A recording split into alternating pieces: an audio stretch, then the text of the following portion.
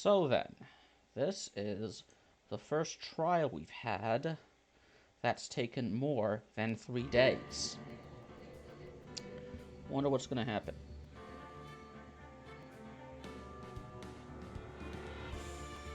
That's weird.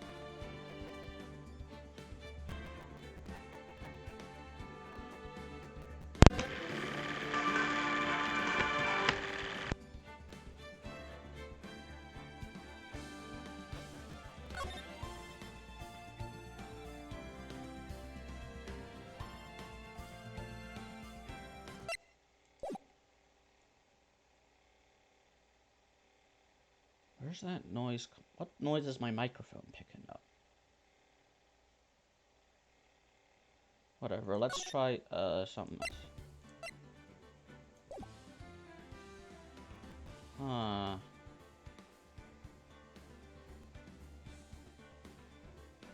Whatever.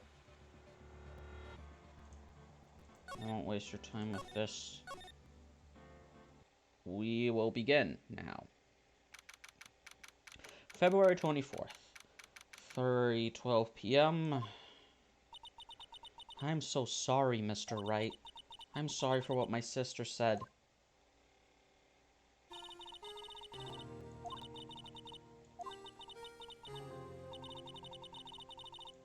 Motherfucking updated autopsy reports.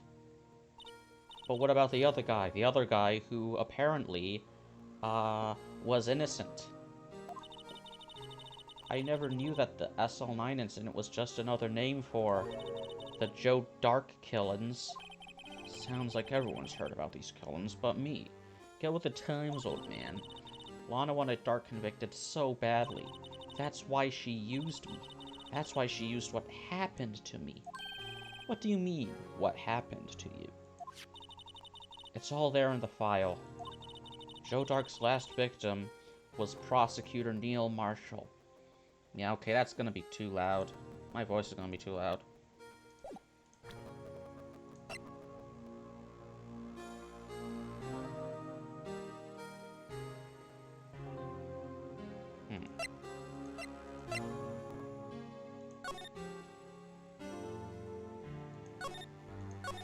Oops.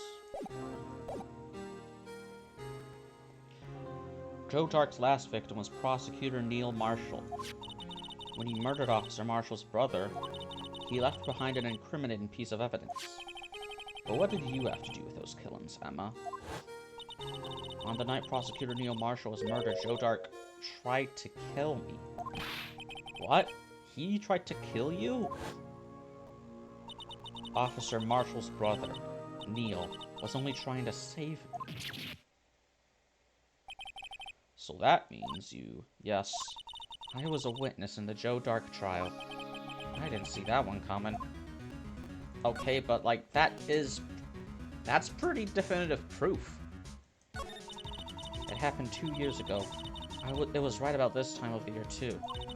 There was a terrible thunderstorm that day, unusual for the season. I was alone in my sister's office. We were planning to eat dinner together once she finished her work. Then suddenly, this terrifying man came bursting into the office. Joe Dark. It seemed like he was running from someone. He pulled out a knife and screamed at me. I didn't know what was going on. Just then, Prosecutor Marshall showed up. Jake Marshall's brother. Joe Dark tried to take me hostage, but before he could, Mr. Marshall tackled him. Then, what happened? I'll never forget it. Lightning struck, and the lights went out. Suddenly, a bolt of lightning flashed outside the window, lighting up the office for an instant. What I saw then burned a permanent picture in my mind. I can still see it now. A permanent picture. I don't remember the moment when Dark stabbed Mr. Marshall, so you weren't able to testify about that. No, I was only asked about when I was attacked. I mean, that's still evidence. He did attack her with the intent to kill. That must be why she made up the crime. Made it up? You mean provided bogus evidence? Bogus! totally bogus, dude. I'm sorry. The prosecutor's office wanted that guilty verdict so badly. Lana forged the evidence, and Mr. Edgeworth used it. Edgeworth? Yes, but I'm sure he didn't know anything about it.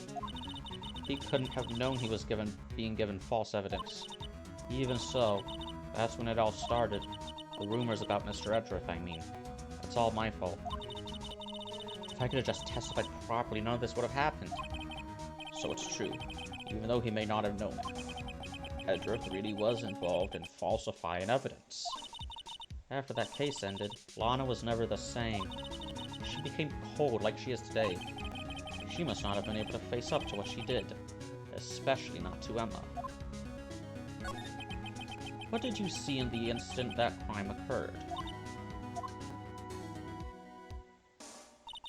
Dark knocked down Mr. Marshall and raised his knife. Neil Marshall was stabbed right in front of this poor girl. Must have been a horrible thing to witness. I don't remember what happened after that. Apparently I passed out. When I came to, Lana was cradling me in your arms. Poor Emma. You've been through so much.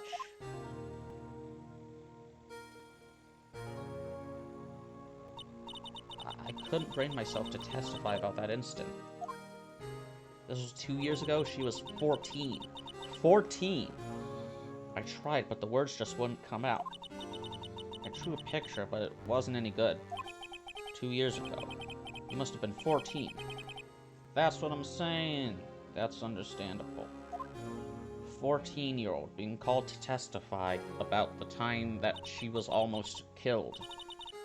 Once it was all over, I made up my mind. I decided that when I grew up, I'd become a scientific investigator.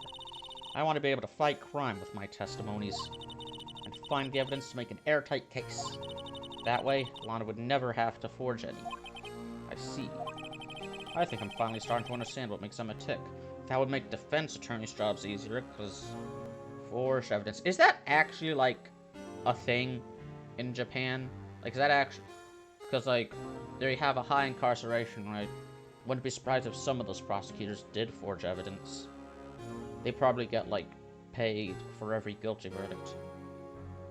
Same reason why, cops will, over police, because that's the only way they can justify getting paid.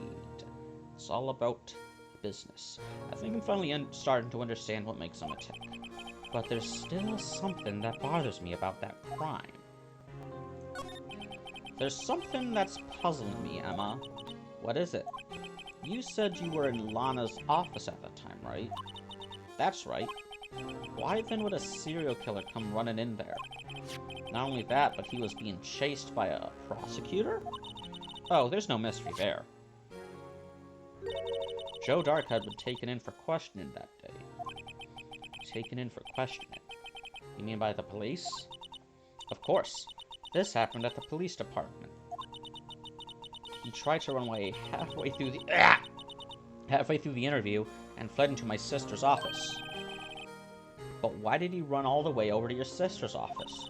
Because the detective offices in the question room are right across from the elevator. Across from the elevator? But Lana was the chief prosecutor, wasn't she? No, silly. Didn't I tell you? 2 years ago, Lana was a detective. She was the best in the entire force. What? That's news to me. After the Joe Dark case, she was transferred to the prosecutor's office and made chief prosecutor. Lana used to be a detective? I'd better have another talk with her.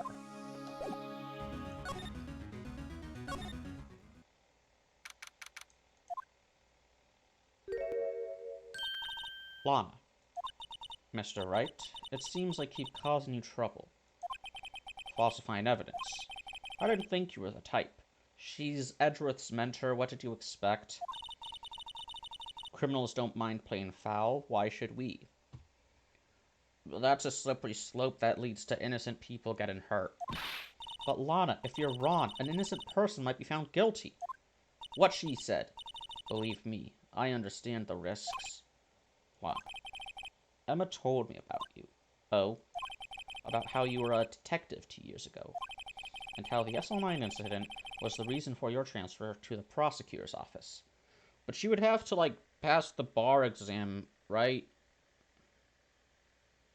Like, it's possible she studied law while being a detective, even though there's not actually a requirement to study law to become a cop.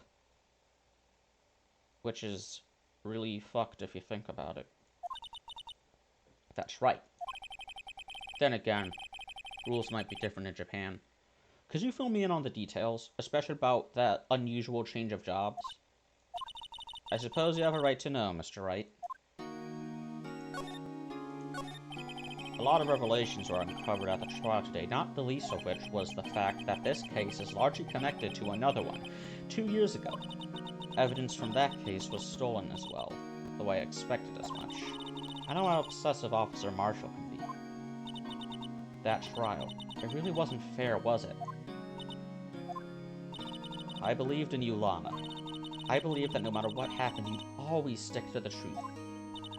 It couldn't be helped, Emma. After that trial 2 years ago, I sold my soul. Well, all drama aside, the fact of the matter is, at 5:15, there was no murder at the police department. Tell me it's not true, Lana. What the witness, Miss Starr, said about you stabbing Mr. Goodman with a knife. Lana, I don't understand. Why won't you tell us? Emma, this doesn't involve just me. Oh, I don't think I've ever seen Lana look so phased before. Oh my god, oh my god, oh my god. I knew it, someone is blackmailing her. It's true, I was a member of the police force 2 years ago. She was amazing.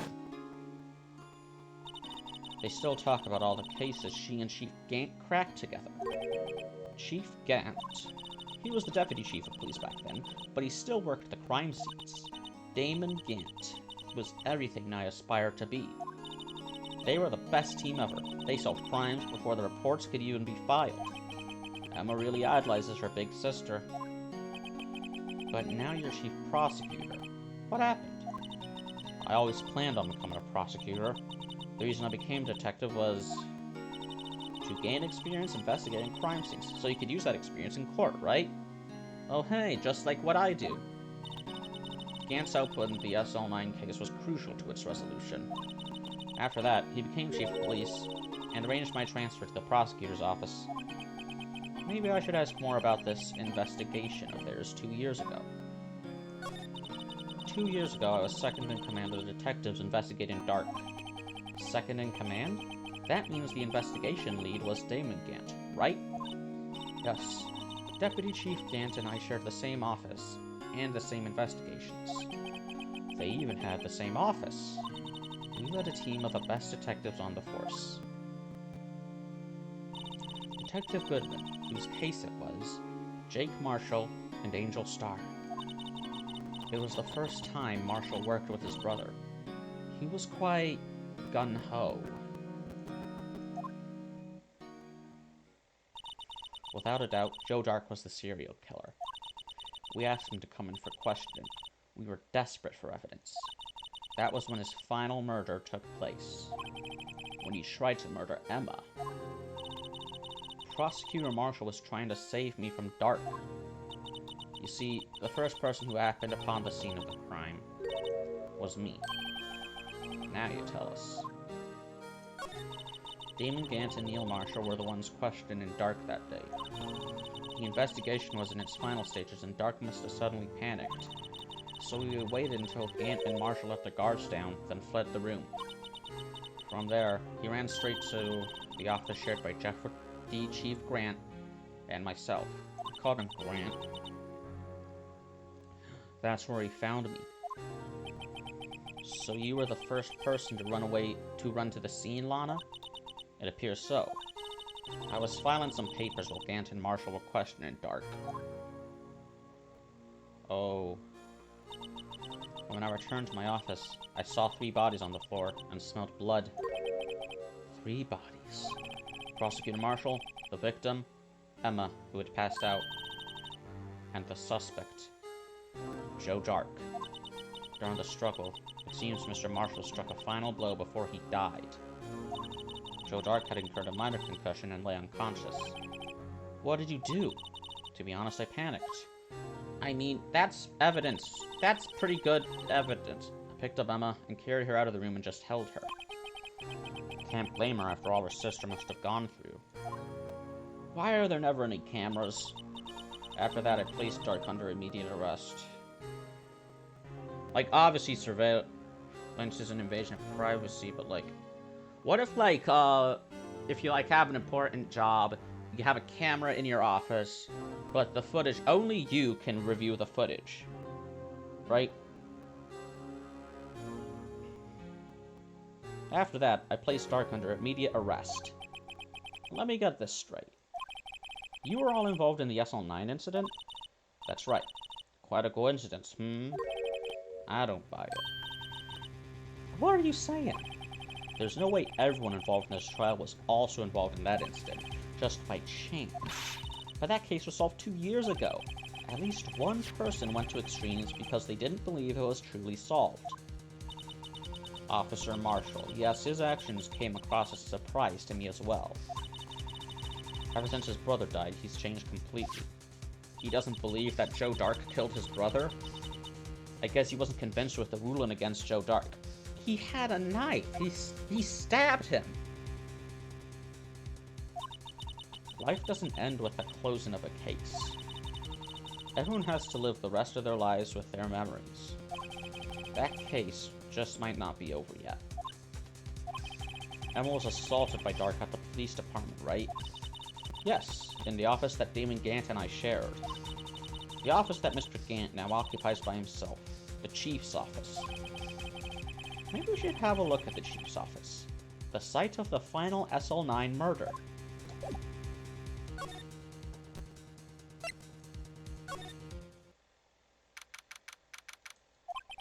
I don't see Detective Gumshoe anywhere. Things seem kind of quiet around here today. You're right. He's crying in his one-room apartment because he got another pay cut. The chief of detectives seems the same, though. Why don't we go look for some other people to talk to? Right. We can come back here later.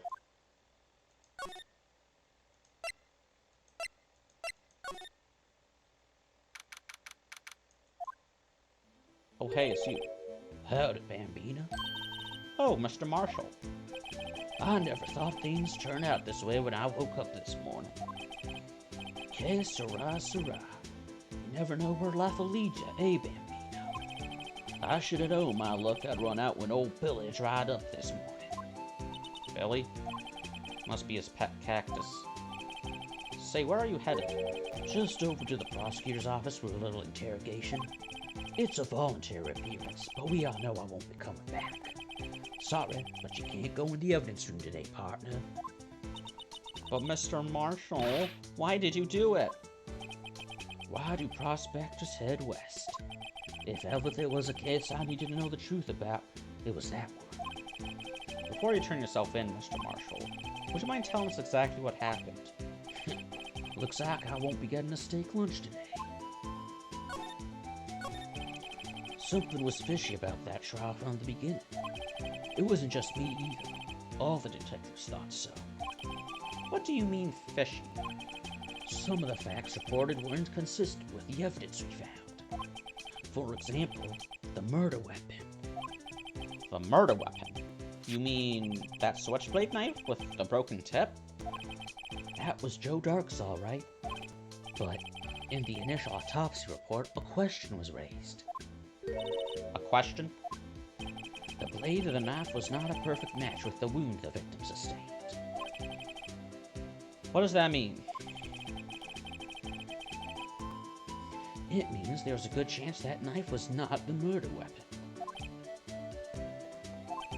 However, in the report that was finally submitted, that possibility had been erased. Could the facts have been concealed with forged evidence? That case led behind scars on all of us. The scars that the SL9 incident left behind.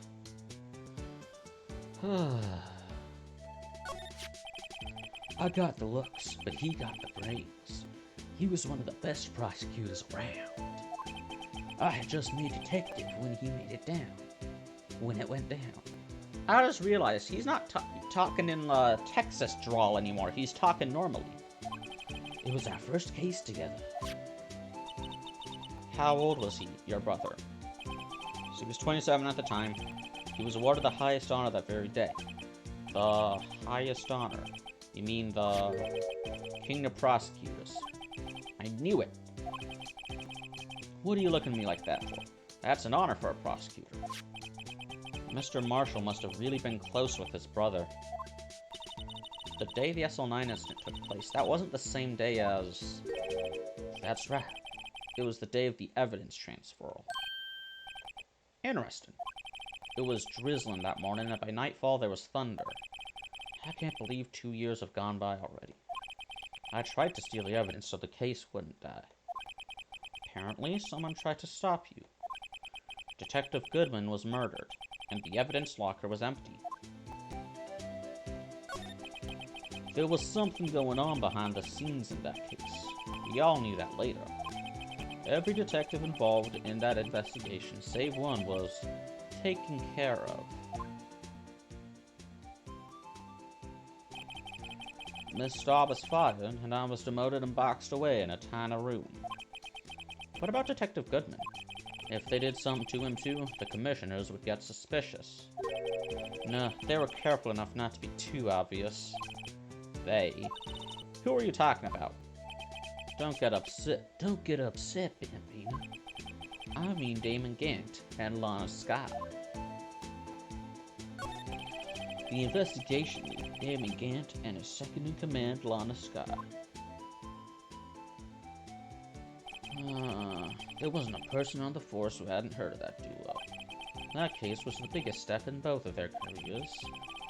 After the case ended, Lana transferred to the prosecutor's office, right? Yeah. Damon Gant, the new chief of police, arranged for that to happen. She's never been the same since she left. Everyone who knew her said so. Chief Prosecutor Sky was totally different when she was a detective. Now that he mentions it, Emma said something like that too. Tell me, what happened to my sister? Sorry, Bambino, but her secret is too well guarded. I never found out. Lana's secret. It all started 2 years ago. So there you have it. That's my story. Did you enjoy it, partner? It was certainly enlightening. There's one thing for sure I found out in court today. That boy Edgeworth isn't my enemy. He was the one who used falsified evidence to get a guilty verdict. But someone else was the one who gave him that evidence and planned everything. That someone is Damon Gant. Don't believe me? Well, I don't blame you. I won't even be a patrolman after today. Too bad I won't be around to work with you when you become a real scientific investigator. Adios, Bambina. Okay.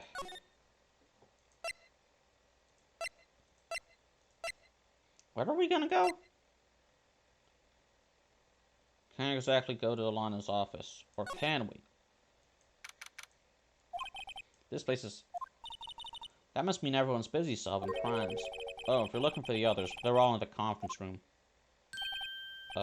Thanks. Wow, he actually talked to us. With the chief prosecutor saying what she did, and the decision about what to do about Mr. Edgeworth, not to mention her statement to the media on tomorrow's trial. There's more chaos going on than Thanksgiving and Christmas put together. Yeah, they come sooner every year. I think festive is the word usually used for those. Sir, we'd like to have a look around Chief Gant's office. Just use the connecting hallway to the other building and take the elevator to the top floor. Really? You mean it's okay for us to go in there? I mean, we aren't police officers or anything. Dude, hey, you're right. You can't go in there. It's off limits. Now see where Detective Gumshoe gets his unique charm. Well, what are we waiting for? Let's head to the chief's office.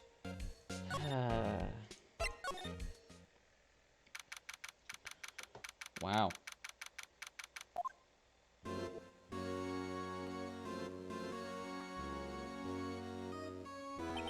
Whoa. Where am I? In the chief's office, silly. At least that's what it said on the door. Check out that pipe organ. That's real, isn't it? Why would a police chief need a pipe organ? Hey, I used to take organ lessons in kindergarten. They used to call me Little Miss Bach. That's adorable. I thought I was a genius until they tried teaching me notes.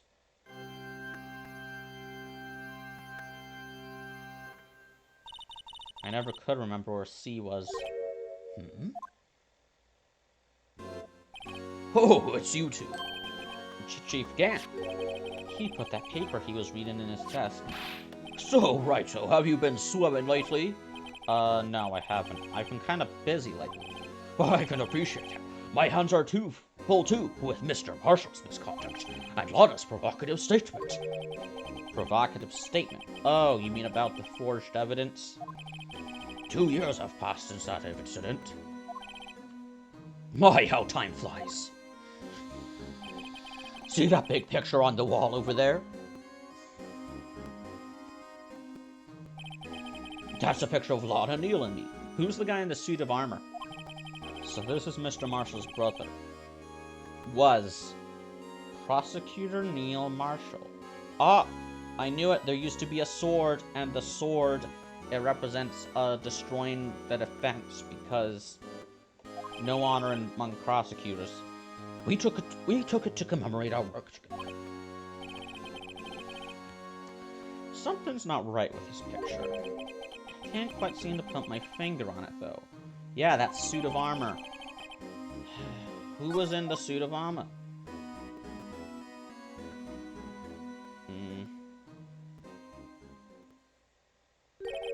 Anyway, I'd like to reminisce all day, but there are matters that need my attention. I'm going to lock up here, so let's go out together. Oh. But this office, it was a crime scene 2 years ago, wasn't it? That case has long since been over. There's no need to investigate it anymore. All the same, would still like to have a look around. Perhaps you didn't hear me. I said there's no need to investigate it anymore. Yeah. Now hurry up and get out. I have a meeting to attend. Looks like we aren't welcome. It seems that case isn't over with yet, after all. What do you mean? Chief Gant denied our request to search the crime scene. That means there must be a reason he doesn't want us looking around in there. You mean like a clue? There's got to be a way we can get inside Chief's office.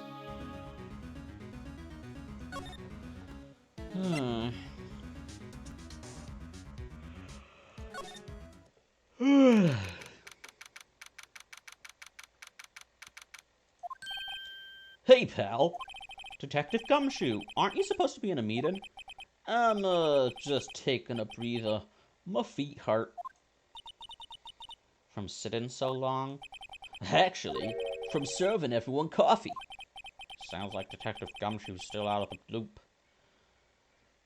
Does everyone in this precinct just, like, bullying Detective Gumshoe? Say, have either of you seen Mr. Edgeworth? Edgeworth? No. Why do you ask? He's under fire from both the police department and the prosecutor's office.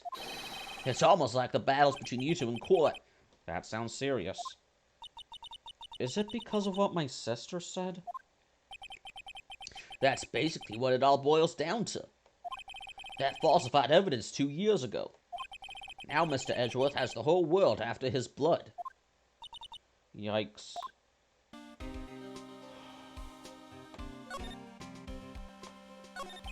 But why would Edgeworth be blamed? It's not like he knew the evidence was forged.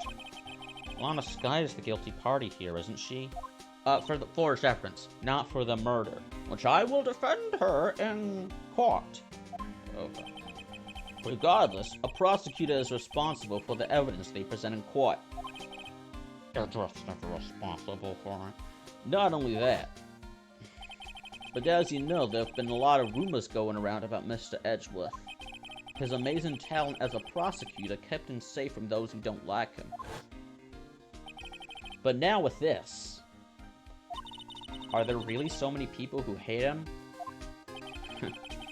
In our world, only those with talent rise to the top. Mr. Edgeworth not only has that, but he's young. There's no better recipe I know for making enemies. I want to make the world a better place. Christ, you are extremely fucking selfish. Die. I am 24 years old. Hey Dick, keep up the good work. Yes, sir. Let's go out for lunch. Let's go for lunch again sometime. My treat. Yes, sir. You gotta take me to that joint sometime, okay, Dick? Yes, sir.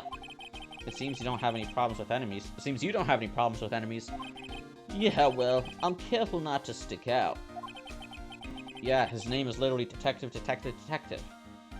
Can't get more generic than that. Anyway, I'm a bit worried about him. Under all this pressure, I'm afraid Mr. Edgeworth might crack.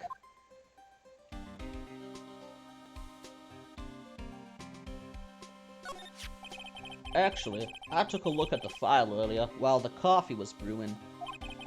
He seems genuinely concerned for Edgeworth. Well, did you find out anything? The only evidence Doc left behind was during his final attack. His final attack? You mean... when he killed Prosecutor Marshall, who was trying to protect some girl. That some girl is my co-counsel, right here. Me. It seems Detective Gumshoe never realized Emma was the girl. That's when he left the most incriminating evidence of all. Well, what was it? Oh, well, let's see. I think it had something to do with a murder weapon. There was the screwdriver. Oh, I forgot. Look, it's all written somewhere in here, okay?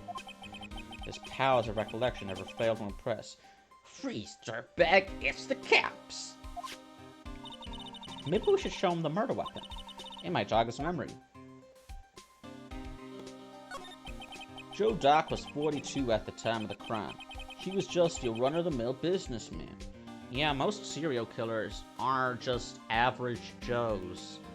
That's part of the reason why stories about them are so... everyone is obsessed with them. It's like, ooh, anyone could be a serial killer. Yeah, but not everyone's a serial killer, so cool your jets, Sharon. A businessman? What have I made him take to serial killing? One day on his way home from work, he hit someone with his car. With his car? Was the car parked far? So it was an accident? An accident, yes, but it transformed him into an animal. An animal? He killed a man that witnessed the accident. Then he killed a lady who saw the second crime. The kid walked by just then, so he killed him too. Then when he was burying the bodies, a jogger came upon the scene and was killed as well. Finally, he turned himself in. Seems he was a pretty careless animal. Yeah, it reminds me of like that video with the fucking Captain Planet.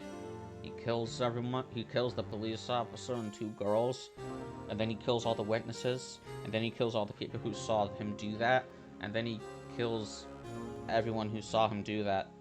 And so he killed everyone and destroyed the environment with his murder.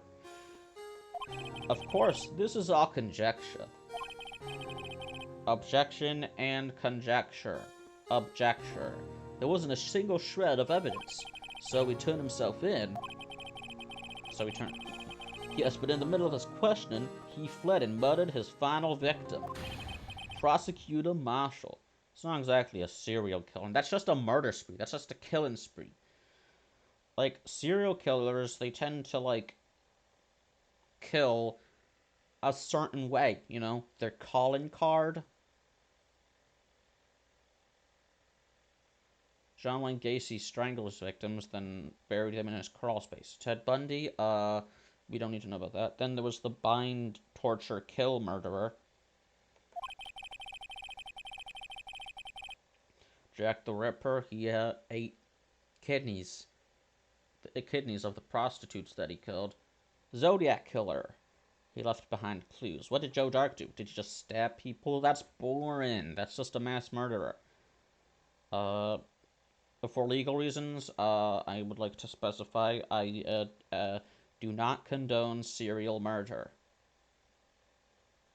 Unless we're talking about killing Tony the Tiger. That crime was witnessed by someone too, but luckily Doc was arrested on the spot. Oh, and lucky. Fuck that guy, dude. let the kids eat the cereal. That's what it's for. It's a good thing that last witness wasn't killed. That last witness. AKA Emma. Oh boy. Okay. This badge proves that I'm a real lawyer. Suit of armor. Yeah. His suit, his trophy looks very different from Edgeworth's trophy.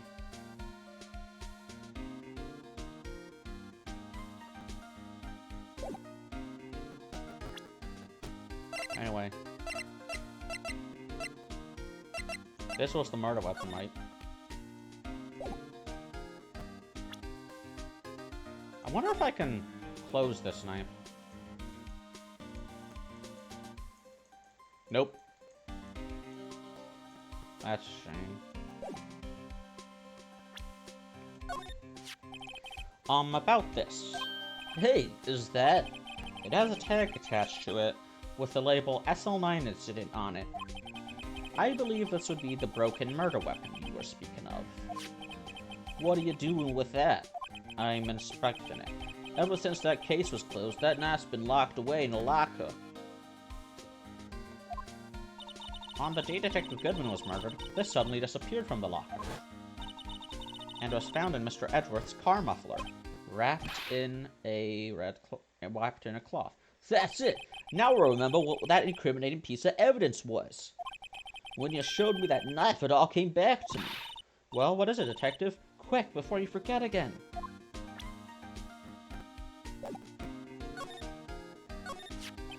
This knife.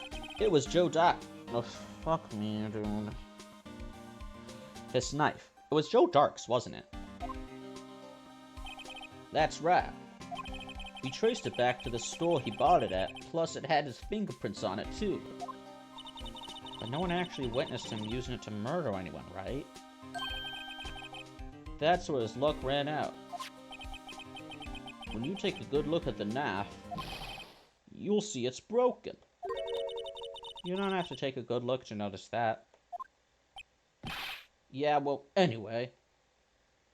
Hey, if the blade is longer than it is right now, would it be able to fit inside the handle? Take a guess where the broken off tip of the knife was found. I mean, the tip probably wasn't that long anyway. That's what did him in. Where was it? Inside the victim. The victim, Neil Marshall, was carrying it inside his own body. I hate that everything has to be spelled out for these babies. It was found deep inside the stab wound. Did it match Dark's knife? You bet. Down to the last fiber. That's pretty conclusive. Neil's autopsy report added to the court record. Died from punctured heart and lung. A knife tip was in the wound. Really painful way to go. Well, there you have it in a nutshell. That's all I know.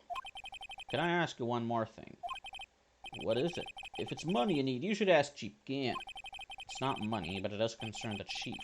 His office is a crime scene, right? It's where Prosecutor Neil Marshall was murdered. The chief's out now and his office is locked. But we'd like to have a look around if that's okay. Break in and enter in. Love it. Well, any detective's ID card can unlock the door. What? Really? Do you still have that guest card? But if I let a civilian in there, I'd be charged with breach of trust. Okay, so don't let us in there. Breach of trust. Simply put, I'd be canned. Oh. Sorry, pal. I don't plan on getting fired because of you. How about this ID card? It was Detective Goodman's. That won't work either. The data was deleted the day he died. Ah. So in other words, Gumshoe is our only chance of getting into that office. But I don't want to get him fired. I wonder if there's something we could show him that would make him change his mind. Maybe if we give him a steak.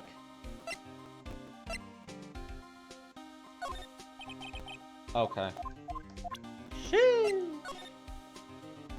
Died from blood loss in under 10 minutes. Weapon was found and wound was missing too.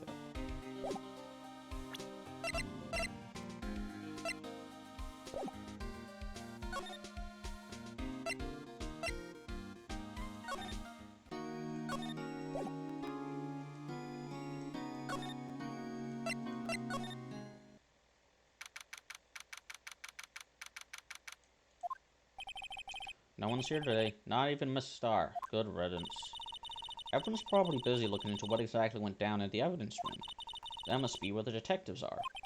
But we proved in court today that on the day of the crime, no one was murdered in the evidence room at 5:15 p.m. Yeah, I thought we were finally making some headway in our case.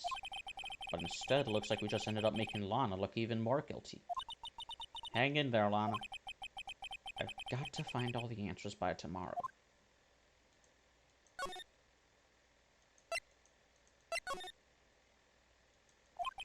I wonder if Edgeworth is back yet.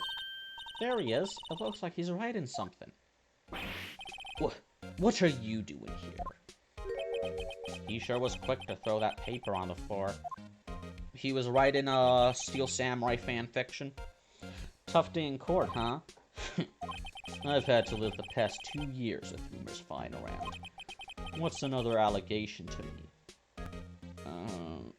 Edgeworth denying the allegations. I did not have sexual relations with Mr. Wright. Cheer up, Mr. Edgeworth. I'm rooting for you. That's Edgeworth for you. Always trying to hide his real feelings. So, what do you want? Unlike some people, I don't have all day.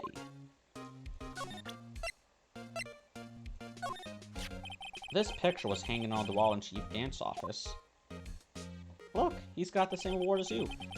Prosecutor Neil Marshall. He had just started making a name for himself. Looks like this was taken when you received the King of Prosecutors trophy. Speaking of that, there's something that bothers me. Yes? The trophy Mr. Marshall is holding. It's a little different than yours. Yes, you're right. Why'd they change it? I remember now. Remember what? That was what the official prosecutor's trophy looked like until 2 years ago. There's a story behind its design. A story?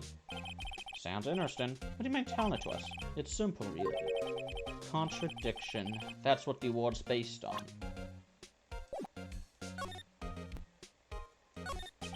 There's no excuse for what I've done. 2 years ago, I used false evidence to obtain a guilty verdict.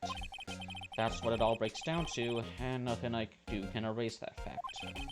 But you didn't know, did you? I mean that the evidence was falsified. The police department and the prosecutor's office share a bond of trust.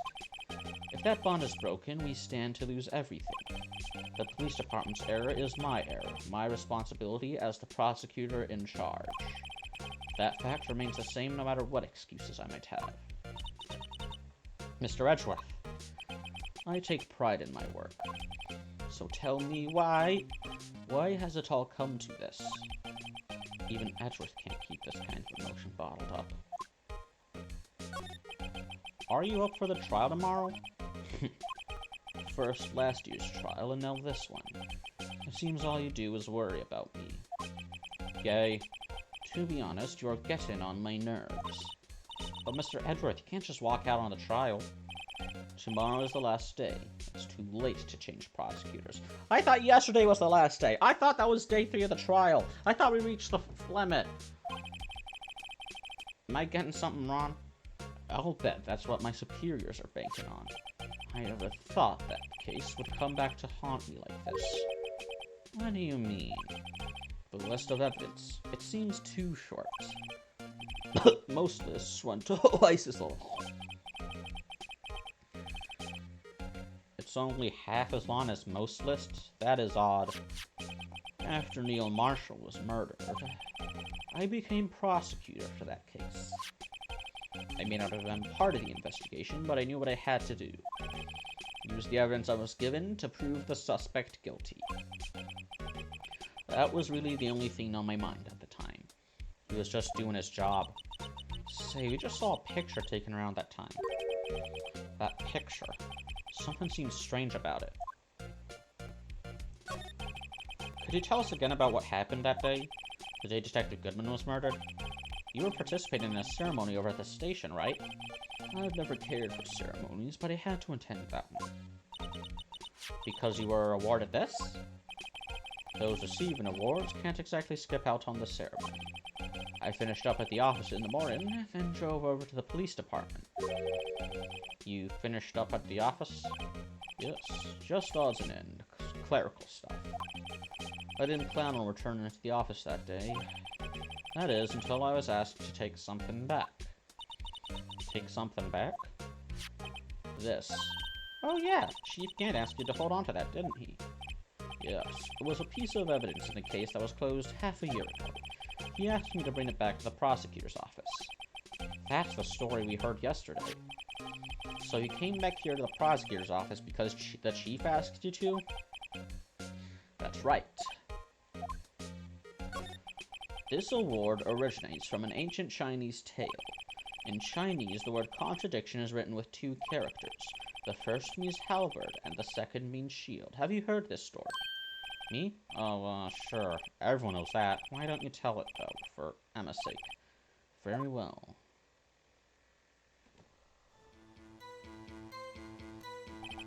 China. The inventors of lawyers. Long ago, in the kingdom of Chu, there was an arms merchant. One day, he presented the king with two items. Oh, I know this one. The first was a halberd he claimed could slice through any shield or armor.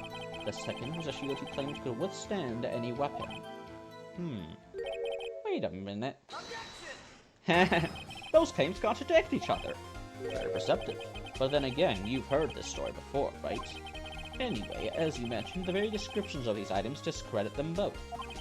When the king pointed this out, the merchant was left speechless, and thus the Chinese word for contradiction was born. I gotta look that up later. Oh, I see.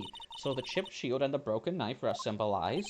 Precisely so. They symbolize the merchant's items.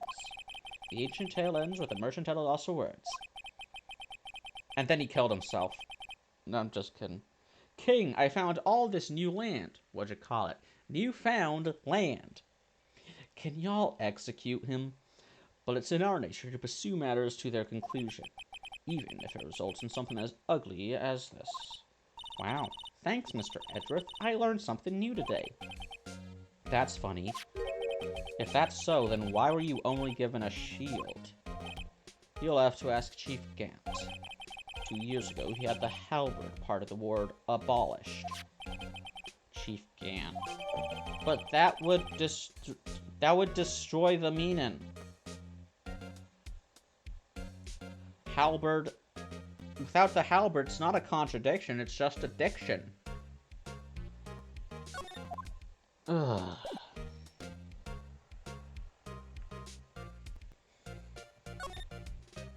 Is there anything else I have to present him? Excuse me, don't tell me it's... Would either of you care for a quarter pound of roast beef? Yes, I can... I guess she's out of lunches. Certainly are the curious, aren't you? Kind of like the first person who sucked a cow's nipple to discover milk. Yeah, what was up with that?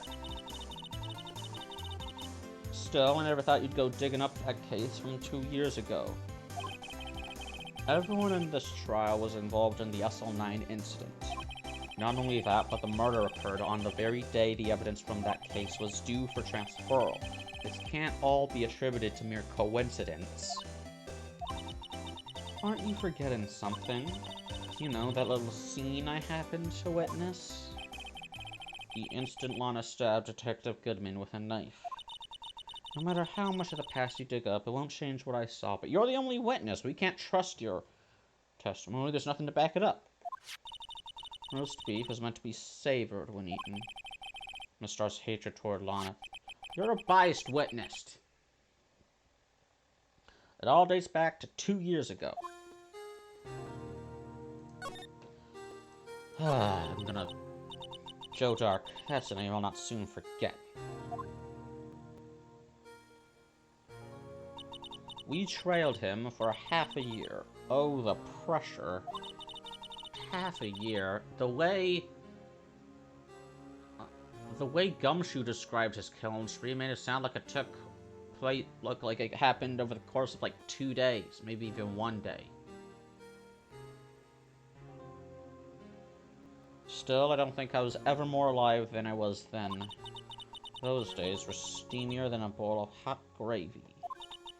Poor old Jake Marshall, though, must have been going through hell. You mean because of his brother's death? They were close, those two. After Neil died, something took over Jake. He became obsessed. Seeing Jake like that made her all the more desperate. Her.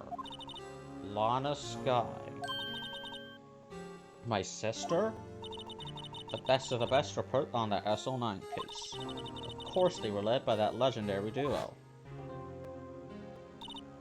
Lana and Chief Gant.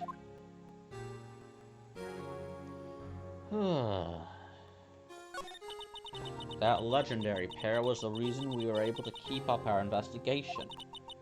That's why we were so shocked over how it turned out. You mean with the forging of the evidence? Don't get me wrong, Joe Dark got what he deserved. Still, it was obvious the evidence produced in court was being manipulated. Items our team never found would suddenly appear, while other items were kept secret, like an updated autopsy report. But you don't have proof anything illegal was done. I'm proof enough of what happened. After that case, all of us, save Goodman, were relieved of our duties. Okay, so only one guy was executed, Joe Dark, but that was done through illegitimate means, so they all got punished anyway. Most without even so much as an explanation. The police department needed a scapegoat. Then Lana Skye transferred to the prosecutor's office and became chief prosecutor. Lana always wanted to be a prosecutor. Nothing's quite as simple as it appears. Huh? Lana Skye was merely being used as a pawn. That's my take on the matter. She was being used. Damon Gant and Lana Skye. Gant led the investigation with Lana second in command. They were the best. They solved all kinds of cases together, didn't they? Damon Gant's magnetism in particular was almost unreal. His magnetism? By that, I mean his ability to attract evidence. He produced the most incredible evidence in the cases he handled. Incredible evidence? You mean... Oh yes, there were rumors about him even back then. No one dared confront him, though. I take it she's talking about forged evidence.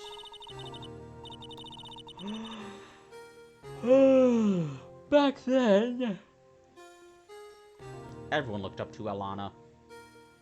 All the detectives wanted to be like her. Really? Oh yes, myself included. I was a fool, really. She hated anything crooked, and always watched out for other detectives. That's why she was so concerned for Jake. Mr. Marshall. When Jake's brother was murdered, she felt as if she had lost her own brother. If it wasn't for her, I don't think Jake would ever have recovered from the shock. That's what makes it all the more infuriating. Miss Starr. That's why I'll never be able to forgive her.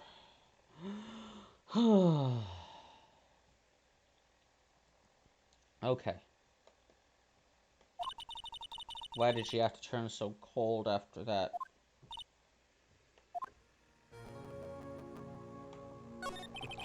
Lana transferred to the prosecutor's office 2 years ago, didn't she?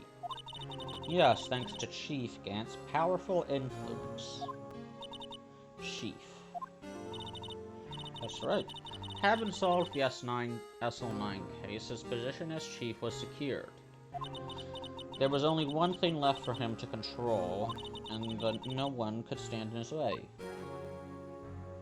The prosecutor's office. What? You mean that's why Lana was transferred? If he could control the chief prosecutor, he can control the prosecutor's office. That must have been his goal all along. But how could he control Lana? I don't know, but one thing's for sure. Ever since that case ended, he's never been the same. It's only logical to conclude there must have been a reason for her change. At last, I'm finally getting close to the bottom of this ugly mess. Thank you, Miss Star. You listen to me, Rookie. It takes more than just ingredients to create fine cuisine. I hope you turn out to be a better chef than I've been. Can I have some roast beef for the Rose? I might want to bribe Gumshoe.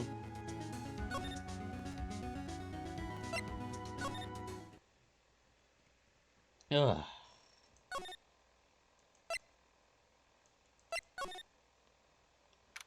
Oh boy, something else is happening.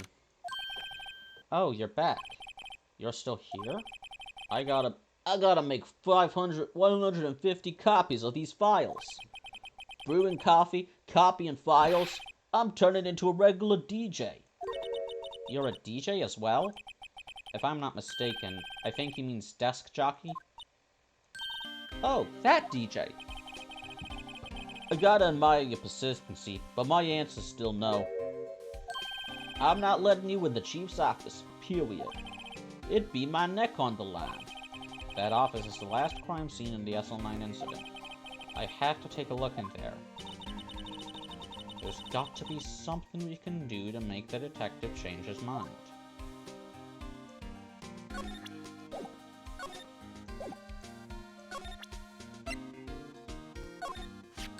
Hey, that's it! That's the King of Prosecutors Award that Mr. Edgeworth got the other day. Were you at the award ceremony, Detective Gumshoe? Of course, pal. I got an award for diligence myself. Ah, congratulations. Say, this design is based on an old Chinese parable, right? Yeah. Everyone knows that. There was this, dragon. Yeah, that's it. A dragon. He had a thing for shields, see? That's not exactly the version we heard. No, but this one sounds more exciting. Anyway, it gets kind of gory after that. I'll spare you the details. But, the...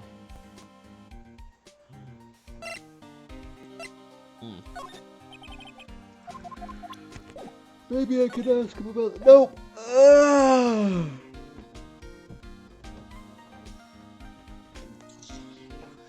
Thing is, cops don't wear badges, do they? I've never seen a cop with a badge on their, like, lapel. I mean, like, the badge, you'd probably wear a police badge on your belt. Or you just hide it in your pocket if you're undercover, like Gumshoe is. He's a plainclothes detective.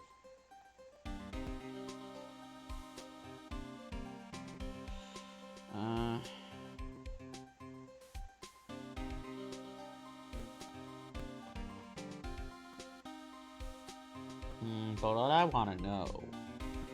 want to know is where's the caveman?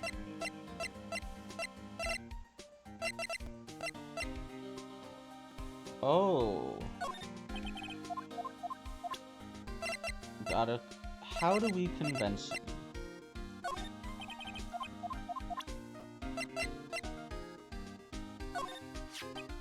I've been studying up on those files.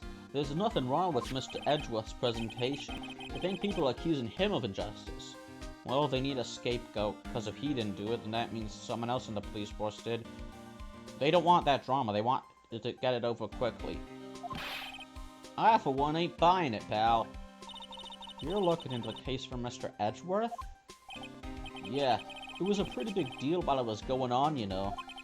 After a while, a serial killer was on the loose. But Lana was pretty clear in her confession. She forged evidence in order to prove Joe Dark guilty. Nothing, eh? Let's talk to her.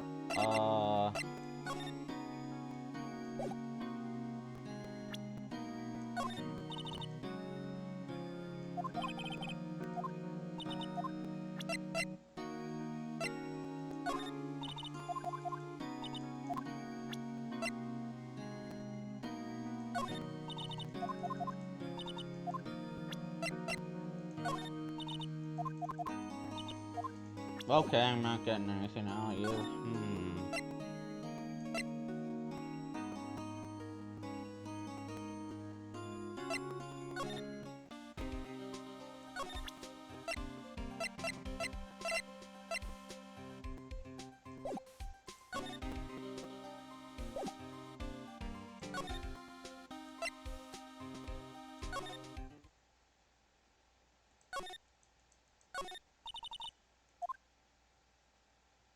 Oh boy.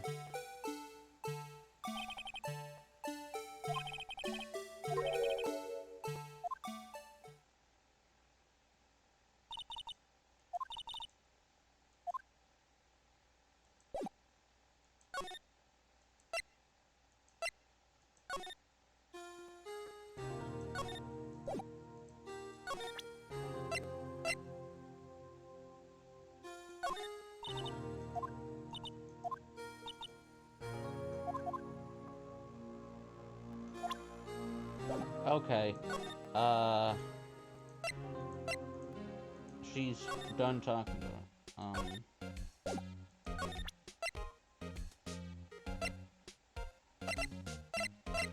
Maybe I can ask him about the screwdriver.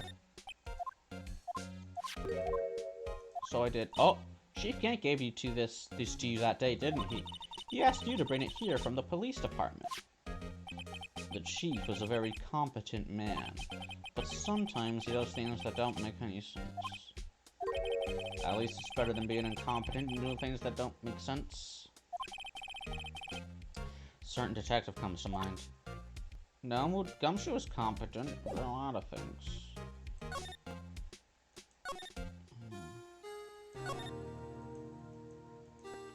We're all on the side of justice.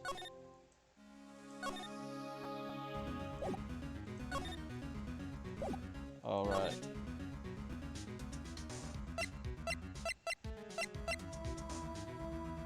Detention center. It's gotta be...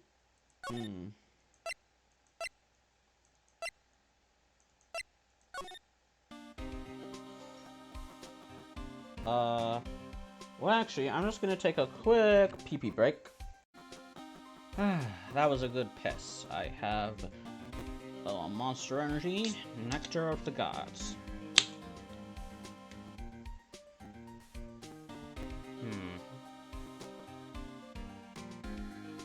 I just briefly contemplated a podcast, but I don't want to be the white guy who makes a podcast no one asked for. I'm the white guy who does Let's Plays no one asked for. Okay, enough self-pity. This attorney's badge proves that I'm a lawyer. Let's present him this.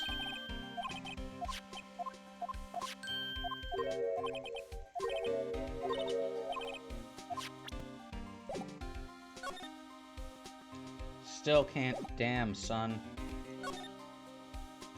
Maybe I can talk to him. He's staring at the screen so hard it might shatter. What? Dark case may have been fabricated. That's what I thought all along. I just never bothered to tell anyone. Now there's a guy who cares. Now there's a guy who cares about his work. You know, I bet a cop show in the Ace Attorney universe would be hilarious. Would be great. And maybe that's what Ace Attorney Investigations was trying to be. Since, you know, you're like... Since, you know, it's all about the cops and the prosecutors.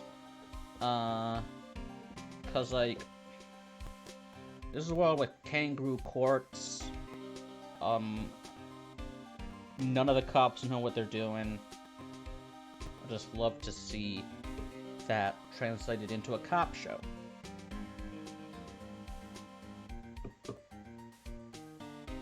That must be one of the detectives.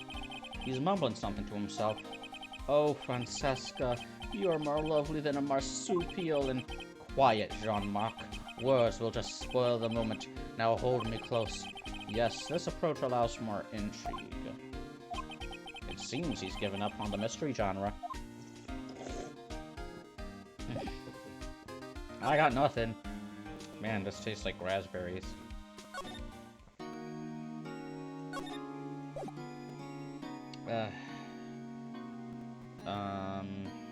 Wow. That's crazy. Okay, let me think.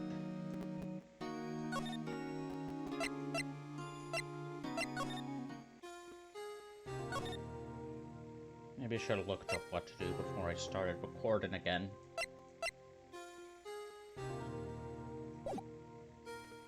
You know what, I'll just show everything I have to Gumshoe. Something's...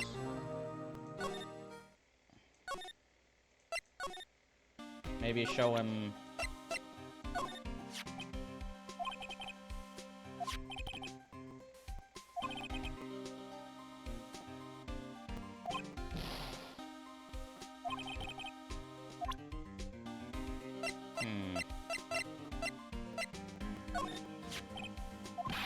This guy almost made us lose the case. What are you talking about? He was guarding the bloodstain on that evidence locker with his life. That's more than you could say about most officers nowadays.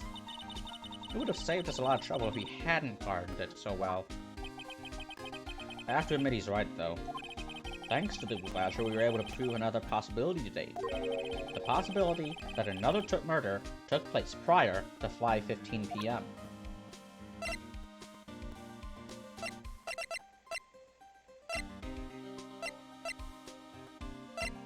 What do I do? What do I show him?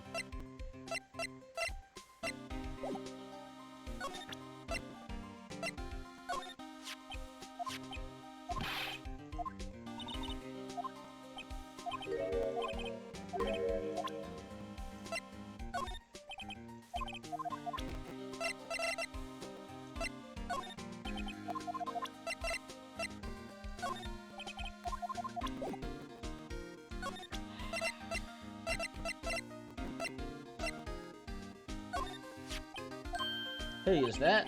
It has a tag attached to it. Oh, yep.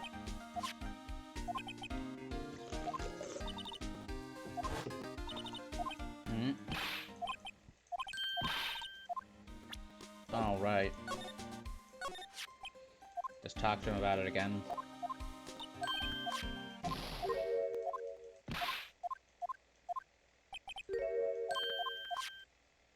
Can I have that? Damn.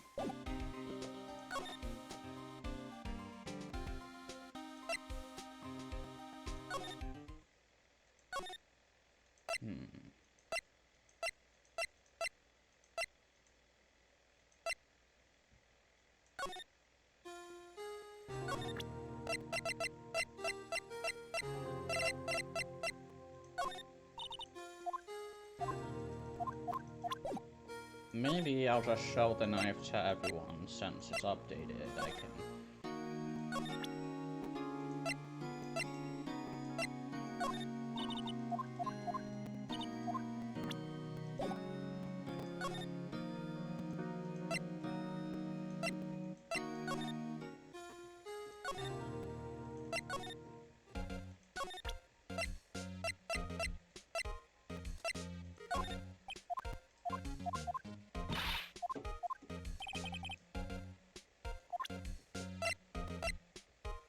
Okay, that's, I'm out of ideas. Walkthrough time. Give me more time to enjoy my monster. Oh. There was a fucking...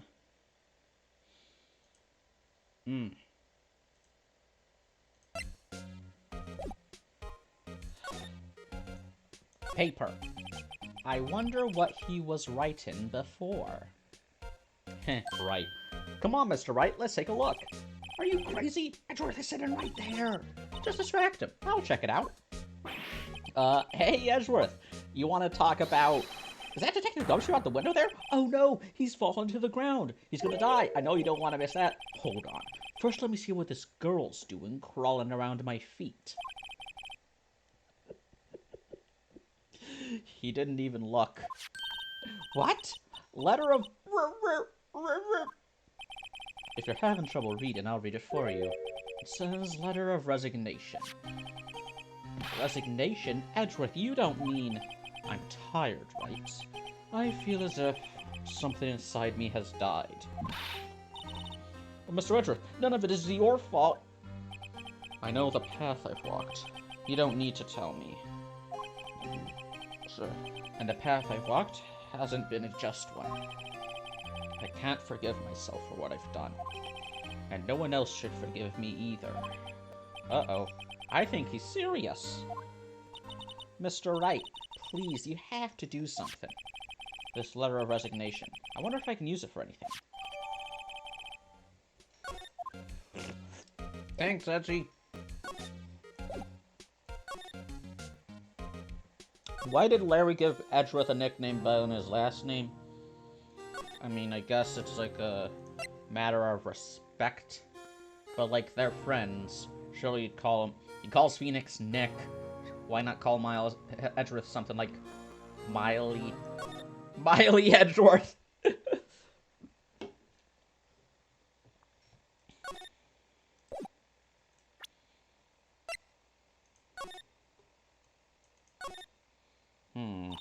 Due to recent events, I hereby announce my resignation as public prosecutor. He really wrote a resignation letter. Wow, even when resigning, Mr. Edgeworth is cool and concise. Still, it wasn't his fault. Someone has to be held responsible. That's how it is in the grown-up world. Yeah, that's what I'm saying. They need their scapegoat. Yeah, but that responsibility means nothing if you just quit. They don't wanna... In this world, people don't really care about fixing their problem. They only care about finding whoever's responsible for the problem. Well, not everyone sees it that way. To truly take responsibility, you should have to work the rest of your life for no pay. That's one tough grown-up world out there. Also, that's unethical. For multiple reasons. Ugh, I gotta cook my feet up. I cannot cross my legs for a long period of time. Okay.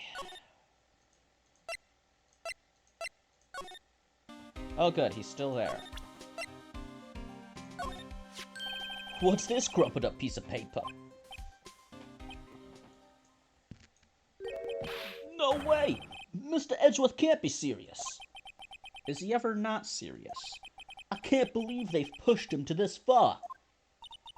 Mr. Edgeworth really feels responsible. When I first met him, I thought he was as cold as ice, too. But I know different now. He trusted us detectives to provide him with sound evidence. But we betrayed him. Detective. That's it. I've made up my mind. But, here, take my ID card. You can't do that. If someone found out, they wouldn't let you off the hook with another lost item report. Look at me. It's no secret I'm already out of the loop. After all, I'm friends with Mr. Edgeworth. Depending on how this case turns out, I may already be as good as terminated. What? So at least let me do this, for Mr. Edgeworth's sake. Alright, Detective. Thank you. You should go into the private sector.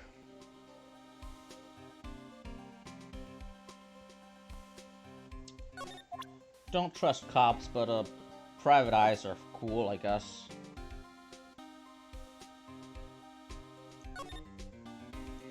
Just go before he changes his mind. Also, I noticed something. This jar, it's right there. It's that.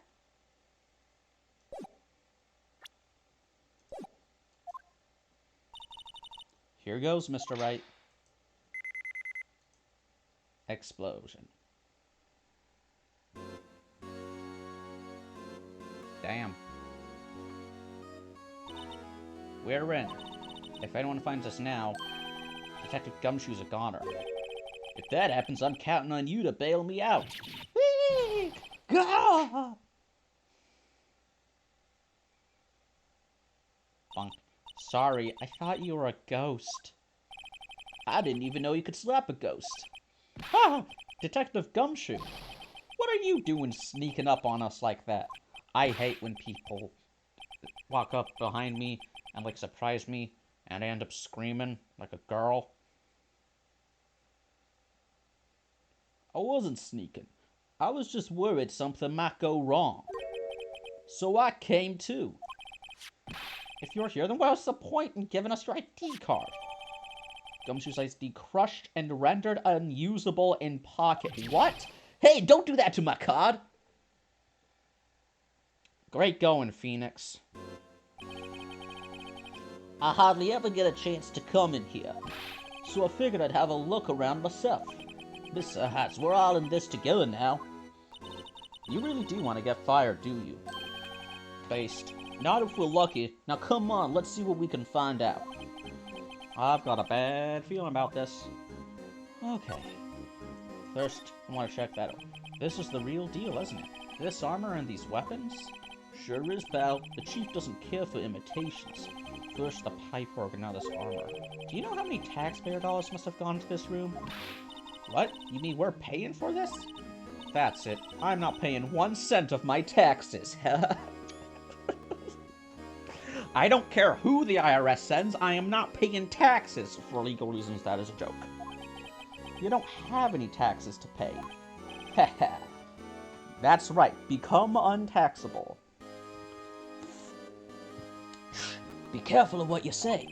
Who knows? The chief may be hiding this armor as we speak. Yeah, we'll get thrown in IRS jail. You do not want to get arrested by the IRS. I don't think he'd fit in there. Even if he did, he'd never be able to get back out. Cut it out. You guys don't know how scary that guy can be. That's a weird looking phone. What's in this safe? This is a safe, isn't it? Safe. That word is ripe with intrigue. I promise you, detective, your son is in a safe. Imagine if, do you guys think Phoenix Wright would be able to solve the Jigsaw murders? How would that work?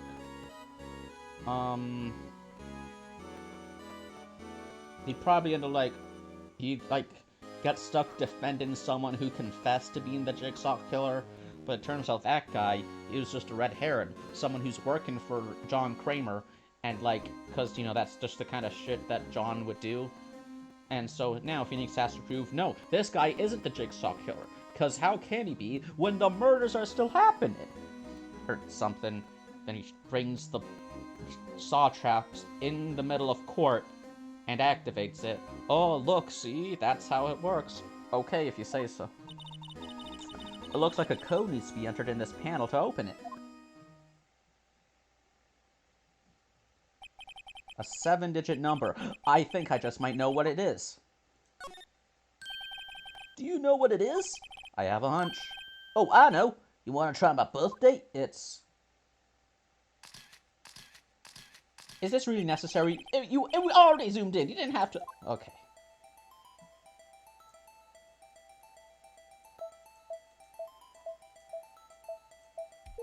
One.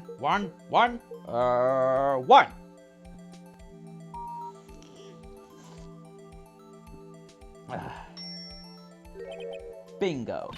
What number did you enter? Whose birthday was that, pal? Could you put someone's date of birth on in 7 digits? Let's see, it would have to be 8 digits, assuming you were born in October, November, or December. The final ID card number on that record. Well, technically the first. What? The number of the mysterious executive officer who entered the room that day. You mean 777777777? That ID number? I think you're 1 7 shy this time. Oh, this can only mean one thing. That's Chief Gant's ID number. Say, anyone care to look inside? He's gonna show up, he's gonna knock us out and take all our evidence. How much money is in there? How much does he have stashed away? Look, It's a gun. A shot from a broken cup.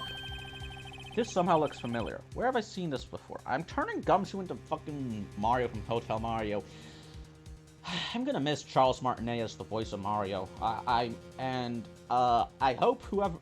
I kind of sympathize for whoever is gonna replace Charles Martinet, because big shoes to fill, right? Everyone's gonna be, like, holding that guy up to a lot of scrutiny.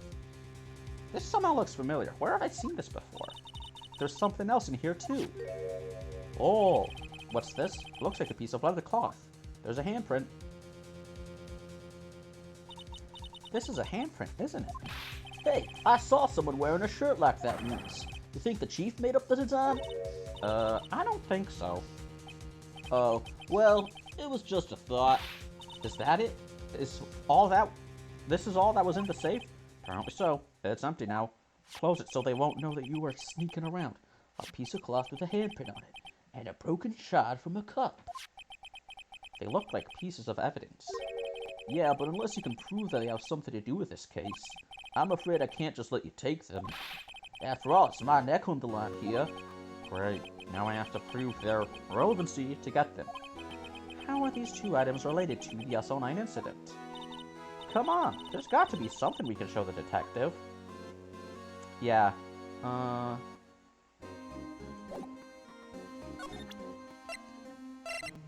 check this shit. Detective Gumshoe, could you have another look at this jar? I remember when the three of us put that back together. Oh, those were the days. It's kind of early to be nostalgic. Hey man, live every day like it's your last. Actually don't, because that's how you get depressed.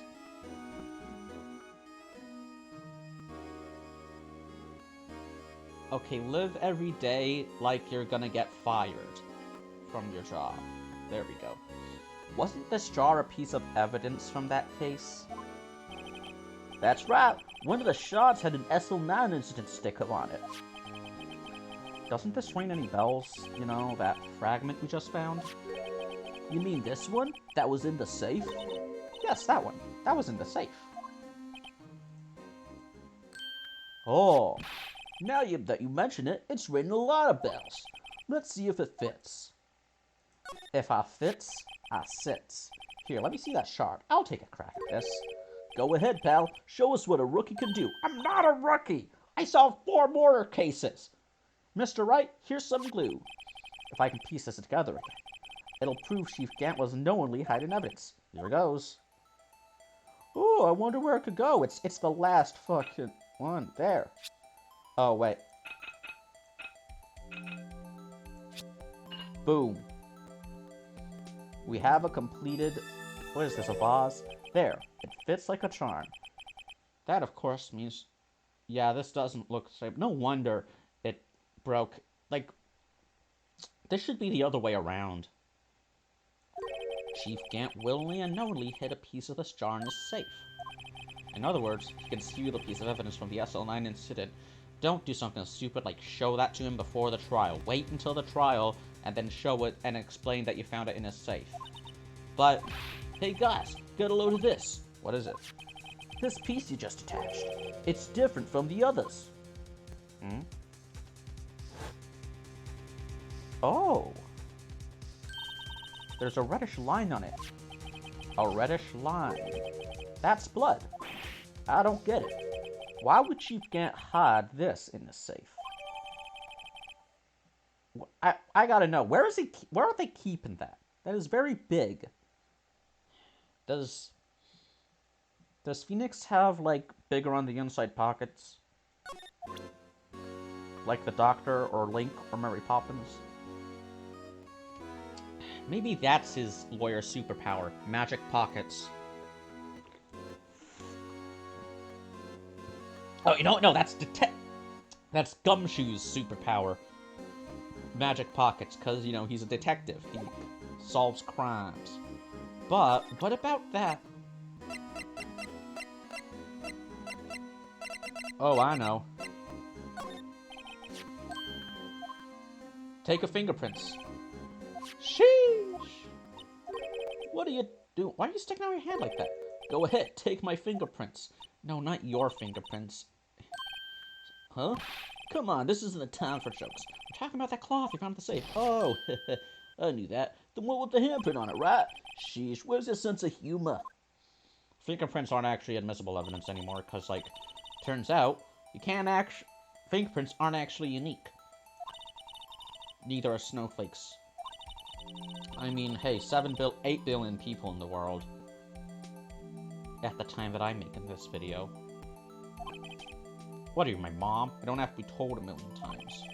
Let's get this over with.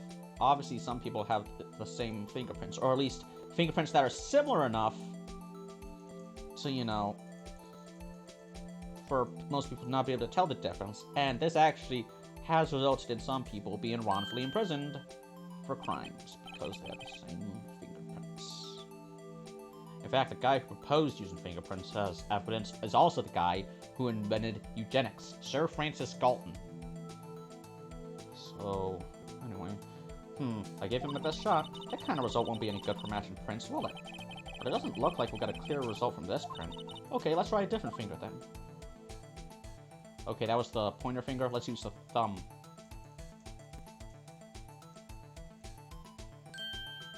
Oh, that's it.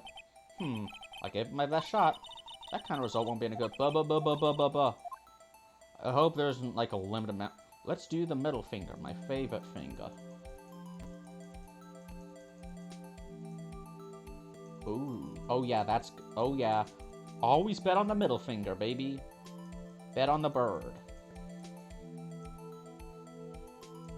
Come on, dude. What more do you want? Fine. Now that's a fingerprint. Okay. I can't. It kind of looks like skies, don't you think? But just flipped. Not similar enough. Wait!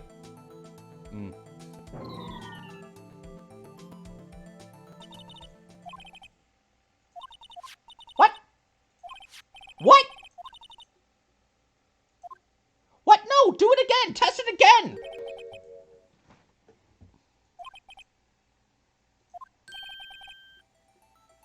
Oh, okay, good. I got another chance. It's yours. Emma, this is your fingerprint.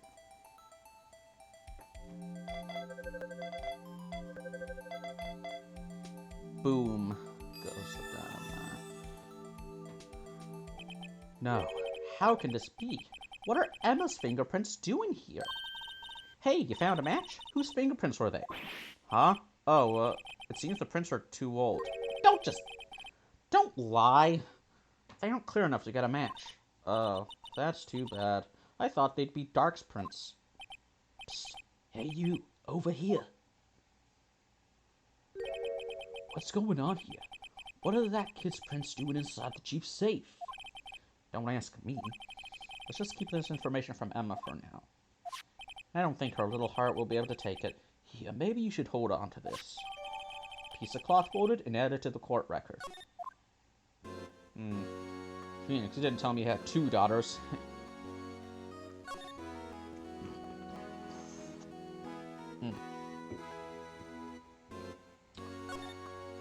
Plate. This is when Lana and I went to that theme park. Window. I know, I was just saying what, ever since the making detective, I was dreaming about doing something like that. Notice so, Detective Gumshoe has a lot of dreams.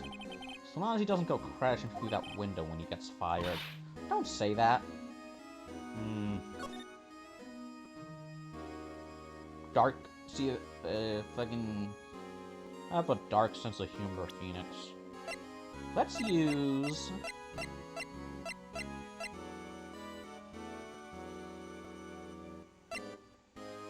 Let's inspect this.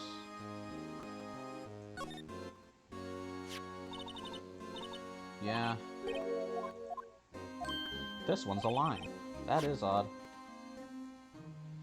And there's a hole. It's a really... Oh. It's still missing one of the handles. Wonder how that handle broke off.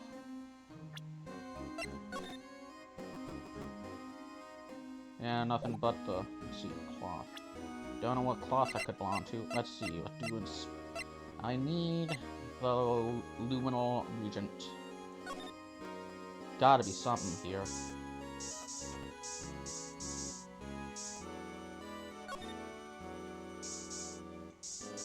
Oh! I'm so smart. I'm so clever. Whoa! This area must have been covered in blood. Yeah, murder did happen. Is this from that incident? It must be, when Prosecutor Neil Marshall was murdered. 2 years have passed, so the reaction is kinda dull. But some stains you can never wash out, so a murder really did take place here. Any other? No? Eh. What am I missing? Is there something in this?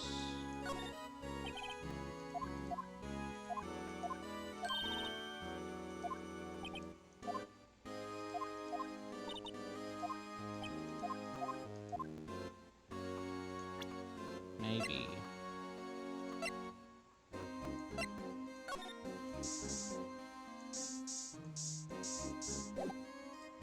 Okay, oh.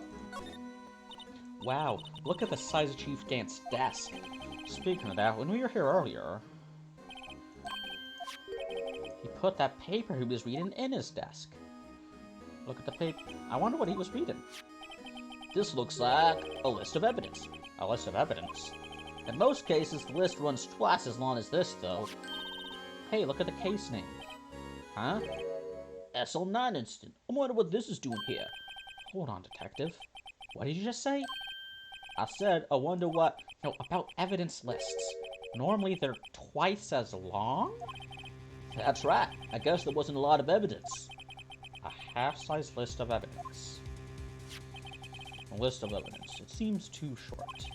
Most lists run twice as long. What would the other half of the list be doing here? I knew it. The chief must be hiding something about that case. It would appear so.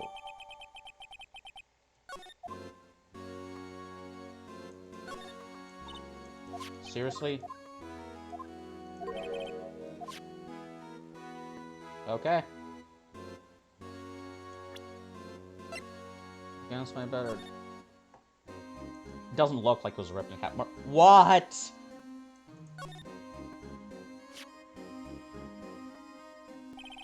I wonder what this is. It looks like someone drew some kind of sketch here.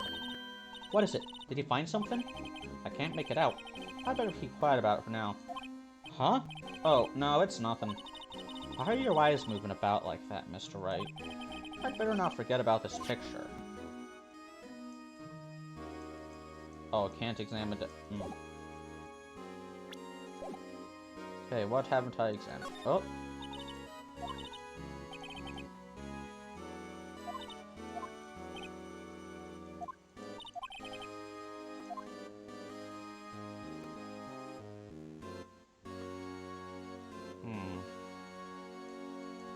Floor. This mark looks like some kind of flower. Word is, it's designed after the insignia on the prosecutor's badge. Prosecutor's badge? Yeah, like the one hanging from your collar. What? They have badges too? Yeah, Japanese prosecutors also have badges. The design's supposed to portray the severity of the punishment system. Is that really true? Now that you mention it, it does look all pointy and kind of painful. But Mr. Edgeworth never wears a badge. That's because he's a sharp dresser. A badge like that wouldn't go too well with his outfit. So sharp dressers don't need to wear badges. I guess everyone just kinda lets it slide. I don't see how that's supposed to signify severe punishment. Uh-huh. This was Lana's desk. It sure is tidy. Lana's always been a meticulous cleaner. There's not even any dust on it. Looks like someone's still keeping it clean. Does Lana ever come back here?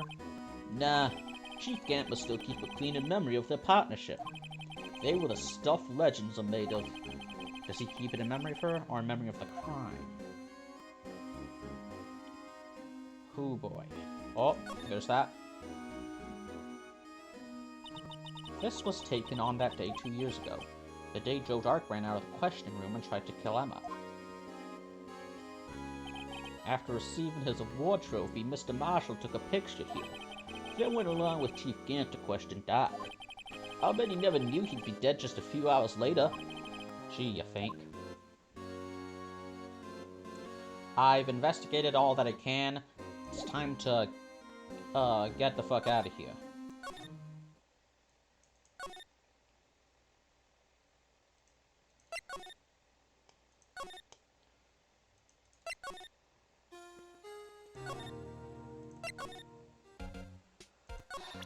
Edrith, I found the other piece of evidence. Damn it.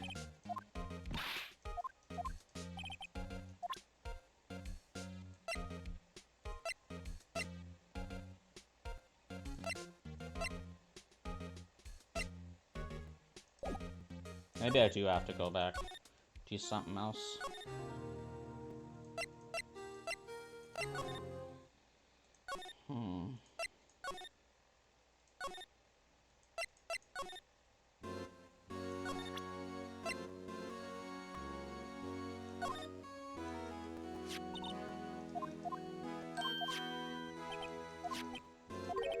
Take a look at the back of the form, pal. Yeah, I already did that. Guess I'll do it again. See? Ooh, look, it's a picture of the murder.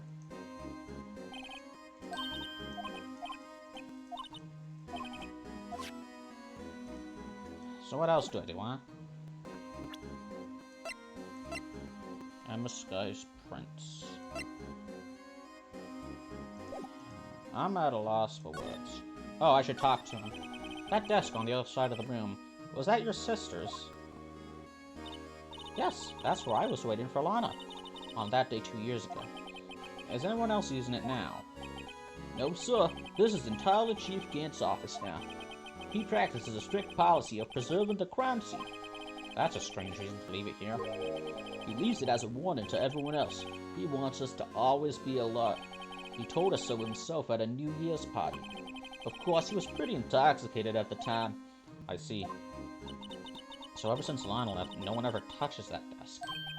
No one except Chief Gant and the cleaning lady who's in here each morning. Still, 2 years have passed since the incident. There can't possibly be any clues remaining. Or can I ask you something? Sure. You only came here to look around, right? Because it's one of the SL crime scenes. I mean, that's your only reason for coming here, isn't it? Why do you ask? You don't think... Nah, you wouldn't be. No. No, there's no way. Never mind. Don't worry about it. Okay, now then, let's look around a little bit more. Hey, hold on. Not so fast, buddy. Huh? What is it?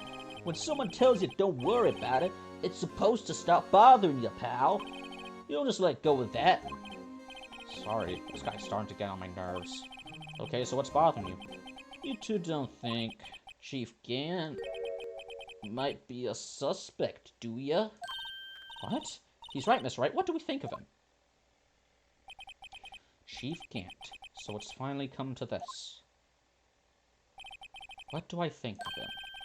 Perhaps it's best I don't divulge my feelings. Yet. There you go, ignoring me again. Well, was that any help? Of course.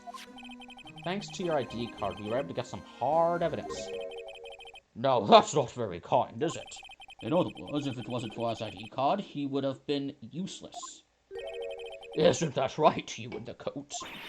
Eek! To Chief Guy. We didn't think you'd be back so soon. Fortunately, I'm a man who believes in science. As I was walking to my meeting, I happened to look out a window and saw a stray dog run right into a pole. Just then, I thought of a certain detective. Do you mean me, sir? Now then, I'm afraid I'm going to have to ask you all to leave. Yes, sir. Sorry. Oh, you in the coat. Me, sir. Drop off your ID on the way out. You won't be needing it anymore. But, sir... Now get out. Yes, sir. turn in your badge and your gun. Actually, I don't think you ever had a gun. We'll be on our way to then. Wait, you, the one without the spiky hair. Don't go yet. But me, sir. I'd like a word with you. But sir, I'm not a licensed scientific investigator yet. You with the spiky hair, you're free to go. Mr. Wright. Grab the evidence and run, Phoenix. Look, pal, if I've told you once, I told you 1,000 times. The chief's office is off limits. But no, you just had to go sneaking in there like that, didn't you? I thought you said you didn't care anymore if you were fired. Yeah, but if I knew it'd be like this, I never would have said it. Now that I've seen the evidence Chief Gant was hiding in his office, I think I'm finally starting to get the picture. But why has she kept eerily silent about it all this time? Anyway, you listening to me? I'm gonna try to smooth things over with the chief again. No, don't do it. You don't need them. After that, I heard from Emma. She said the police wanted to ask her some questions, so she'll be busy for the rest of the day. Don't tell me she's also gonna need a lawyer. I see. So the chief asked Emma to come in for questioning. It's no use thinking about it. Tomorrow's the final day in court. I'm committed to doing everything I can to defend you, which is why I'm here. But I've already told you all I can. What you've told me over these past couple of days. Has it really only been 2 days? I could have sworn there were like 3 different days of the trial. There's absolutely nothing. Not a single useful thing. Really? I believe I did mention something quite important. Then again, there was that brief recess. Something I told you right at the beginning. I said that I was the one who stabbed Detective Goodman. You know, I think I finally figured it out. I know who it is that's lurking behind your words. Mia did a good job mentoring you. I'm rather jealous. It seems Edgeworth was right. Edgeworth. Once you're convinced you know something, no one can persuade you otherwise. Thick-headed is the term used, I believe. Now's my chance to get her to tell me the rest of the story. Ugh. I knew it. Someone forced her to confess. She's the fall girl. She's the fall guy for somebody else's, dirty work. I have to admit I was more than a little perplexed at first. You insisted you did it, yet there was no incriminating evidence. That's when it hit me. It's not that you're unwilling to tell the truth. It's that you're incapable of doing so because of a certain individual. What an intriguing notion. A certain individual, you say. So you think I'm protecting this person? Protecting? No, I think afraid of is more like it. It's Gant. If I'm not mistaken, the person in question may have persuaded you to silence. For argument's sake, Mr. Wright, whom may I ask is this person you're speaking of? The one I'm supposedly so frightened of. What is this person's name? Chief Gant. Well, Miss Guy? Mr. Wright, you are addressing the chief prosecutor. Do not forget your place. Hey, you're my client. I'm defending you. I take it she's still not ready to spill the beans. My apologies. Could you please tell me a bit more about what you think you know? We were partners. Wait, did Phoenix ask that, or did... Whatever. We were partners until 2 years ago. I respected him as a detective. Assume he is respectable, then tell me something. Why would he try to hide his crimes? Because he's a cop. That's what he does. His crimes. Both you and Edgeworth will be brought before a board of inquiry for what you did. Specifically, hiding and forging evidence. I'd love to see that trial. Of course, these are serious offenses. Why is it, though, that Chief Gant's name was never mentioned? Chief Gant? Edgeworth didn't know the truth behind the forgery. The only party who could have possibly tampered with the evidence was... me. I had access because I was in command of that investigation. Yes, you, but also one other. Damon Gant, first in command. If you intend to accuse Chief Gant, you'll need more than just words. Show me proof that Chief Gant falsified evidence in that case.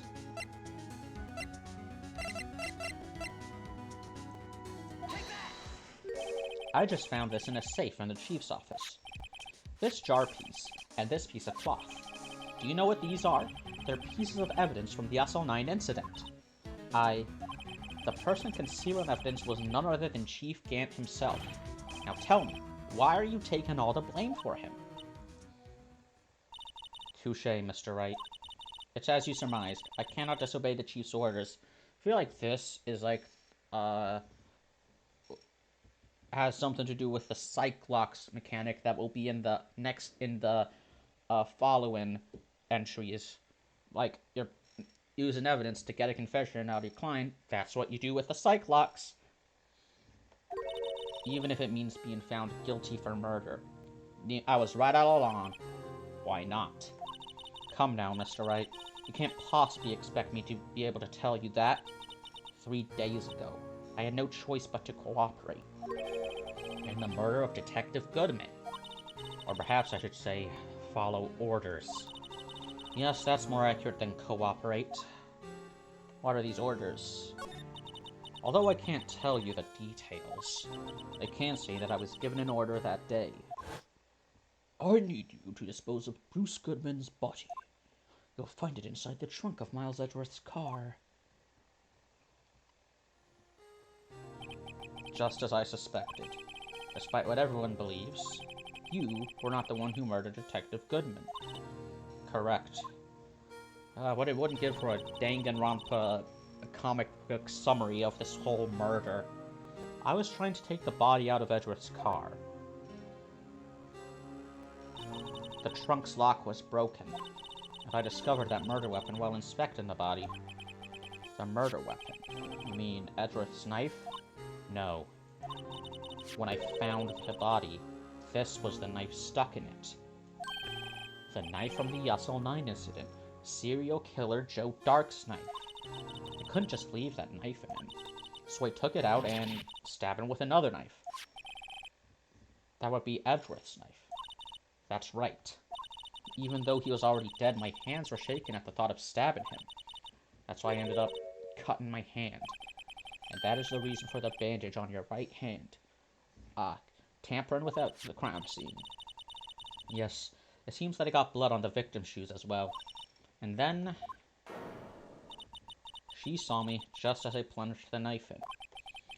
Miss Starr, huh? He was already dead. Why did you need to hide Dark's knife so badly? It took a lot of work to finally close the Dark case 2 years ago.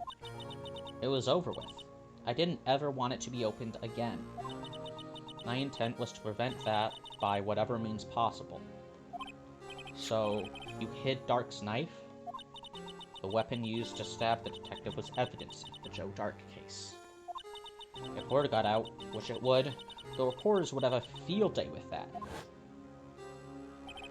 So you wrapped the knife in your scarf and hid it in Edgeworth's exhaust pipe. And which is not a euphemism. Right. Then I called my sister to tell her what happened and to ask her to hide the knife that was inside my muffler. You asked Emma? You would make her an accomplice? I didn't want anyone on the force to know about this. That would explain why Emma is so confident. Confident about Lana's innocence. The cloth. That cloth! That's the cloth that was hiding the knife. That's why Emma's fingerprints are on it, maybe. Speaking of phone calls, I had a bad feeling about one of them this day. A bad feeling. The truth is, after I received those orders from Chief Gant, the first thing I did was make a phone call. A phone call to Patrolman Jake Marshall. Marshall? Why on earth would you call him? The lead investigator for the SL9 incident had been murdered.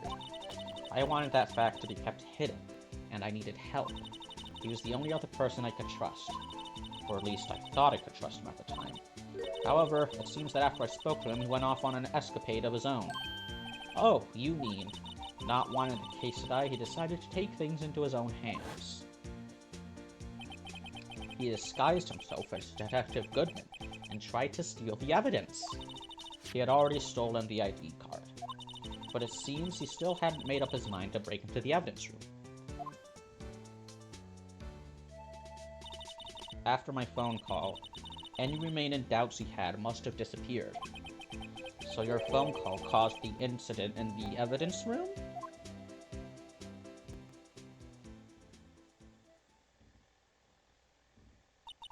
I'm afraid that's all I can tell you.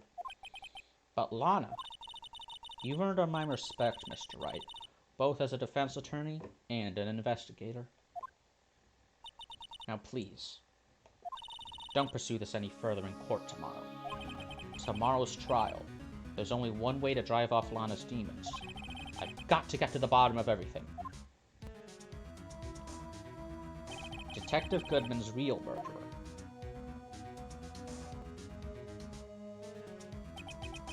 And what went down in the chief's office 2 years ago.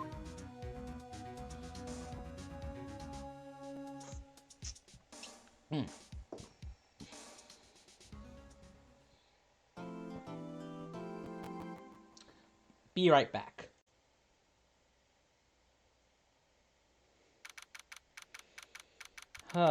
February. Eggadary.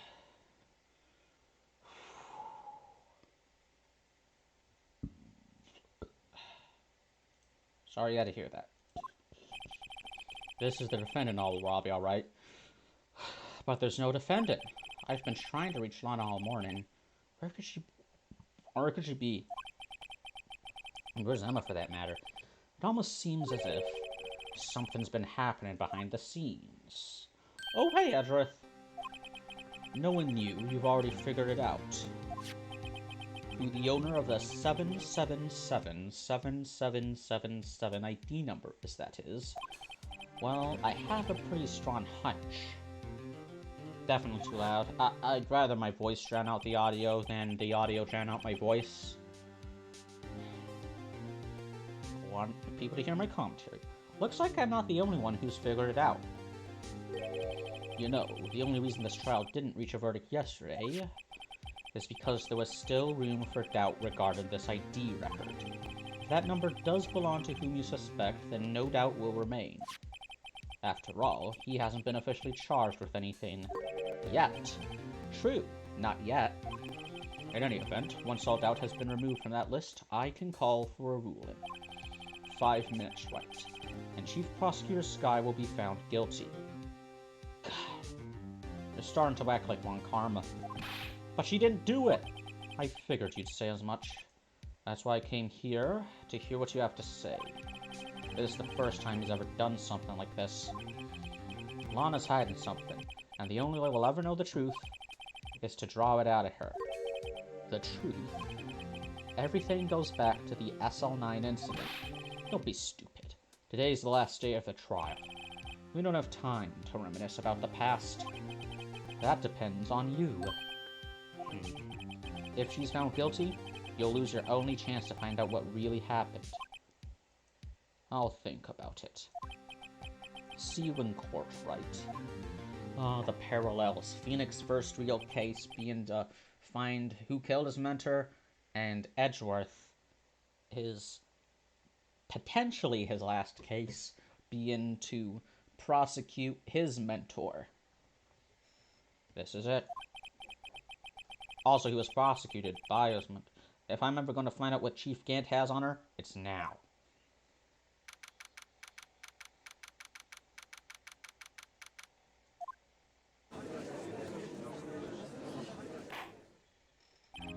Court is now in session for the trial of Miss Lana Skye. The defense is ready, Your Honor. Are you, Phoenix? I didn't see your co-counsel. But again, why did they let a 16-year-old high school student be Phoenix's co-counsel? Like, 17-year-old Maya Fey, there's some, room, I guess, I could suspend my disbelief a bit, you know? Normally, this is when the prosecution puts forth its opening statement. But before that, the police chief has a proposal to make.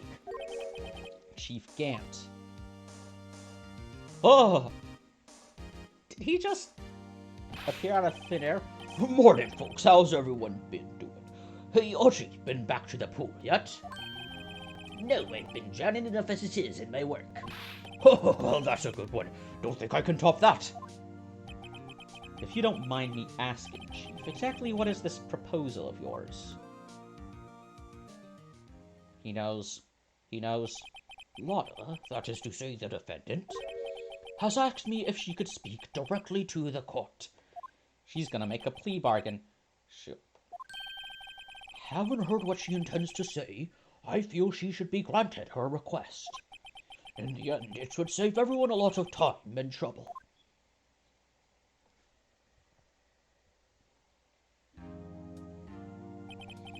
What's this all about, defendant? I'd just like to make one simple request, and I'll be finished. Well then, what's your request? Your Honor, I'd like you to put an immediate end to this trial. Huh? I confess to all charges against me. On February 21st of this year, I murdered Detective Bruce Goodman. No, he didn't. In the underground parking lot of the prosecutor's office. Lana didn't say this to Gant. Gant told Lana to confess or else. Probably by threatening her sister. The slime. No. Lana! Your Honor, my client is clearly insane. You can't. Your Honor, the defendant's claim does not change the defense's plea. In that case, Mr. Wright, I no longer require your services. But Lana, Your Honor, I hereby forfeit my right to an attorney. I'm sorry, but I'm the one with the attorney's badge. The defense attorney's badge. The prosecution may lack direct evidence against me, but it is sufficient to prove in its case through testimony and circumstantial evidence. Reasonable doubt still remains, though. I would like you to render your verdict now, if you please. Well, the defendant certainly has the right to self-representation. Her request is legally valid, although this is an unprecedented situation. Indeed, it appears that there is no further need to continue this trial, even if Mr. Wright may feel otherwise. This can't be happening. It appears the time for the verdict has arrived. This court finds the defendant. Oh. One moment, Your Honor. Mr. Edgeworth. The prosecution has not yet proven the defendant's guilty beyond reasonable doubt. Oh my god. He's actually doing what a prosecutor's supposed to. Edgeworth, any ruling at this stage would certainly be premature. Come now, Worthy. I understand this is a difficult time for you, but why don't you just be a good little boy and keep your mouth shut, Everyone has a right to a trial. Even those who plead guilty. I don't think I care for your tone, Chief Gant. What? Create another fabrication to cover up your past mistakes. Sorry, but I'm no longer the naive little boy you would have me be. With this sudden confession from the defendant, it's obvious to me some kind of deal was struck behind the scenes, and I ain't talking about a plea bargain. Some kind of deal, Not everyone operates as you do, Worthy. I thought so. Edgeworth's only ever prosecuted by the book. Your Honor, the prosecution would like to change its first witness. Oh, to who? As its first witness, the prosecution would like to call Miss Emma Skye. I request the court hears her testimony. Mr. Edgeworth, I'm exercising my right to self-representation. I don't think we need to continue. I don't care what you think, Miss Skye. The exposure of truth sometimes results in tragedy. However, no matter how tragic the truth may be, it would be an even greater tragedy to avert one's eyes from it. Very well. The court shall grant the prosecution's request. That's okay with you, right, Chief Gant? Worthy, you'll live to regret this, mark my words. Miss Emma Skye, please take the stand. Looks like Edward has decided to take the horse by the reins. Now then, witness, please state your name and occupation. My name is Emma Skye. My occupation? I'm Lana's little sister, and I want to be a scientific investigator. 2 years ago, you encountered the serial killer Joe Dark of the Joe Dark Killings. Is this correct? Yes. I'm trying my hardest to forget about that, though. I'm sorry, but I'm afraid I'm going to have to ask you to recall those events one more time. Mr. Edgeworth, please remember this trial concerns the murder of Detective Goodman. Is an incident that was resolved 2 years ago really all that relevant? Yes, it most certainly is. Well, okay then. He sure gave in fast. Now, please testify about what happened to you 2 years ago. The trip to yesteryear has finally begun. It's bound to lead to the truth behind this trial.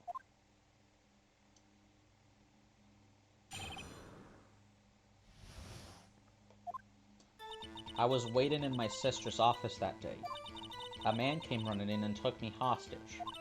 Neil Marshall rescued me, but I'll never forget what I saw in that instant. The man raised up his knife and stabbed Mr. Marshall in the chest. It's a good thing you weren't harmed. I passed out. I don't remember much. That's understandable. However, please tell me, Mr. Edgeworth, what does this testimony have to do with Detective Goodman's murder? You know, Emma probably has a lot of probably has some survivor's guilt from that experience, since, like, she was technically a victim of Joe Dark, but she survived. Everyone else died. Like, if it weren't for Neil intervening and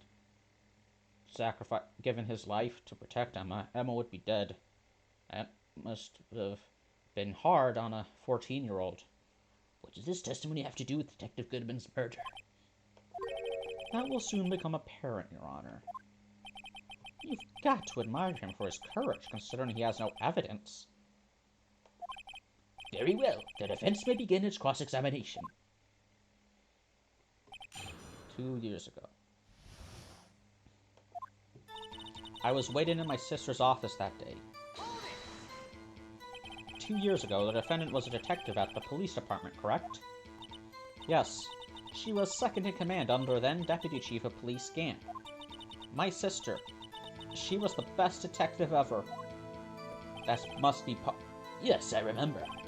Deputy Chief Gant and Miss Scott used to be quite the pair. I believe they shared the same office. That's right. I'd always sit at my sister's desk. That's adorable. And dream about playing that organ. Also, I wanted to play it that day, too. The police department and the prosecutor's office held a ceremony that day. Anna promised to take me dinner after she finished her work. A man came running in and took me hostage. A man? A man has fallen for a man in Lego City. I can't see what ba ba da ba. Yes, Joe Dark. He was a serial killer. Joe Dark was brought in for questioning on the day of that ceremony. We were desperate to get anything on him that would lead to an arrest. When he saw his chance, he fled the room, right? Upon fleeing the room, Dark proceeded to take the elevator. He must have been in a panic because the elevator was going up. Then he ran into Sky and Gant's office. There was a lot of noise coming from outside, so I opened up the door to have a look. That's when I saw him. Neil Marshall rescued me. But I'll never forget what I saw in that instant. The man raised up his knife and stabbed Mr. Marshall in the chest. That must have been a real shock. Even now, when I close my eyes, I can still see it just as clearly. Tell us, what were you doing at that moment? I believe you testified that Joe Dark was holding you hostage. When lightning struck and the lights went out, Mr. Marshall jumped on Dark. I was thrown aside and the two began wrestling each other. I'm pretty sure I was watching them. Emma doesn't have any reason to lie. but Lana sure does. I need to get Emma to tell me as much about this as she can. I was waiting on my sister's... Oh, okay.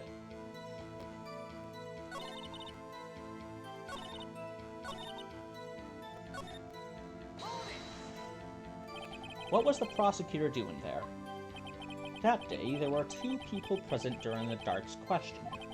Deputy Chief Damon Gant and Prosecutor Neil Marshall.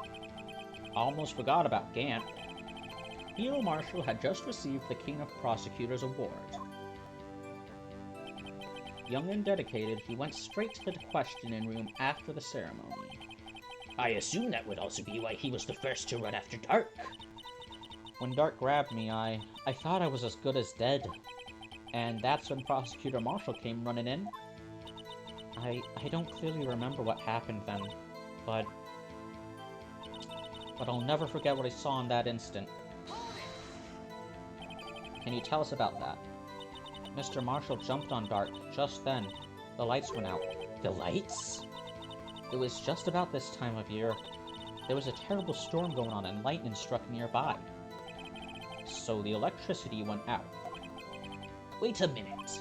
If it was pitch dark in that room, you shouldn't have been able to see anything, right? Right, but just then lightning flashed again outside. That sudden flash left an unforgettable image of the scene in my mind. I see. I told the detective about what I saw then. The detective? Yes, Detective Goodman. He was in charge of the case. Detective Bruce Goodman, the victim. So you spoke with Detective Goodman about this 2 years ago? Yes, that's what's so scary about this trial. And you told Detective Goodman about what you saw. Yes, but at the time, the words just wouldn't come out. He's choking now. Ha, but the words won't come out. He's choking now. Everybody's choking out. Clock's run out. Time's up. Over. Blow. That's when I drew a picture. A picture? Yes, I think she mentioned that before.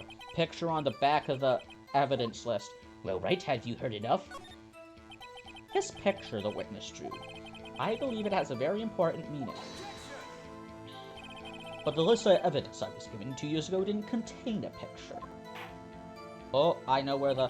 Witness, would you mind if we added this statement to your testimony? Yes, Your Honor. I drew a picture of that scene once, but it seems to have been lost. I know where the picture is.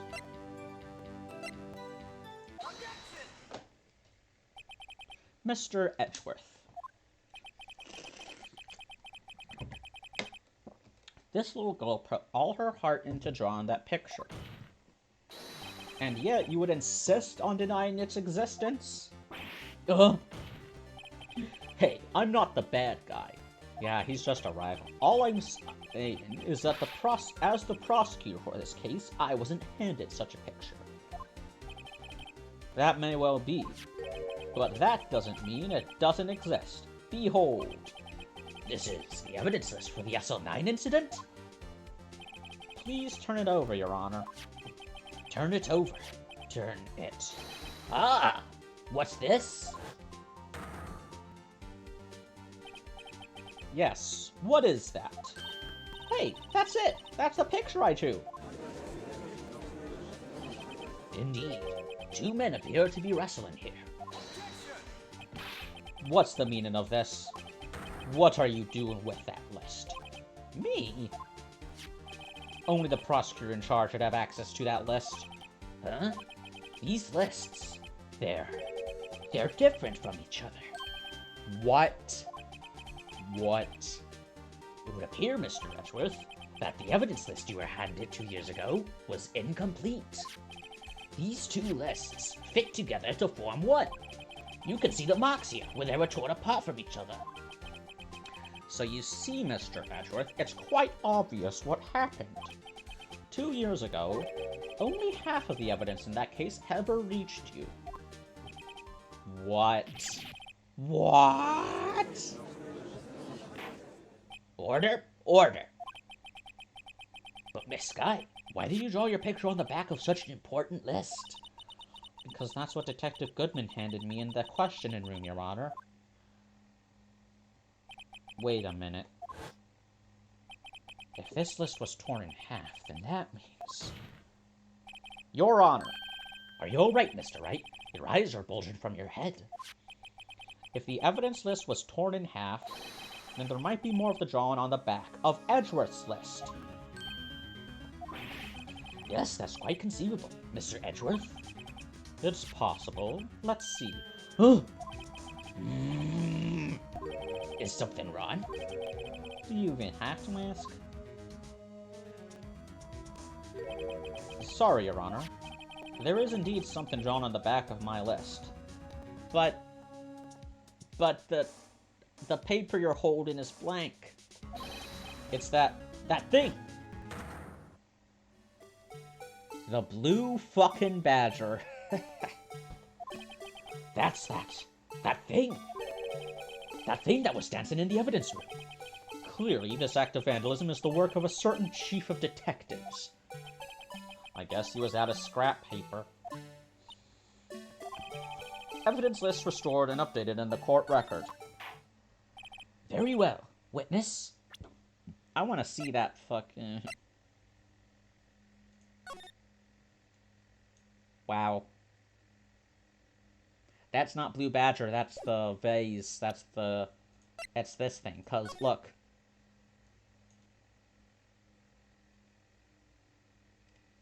Part of it is missing, but if you were to view it from a certain angle, it would look like the Blue Badger's head. I think.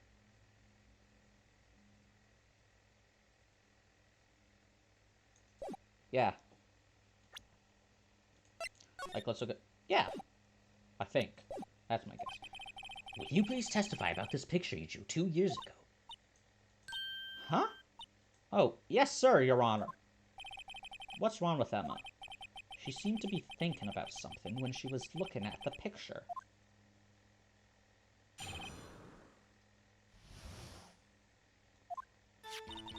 This is the picture I drew 2 years ago. The flash of lightning was so bright all I could see were shadows. After that I must have fainted. This picture shows exactly what I saw in that instant. To think a flash of lightning could burn such an image in your mind. Thanks to that, though, she was able to show us exactly what she saw. Well, I don't see any contradictions here. This clearly shows Joe Dark about to murder prosecutor Neil Marshall. The defense may now begin its cross-examination.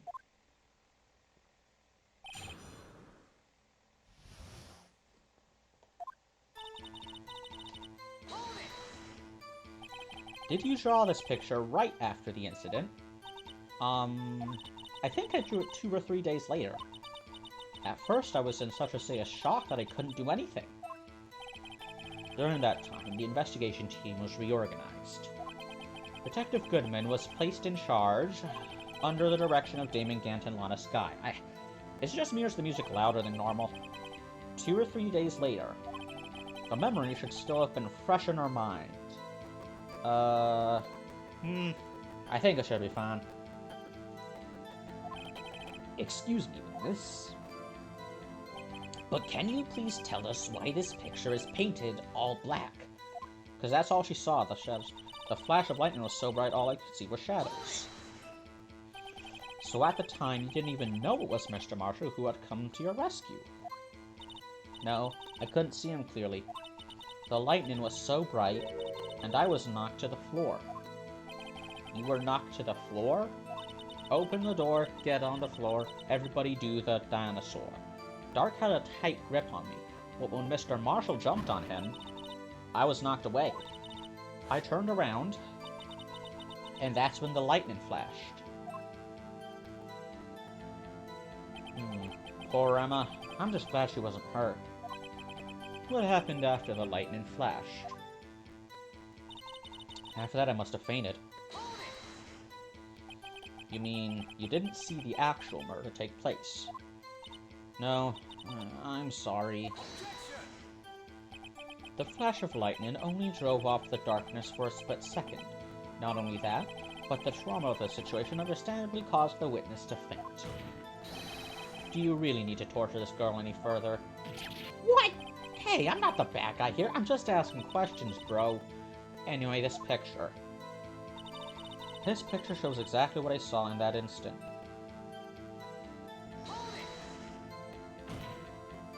Sorry for asking so many times, but are you sure you drew exactly what you saw? Of course, this is the exact scene. It wasn't influenced in any way from your talks with the detectives. Are you insinuating we somehow manipulated her memory? Was right. Okay, yeah, I gotta agree with Edgar, Phoenix. You're leading the witness. No, of course not. I better watch out, or he might find some way to cut my salary. Your salary? You get paid by your clients. You're not a public defender, buddy.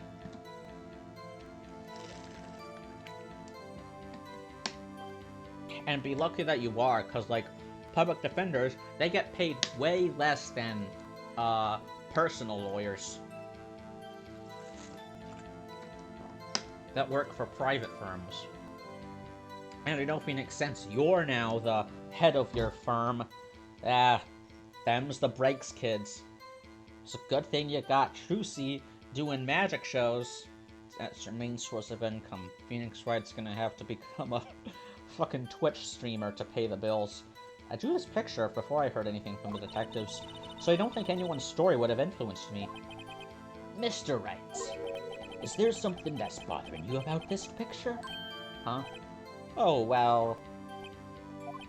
That's strange. She claims this is exactly the scene that was imprinted in her mind. And yet, there's clearly a contradiction here. In the image?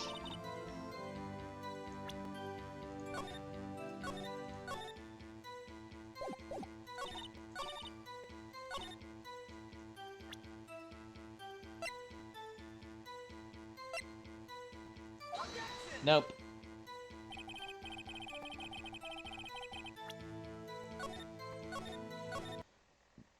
Where's the contradiction, Phoenix?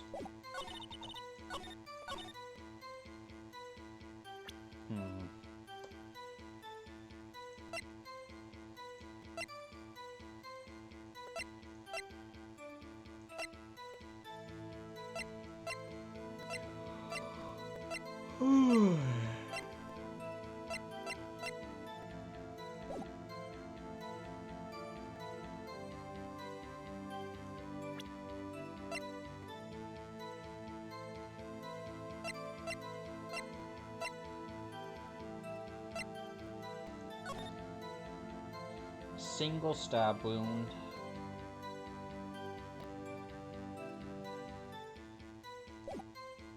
Could be the autopsy report. Oh my god, it was the autopsy report. I just guessed it, but I don't know what Phoenix is thinking. I hate to be the bearer of bad news, but this picture the witness drew contains a blatant contradiction. What? But I still remember it, just like it was yesterday. I'm not saying you lied. Mr. Wright, perhaps it would be faster if you simply pointed out this contradiction for us. Yes, please, don't fucking filibuster. What part of this picture contradicts the autopsy report?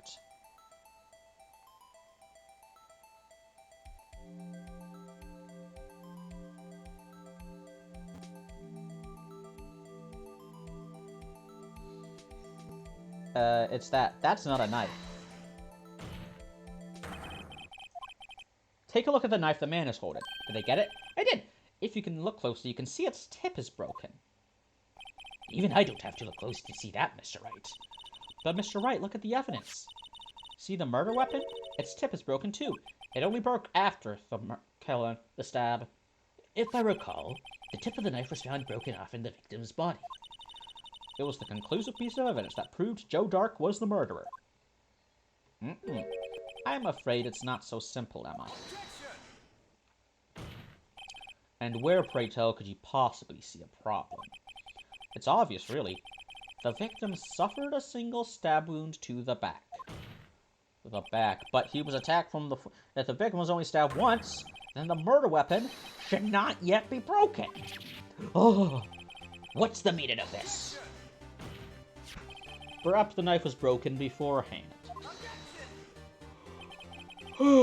Sorry, but I'm afraid that's not possible. The tip of the knife was found inside the victim's body.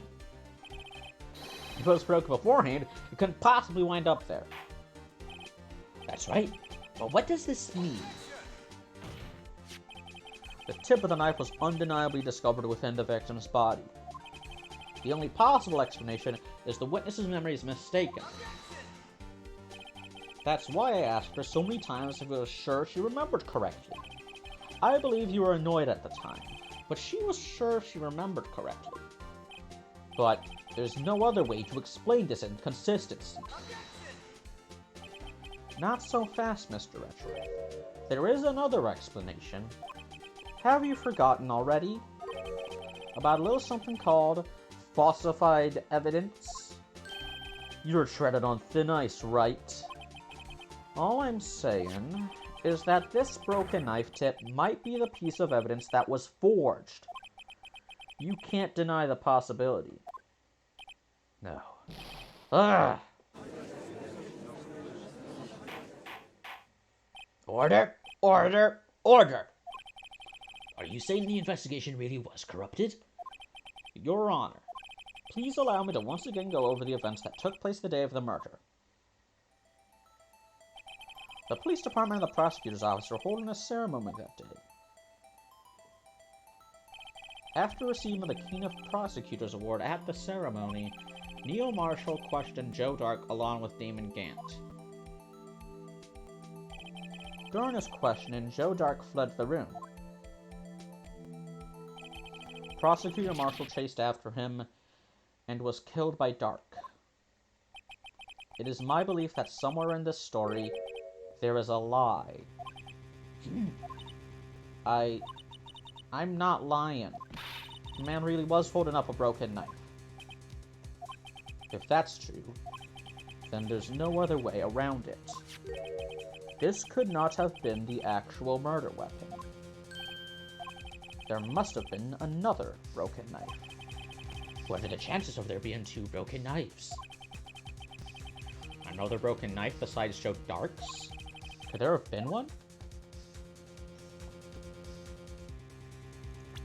Just to be safe, I'll be saved. But I trust Emma's testimony. If the witness is adamant about the accuracy of what she saw, it can't just be explained away by a simple observational error. Mr. Wright? In that instant, Emma really did see a broken knife. I assume, then, that you have some information about this other broken knife. If so, please feel free to enlighten us. The murder weapon was already broken prior to the murder. There's only one way. Take a look at this. Here's the real murder weapon. I know it's not that.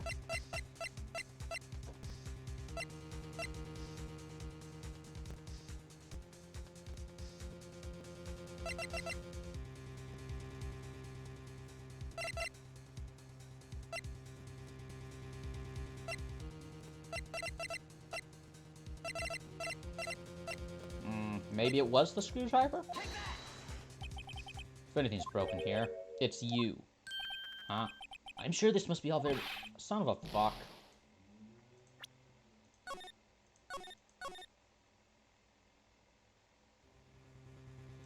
Emma's telling the truth.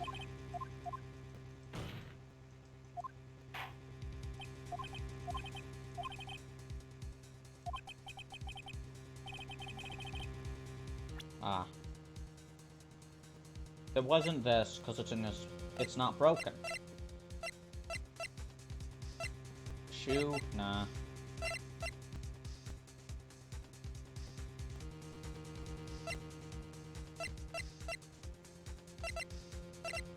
Maybe it was this? No.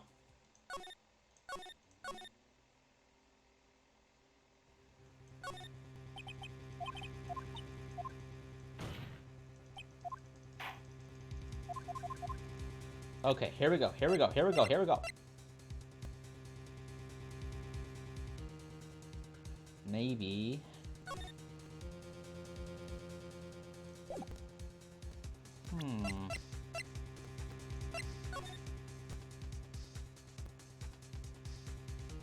That looks like it could be, used as a weapon. People have killed people with trophies before. Damn it. Let's try using the picture. A picture of the other broken knife. I know I'm onto something.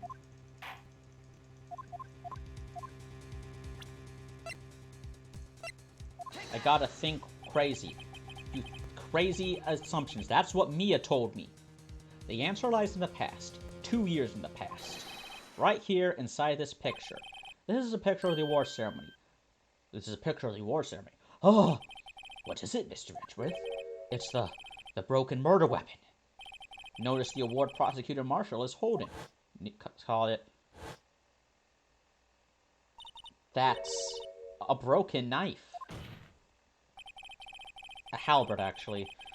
As we earlier concluded, the knife in the drawing was not Joe Dark's knife.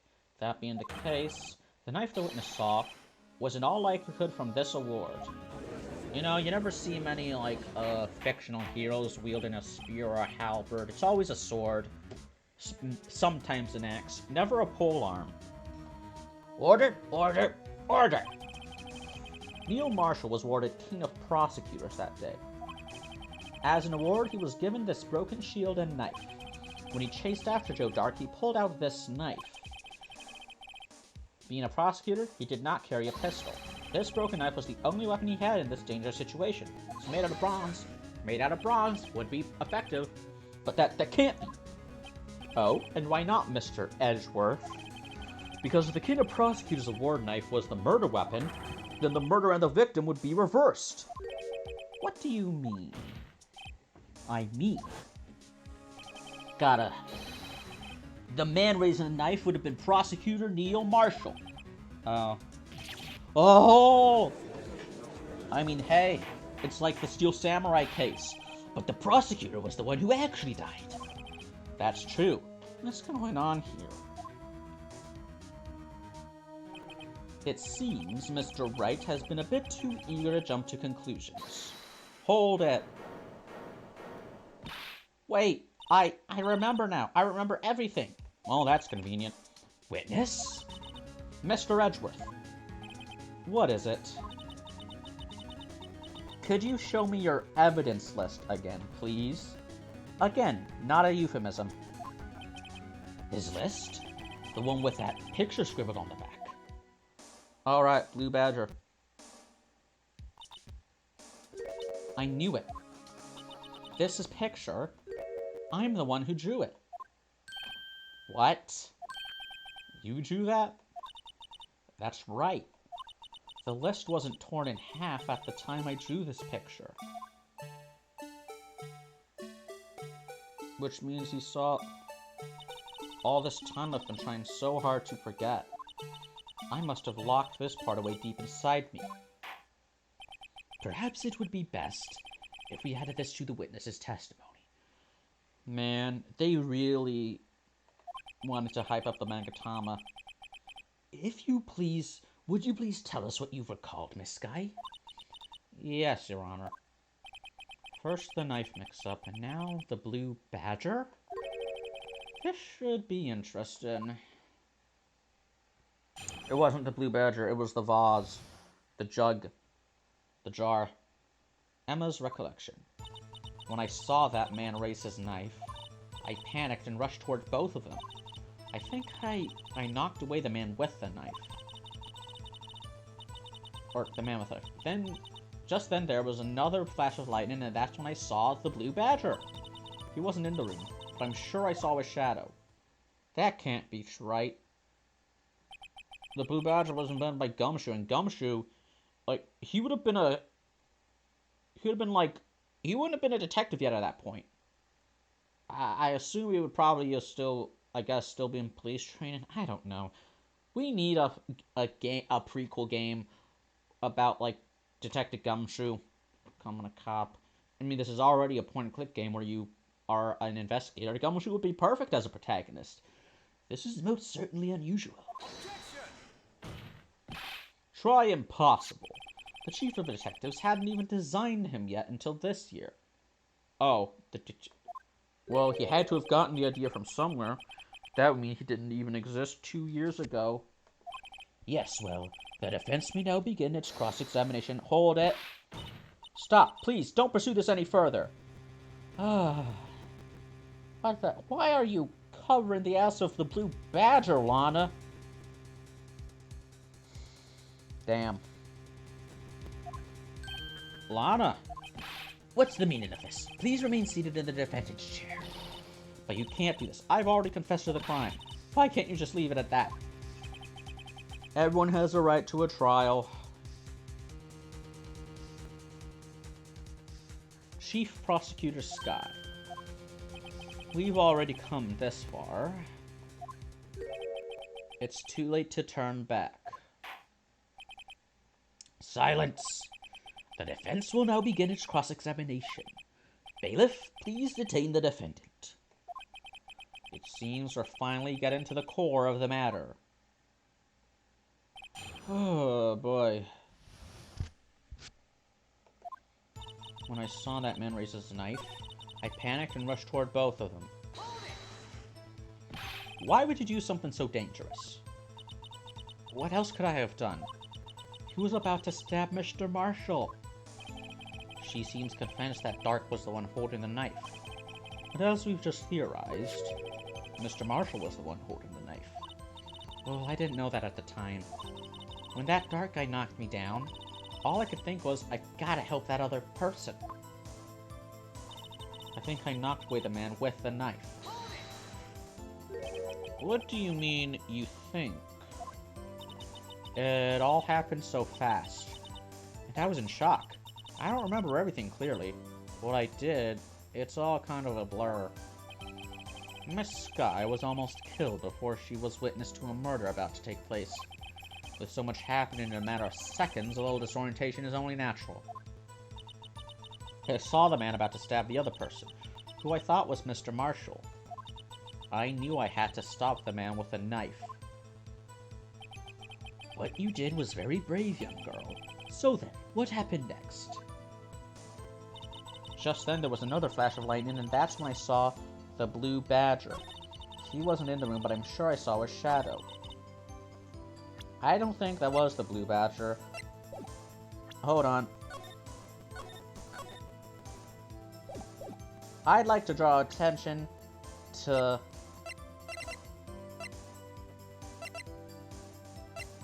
this jug. Yes! I knew I was on the right track. The mysterious blue badger was, in fact, this. But that's... what exactly is that? A very poorly designed jug, Your Honor. I believe it's some sort of jar. But Mr. Wright, that doesn't look anything like the blue badger. Indeed it doesn't. As it stands now, it's just a plain jar. However, what if we were to change our viewpoint? Our viewpoint? I've got to show them the correct angle to look at this from. Literally. Oh, wait. Booyah.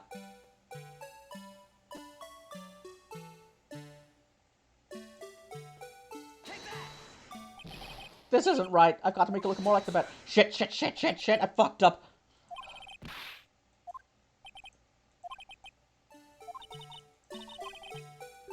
Rotate the Blorbo in your head, Phoenix. Look at that.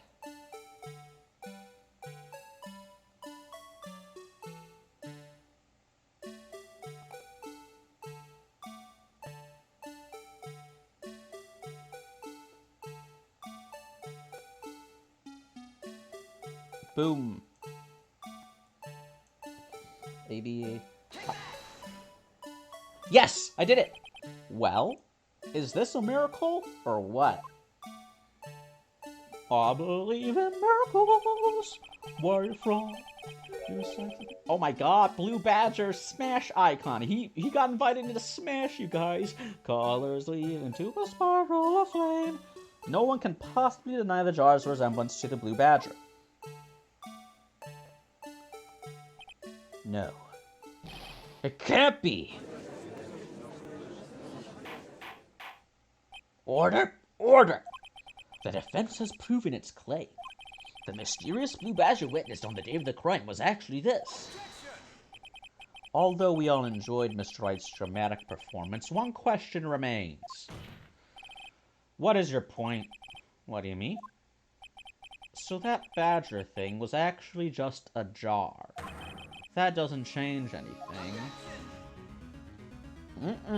I'm afraid that's where you're wrong, Mr. Edgeworth. You see, this changes everything. Indeed? Very well then, please tell us.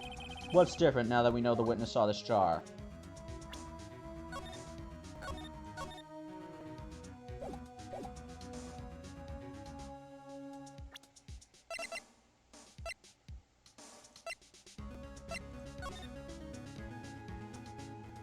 Oh, the murder didn't happen at Lana's desk. It happened at Gant's desk. Allow me to take these in turn. At the moment of the murder, the witness saw this jar. At a very specific angle, I might add, Mr. Wright. Yes, well, knowing this, where could she have seen this jar? Where? The location of the jar is shown in a picture taken on the day of the crime. It's on a shelf in the office of Damon Gant. But the body was found lying near Lana Sky's desk. The witness testified so herself. Yes, and it is these two facts that reveal what exactly transpired. You see, the struggle between Dark and Marshall did not take place in Lana Sky's office. It happened on the other side of the room, in Chief Gant's office. Are you implying the murderer moved the victim's body? Yes. From Damon Gant's office to Lana Sky's office? Yes. Why would he do that? There's no reason. Obfuscation. Wanted to... Exactly. Oh. If there wasn't a reason, he wouldn't have gone through the trouble. The only logical conclusion is that there was a reason. Do you know what that reason was, Mr. Wright? I finally figured it out. So this is why Lana tried to stop the trial. It's too late to quit now, though. Please recall the witness's testimony. She said she knocked away the man who was holding up the knife. In the next instant, the jar was hit and flew through the air. Now tell me, what could have sent the jar flying? That would have to have been the impact the man made when he was knocked into the wall. Ladies and gentlemen, and others, if I may draw your attention to this picture once more. If the man was knocked in the direction of the shelf the jar was sitting on, what would he have hit? Ah! The suit of armor, holding a very sharp and dangerous-looking sword. Looks more like a spear to me. Yes. And since the man who was knocked into the armor was carrying a broken knife, he would have had to have been Neil Marshall, wielding the King of Prosecutors trophy. No. Mr. Wright, you can't be thinking. Yes. There is another possibility of what actually transpired in that room. Another possibility? Of course the perpetrator would have had no idea, but nevertheless. I don't know if I can go through with this. Mr. Wright, what's the matter? I mean, it's been too... If events took place as the defense theorizes, then the outcome is obvious. In that moment, assuming the man Emma Sky knocked away was actually Prosecutor Neil Marshall...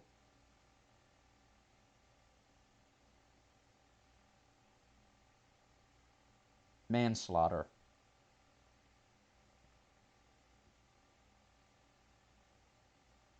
This all seems very familiar. You mean Mr. Marshall died because of me?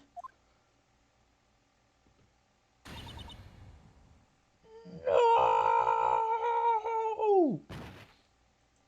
Fainted again. I never imagined her testimony would lead to this. So it was the witness who took the victim's life, and then proved so with her own testimony. This is unprecedented. Oh. What? What are you saying?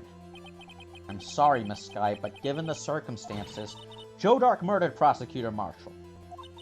How can you think it was Emma? How dare you try to pin the crime on her? Imagine that coming from you. If you recall, it was you who admitted to forging evidence 2 years ago. The reason you moved Prosecutor Marshall's body was to keep anyone else from finding out about what Emma did, wasn't it? She was protecting her sister. I assure you, Mr. Edwards, I have no idea what you're talking about. If you hope to have anyone believe your insane allegations, I'm afraid you're going to have proof. Tell me. Do you have any conclusive evidence that proves my sister killed Neil Marshall? Evidence?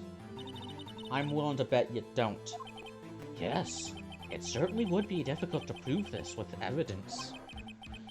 If you don't have evidence, then we'll have to rely on testimony. I'm afraid that won't work in this case. Both parties involved in the incident are dead. We certainly can't get dead people to testify unless we had a spirit medium.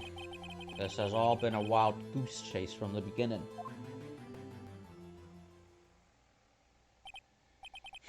Touché, Miss Sky.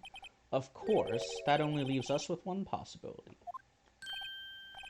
You mean there's still another possibility? What do you mean, Mr. Edgeworth? I mean the possibility that the victim has left us a message. For better or for worse, Mr. Marshall did not die instantly. He may have left behind the name of the person who took his life. In one manner or another.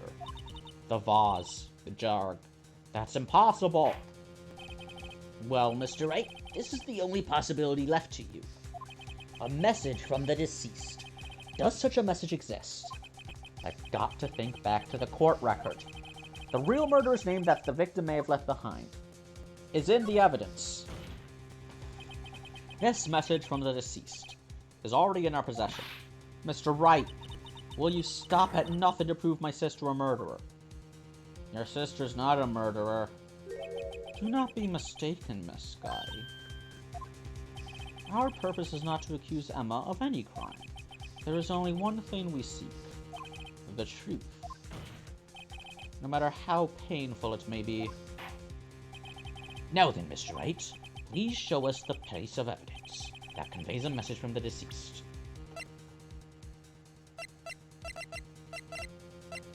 Let me check this out first. Someone had to have...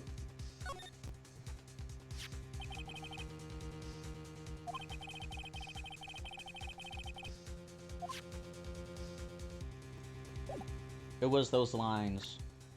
It has to be. This is the message left by the deceased. This is that blue badger from before, right? Oh, is he gonna just speak the killer's name? The blue badger did. If that thing could, I'm sure it would. Looks like everyone's forgotten this is just a jar. A message was left here, on the surface of this jar. What do you mean? If you look closely, you can see a faint trail of blood on this jar. Looks like someone wiped the blood away. Yes, but notice. For some reason, the blood on some of the fragments was not wiped away. Yes, there was a line here, drawn in blood. So what you're saying is these dots were once lines. You know, there's an easy way to prove what the blood... Prosecutor Marshall did not die instantly. He used the few precious moments left to him to leave behind a message. One that someone apparently wiped away. The blood must have seeped into the jar where the lines changed directions. Precisely so. All we need to do is connect these points, and the victim's message will become apparent. No. Mr. Wright, what kind of message did the victim leave for us? Your Honor, I believe these bloodstains will reveal to us the answer. I've got to connect these dots to make letters. There's only one thing the victim would have written, given the circumstances. His murderer's name. Oh wait, do I actually have to... Can I use the luminol? No, I can't. Okay.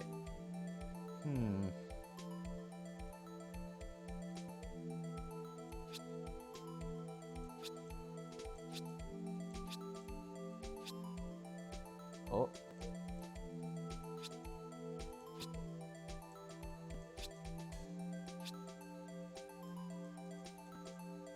Huh?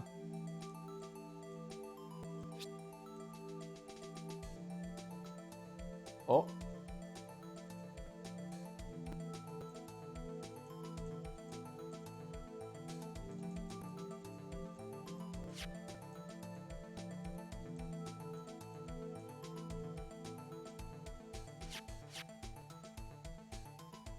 Hmm.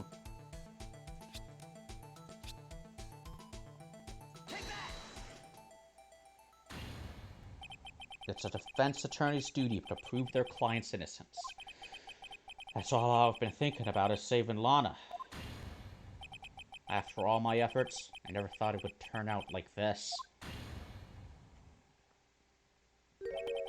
Emma. So this is the final message Prosecutor Marshall left behind.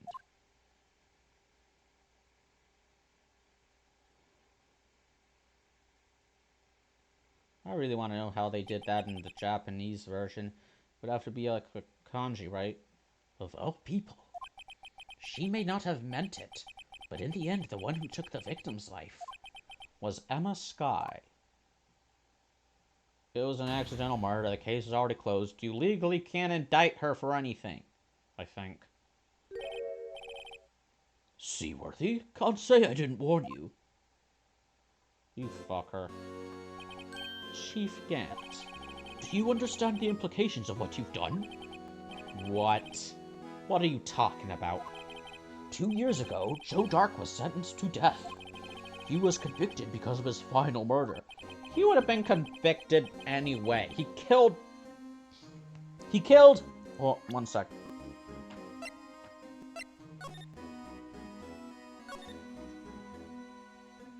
He killed 5 people. He would have been sentenced to death anyway. I believe you were the prosecutor in the case, were you not? Did I skip a... Whatever. Yes, Worthy. Because of you, an innocent man was sentenced to death. He wasn't innocent. He killed 5 people. Not only that, but you used forged evidence to ensure his conviction. But Joe Dark really was a serial murderer. That's undeniable. Yeah. I'm afraid that's not important. Yeah, it kinda is. Didn't you know? We aren't defenders of justice. What? We're merely keepers of the law. Sentencing a man to death is no light matter, even if there wasn't any cover-up or evidence forgery. Ultimately, the responsibility falls on the prosecutor in charge. Despite what anyone might say, this fact cannot be denied. What's going on at the prosecutor's office? They might have sentenced an innocent man to his death. How can he just stand there like it wasn't his fault? Order! Order! Order! The gavels pounded and fell on deaf ears. Unable to settle the crowd, the judge declared a recess. Where this trial is headed, no one knows. Are you kidding me?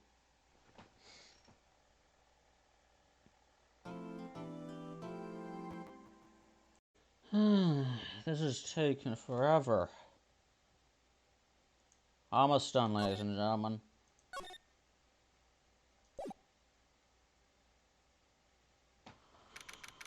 February 1206.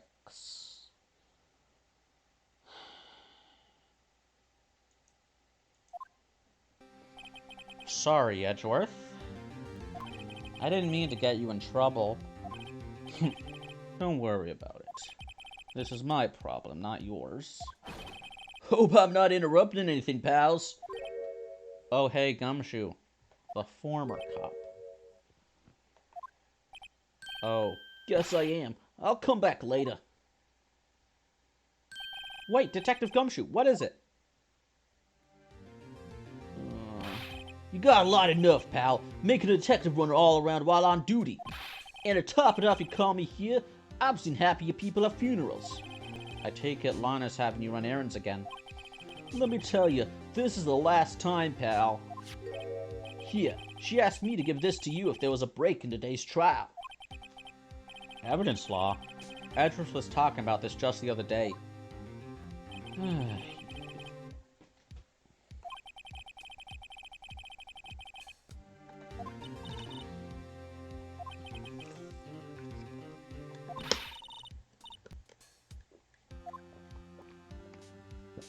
So, what about all that surprise evidence? The chief prosecutor also wanted me to give you a message. A message? She said if you're planning to take him on, you're gonna need this book. Him. Gant. I guess I'll need to give this book a thorough read. You mean you didn't... Phoenix, did you actually go to law school? Or, like, were you only, or were you only allowed to take the bar exam because of, like, a recommendation from Mia?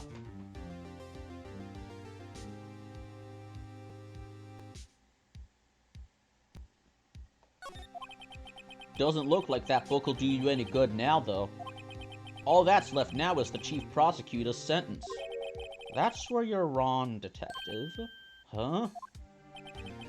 Haven't you figured it out yet? Why I'm still sitting in that prosecutor's seat. Despite all these allegations being thrown at me.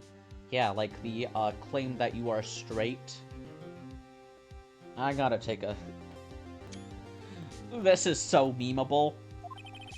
Mr. Edgeworth, the real trial today hasn't begun yet.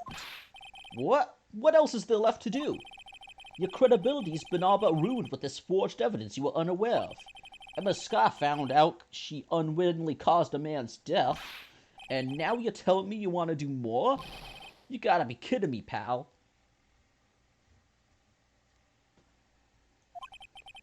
You're missing the point, detective. Lana didn't murder Detective Goodman. She merely stuck a knife into his dead body. That means the real killer is still out there. What? And we're going to expose him, no matter what it takes. This case has hurt too many people. It's time to bring it to an end.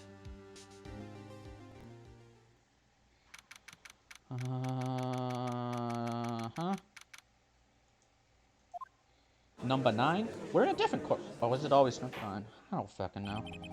Court will now reconvene for the trial of Miss Lana Sky.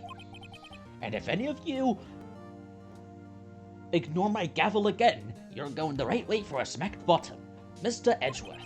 Yes, Your Honor. The inquiry committee is planning to impose harsh penalties for your actions.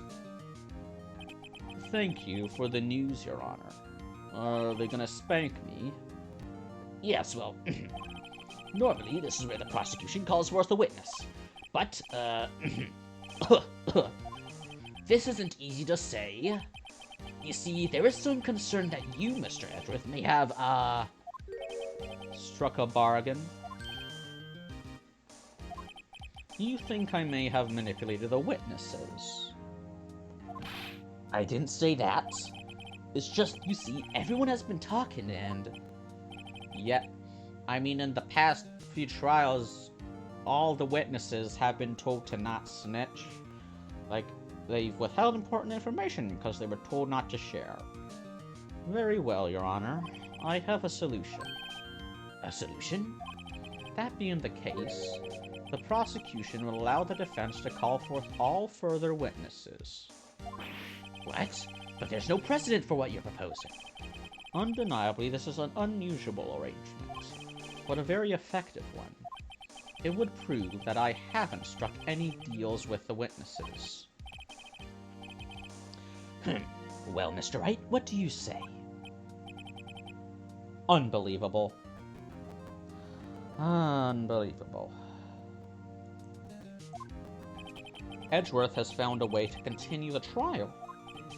Very well, the defense accepts the prosecution's proposal. Will you marry me? Too easy. Then it's settled. The, defense may now call forth the next witness. Mr. Wright, you do realize this is your last chance. If you call the wrong witness, This trial is as good as over. The defense calls...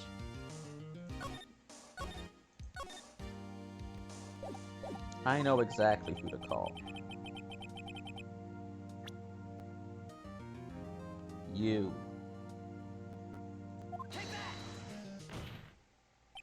Damon Gant. The defense calls Damon Gant to the stand. Damon Gant? What does he have to do with anything? As the defendant's partner 2 years ago, Mr. Gant has first-hand knowledge of the crime. I feel we should hear what he has to say about it. As luck would have it, he should still be in the courthouse. He would also be the least likely to have been manipulated by me in any way. Wouldn't you agree, Your Honor? True. All right. Bailiff, please escort Mr. Gant to the stand.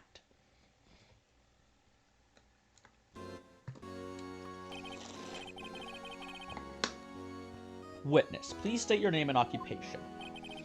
What is this, some kind of practical joke? I was just on my way to lunch. Your name and occupation, sir. Oh, Worthy, are you sure you want to do this? I'm Winston Overwatch. Your name and occupation. So, you want to play hardball, eh? Please, Mr. Gant. Fine. My name is Damon Gant. I'm the acting chief of police. Now then, Chief Gant, the court requests to hear your testimony. Oh, right. So what's with the grim face? First, let's clear up this SL9 incident. Oh, you mean that time when Lana's sister murdered that prosecutor? Personally, I think it's been made pretty clear already. There are still some things unaccounted for. Oh, like what? Like the role you played in all of this. Son, either you're very brave or very foolish.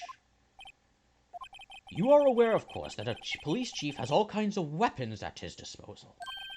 Weapons? Sure, take my testimony for example. I don't have to give it if I don't want to. What? Is that true? Also, I can kill you and plant drugs on your body to get away with murder. Is that true? I'm afraid so. The chief of police has the right to refuse to testify. Fifth Amendment. Of course, such an action carries with it certain risks. Oh, don't worry, I'm not here to hinder your trial. Just remember, if this turns out to be a big waste of time, don't say I didn't warn you. Well, if you have nothing to hide... The witness will now begin his testimony. I'm digging myself into a hole. Listen, if someone's comes knocking at my door comes of this video...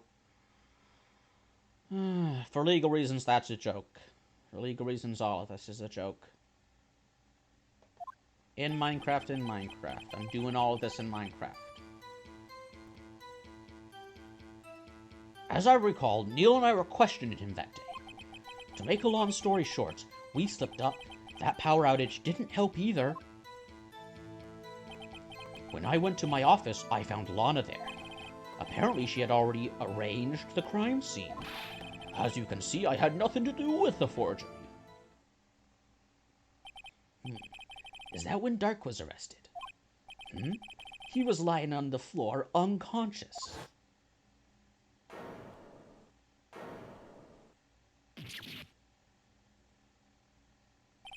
When Emma sent Neil flying, it seemed Dark bumped his head. I see. Everything seems pretty clear-cut. If the police chief has the right to refuse to testify, then I'd better hit him hard and fast.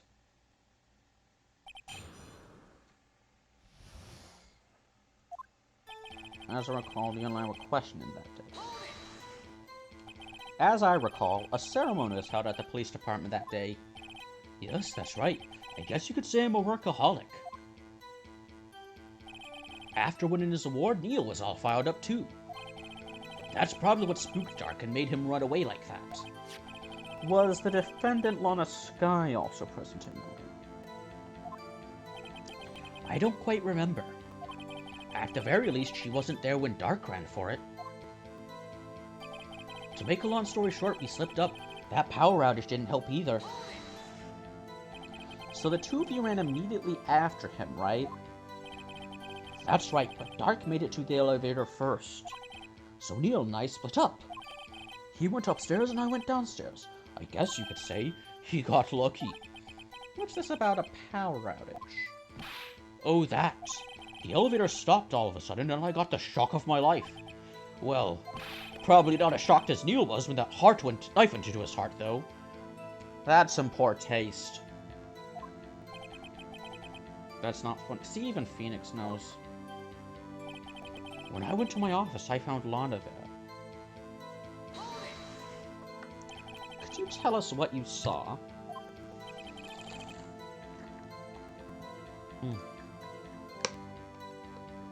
It was a shocking sight. Neil and that serial killer were lying in a heap on the floor, all tangled together. Dark was also lying. Dark was also lying, collapsed on the floor, stabbed in the back. Yes, apparently he hit his head and was knocked out.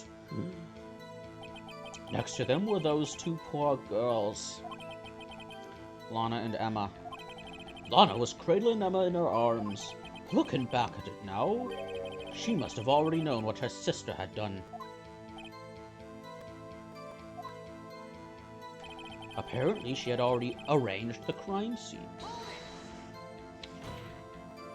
How can you know that? Because of the victim's body. It had already been moved. So that means you found the body near Lana's desk. That's right. I think you said earlier it was my suit of armor that really stabbed the prosecutor? Yes. Anyway, as you can see, I had nothing to do with the forgery. Nothing to do, you say?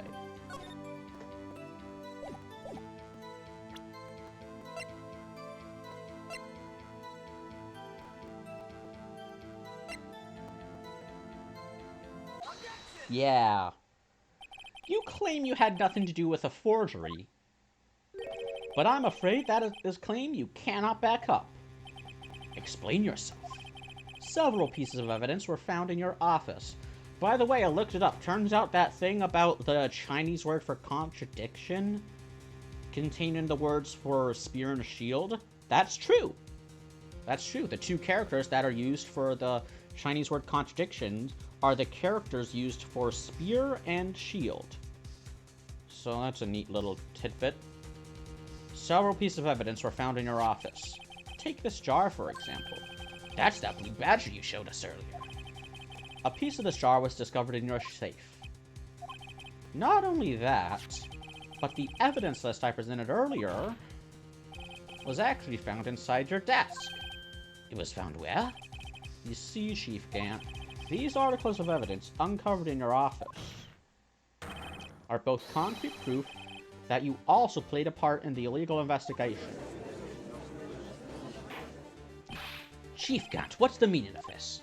Oh, here's a defense attorney who may even rival Worthy. Oh, right, yeah, Worthy was originally a defense attorney. So admit to it then, that you were involved in the forgery? Who, me? Or do you mean you? Me? Why would I have anything to do with that? Well, you were the one who snuck into my office when you found this evidence. Prosecutors aren't the only ones capable of forging evidence, you know. Defense attorneys can do so too. Isn't that right, Wright? However, Detective Gumshoe was present during the investigation. Worthy, my boy. Not even detectives are exempt from the law. Rest assured Dick will receive his due punishment. What? If Detective Gumshoe's salary drops any further, he'll end up paying to work. Oh my god, even they're doing the joke. Yes, well, in light of the detective's presence, please give us your testimony regarding these pieces of evidence, and their relation to the scenery that took place at the crime scene. My. Kids these days no longer know how to put two and two together. Evidence, forgery. Let's see, what was it now? A jaw fragment. And a list? For all I know, you could have placed them in my office. Anyway, you can't prove when those pieces of evidence were discovered. If they were found after Dark was convicted, then they're worthless. That's why he let me run away with the evidence. There's no reason I'd participate in a forgery. Rearranging the crime scene wouldn't help me out in any way. Mr. Wright? Yes, Your Honor. When investigating the crime scene, you should have been more careful to observe protocol. You do understand that I'm the chief of police, right? There will be consequences. Oh, girl. Indeed, I believe I will press charges so I won't make the same mistake. My apologies, Chief, but would you mind waiting until tomorrow for that? Today is, well, you know. All right, Haji, in return, though, I know, that place, right? Huh? What are these guys, telepathic? Everyone...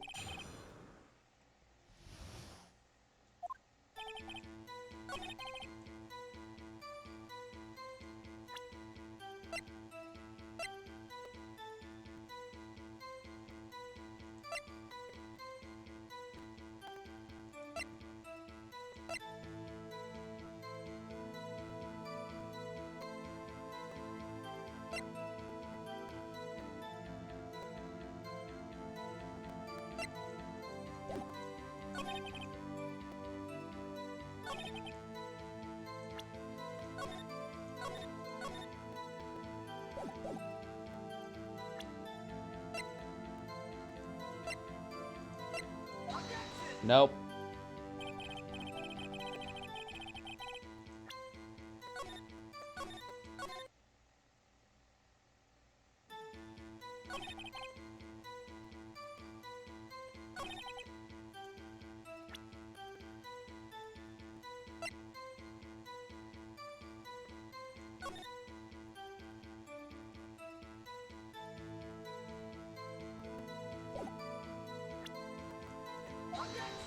Now, let me try something else. Oh boy.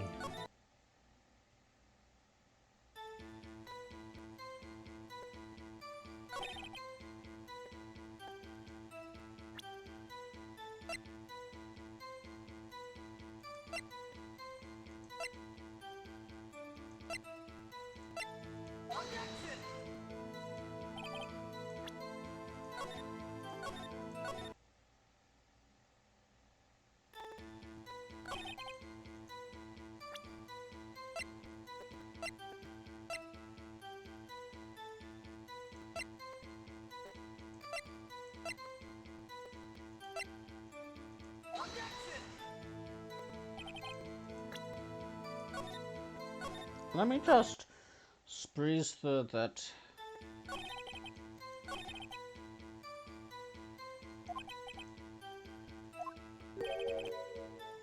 Someone.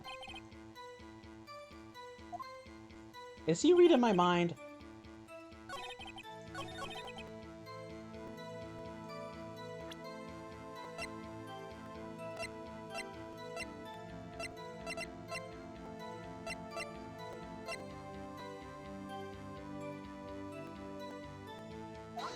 No.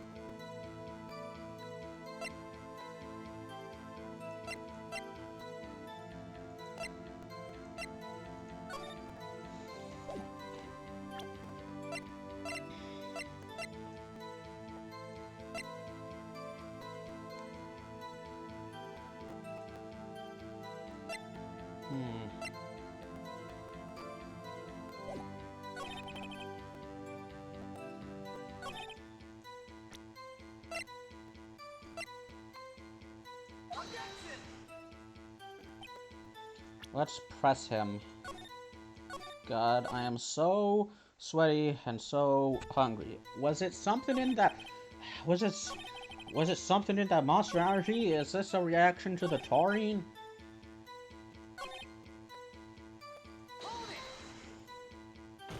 I'd appreciate it if you'd stop making these ridiculous allegations. You do have a point. Wouldn't have the guts to do something like that. I'll have you know, back in the day, I once broke into a cattle ranch and tipped... Mr. Wright, what are you saying? I tipped a cow.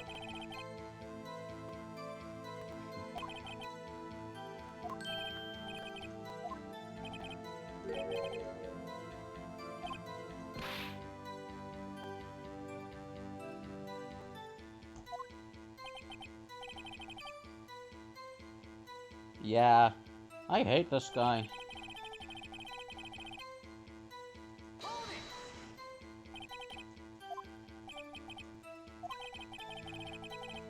Let's say, hypothetically...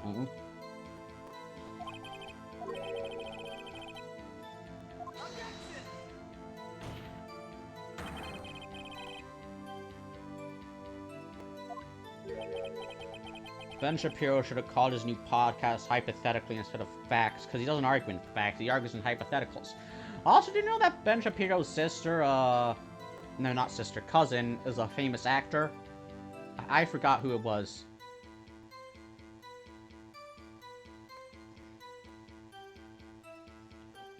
I'm not speaking this way, too. It all depends on when the evidence was discovered.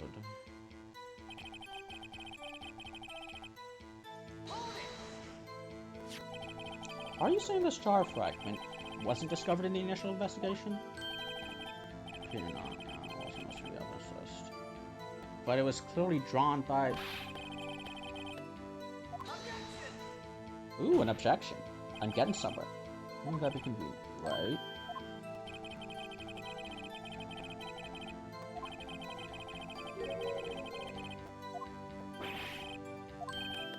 Objection overruled.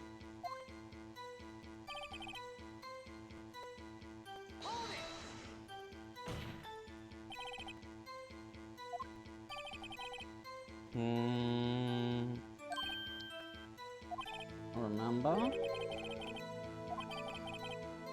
I'm not sure I care for the word murder here. Yeah. She was 14, she was scared. And you want someone other than you to be blamed for this entire debacle. You would make us all point our fingers at a teenage girl. You slime.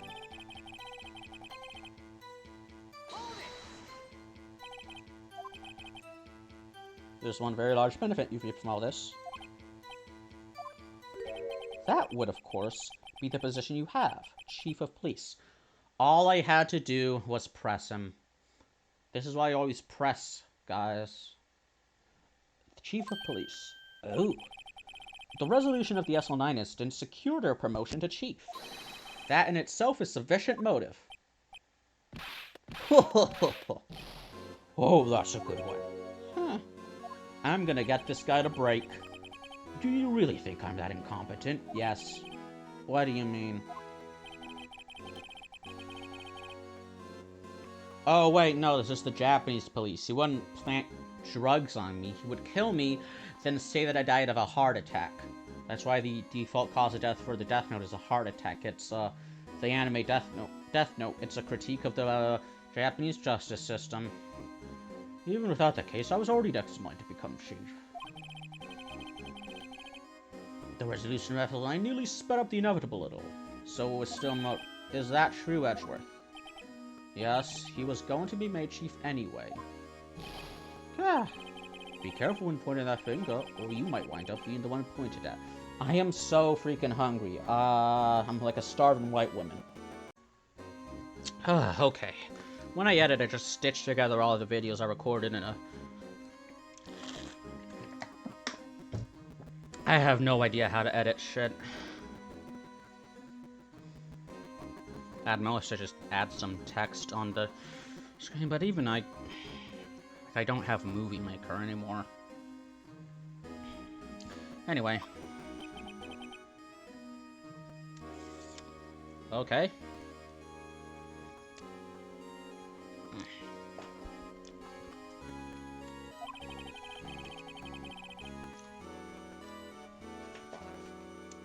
one possible motivation. Didn't do it for yourself, then you did it for someone else.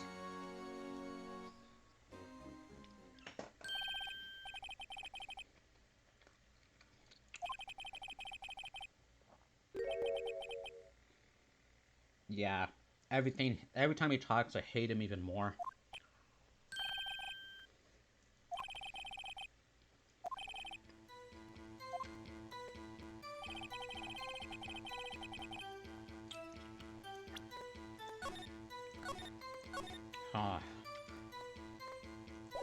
Today, flatbread, specifically naan, and cheese.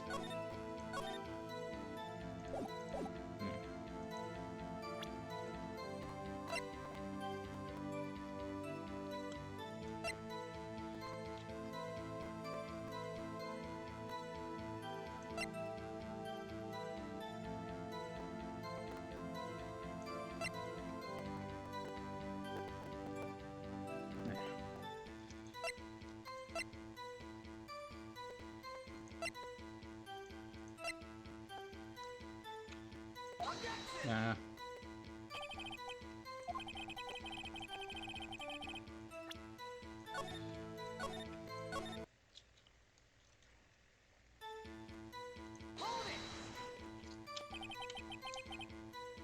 Nothing in it for you? Sorry, but the only person I care about is yours truly.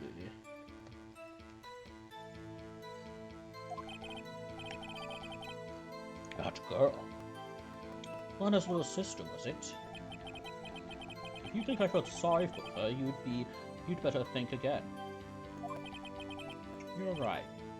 You don't feel sorry for anyone. Be tough on crime and tough on people. That's how I was raised. Seem to be lax enough on yourself, though.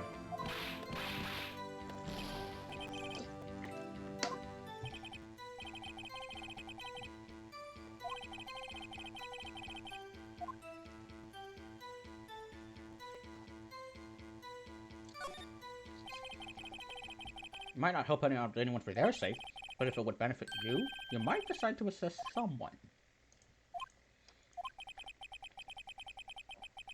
Positively determined to portray the chief as a nice man who likes to lend people hands. No, that's not what I mean. He did let me check out the evidence room. What did he get out of that? My embarrassment.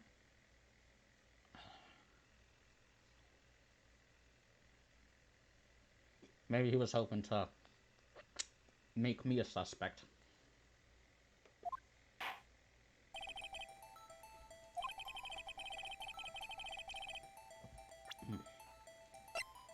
Honest guy.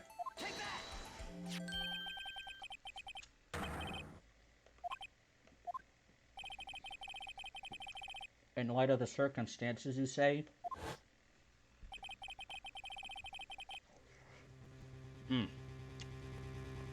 Food. Okay, that's enough.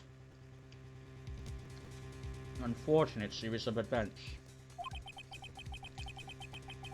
Who would want to help her more than her own sister, Lana? Yeah, she can't. He would also have a reason to help Lana if she asked him to. That reason, of course, is self-profit. What do you mean?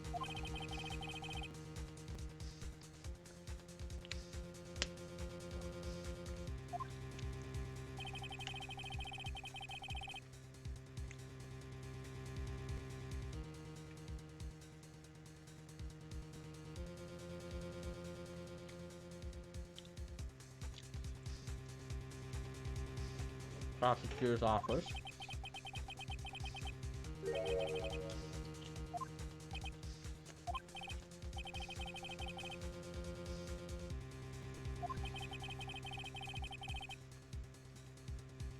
Ooh.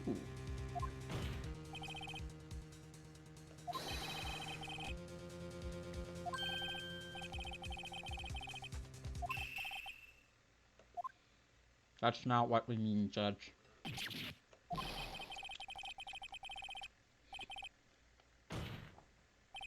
Admit it, Chief. You assisted Lana Sky in forging evidence. Your motive to appoint her as chief prosecutor so you could control her. Right on, my boy. You have quite an imagination. Let me ask you something. Hi. Do you have any proof of this? That I controlled Lana? Is Lana testifying that I've done such a thing? Lana is keeping quiet to protect Emma.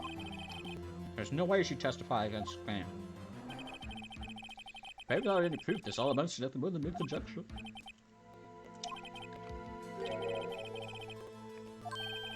This incident. Which one would that be? Murder of Detective Bruce Goodman.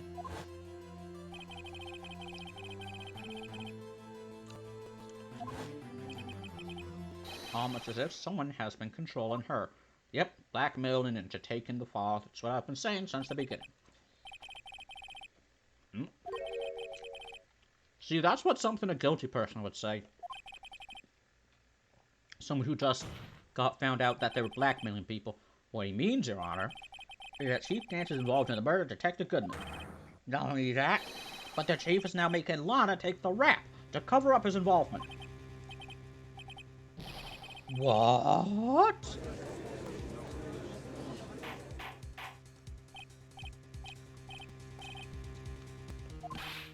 Mr. Wright, you can't be serious.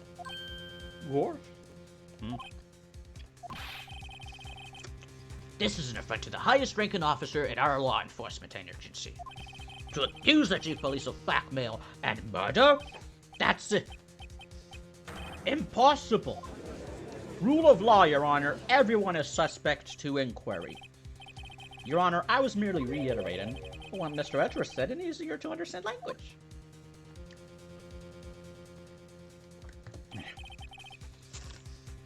It's too late, Mr. Wright. There's no turning back for us now. Oh, us. Looks like he's the one who decided to go through with this. Can you prove this, Mr. Wright? That the chief, a high-ranking law officer of law, is involved in this murder? Good question. Regardless of his rank or title, Chief Gant is just a man. Exactly. Rule of law. The question, is he a criminal? I believe the evidence will tell. Sorry.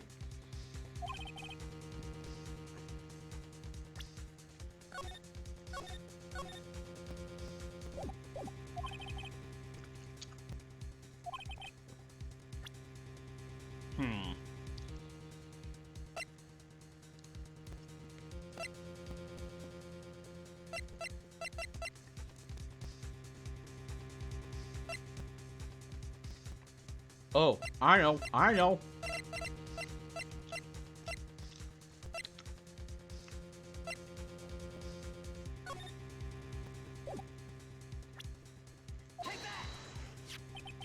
This is the ID card list. Yes, the one that shows who entered the evidence room on the day of the crime. There was one ID on the list we couldn't determine the owner of yesterday. 7777777. Sorry, but there's no way you can prove that's my card number. It's your number. Just... Sorry, there's... What? How do you know that? The safe in Chief Gant's office requires a code to open. A 7-digit code. 7 digits? You don't mean... I'm afraid so, Your Honor. The code was 7777777.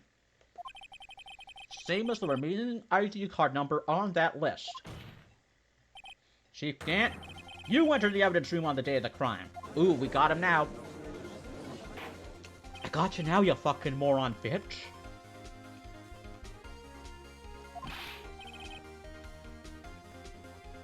Chief Gant, what do you have to say? Oobala boobala boobala. Sorry. Nothing. The defense's search of my office was in violation of regulations. Yeah, well, I had a warrant. I don't like your attitude. And I demand Mr. Wright be punished to the maximum extent of the law. I had a warrant to search your office, signed by these nuts. But right now, this court demands an explanation from you about the use of this ID card. Chief got, so you admit it. You entered the evidence room. On the day of the crime? What about it? I'm chief of police. Whether it's the evidence room or the bathroom, what's the difference? You piss in the evidence room? I can go anywhere I want. I can shit anywhere I want. Tell me. When you entered the room, were you alone? I always go to the bathroom alone, as I do with the evidence room. Detective Gooden wouldn't have happened to be with you that day, would he? Of course not. Why would he be? I hadn't seen him in days.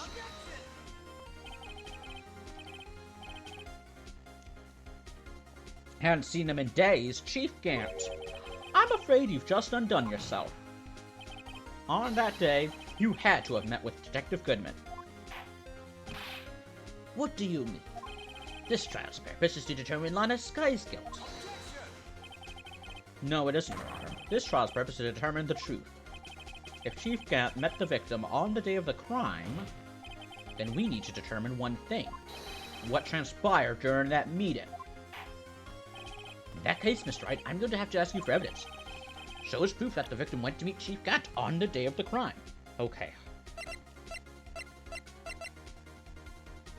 Well, it's not that. Maybe it was. SL9.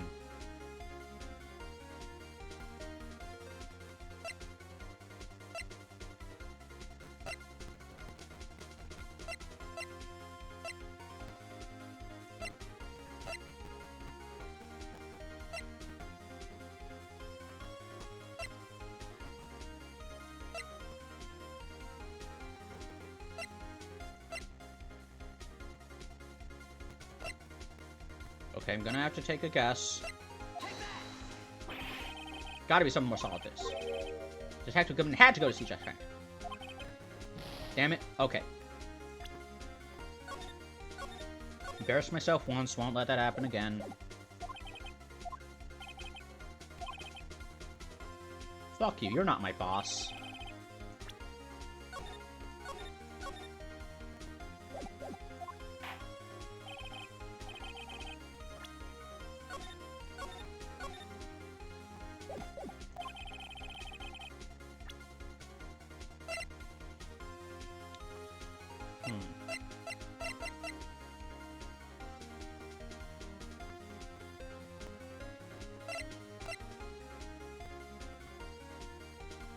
Ow.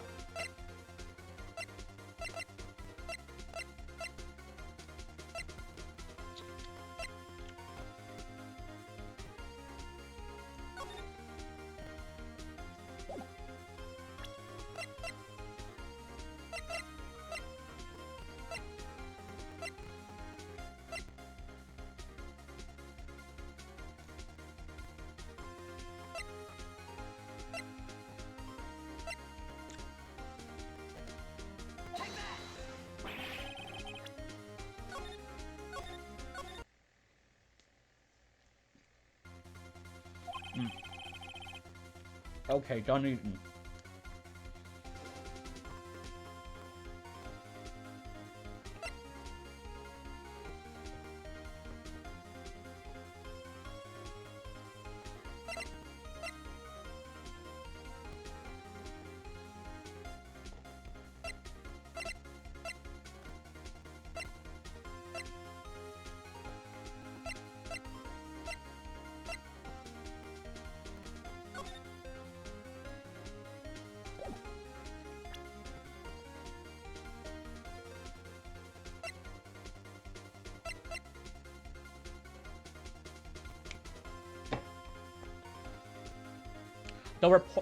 The report for his missing ID card. It can only be submitted to the chief of police.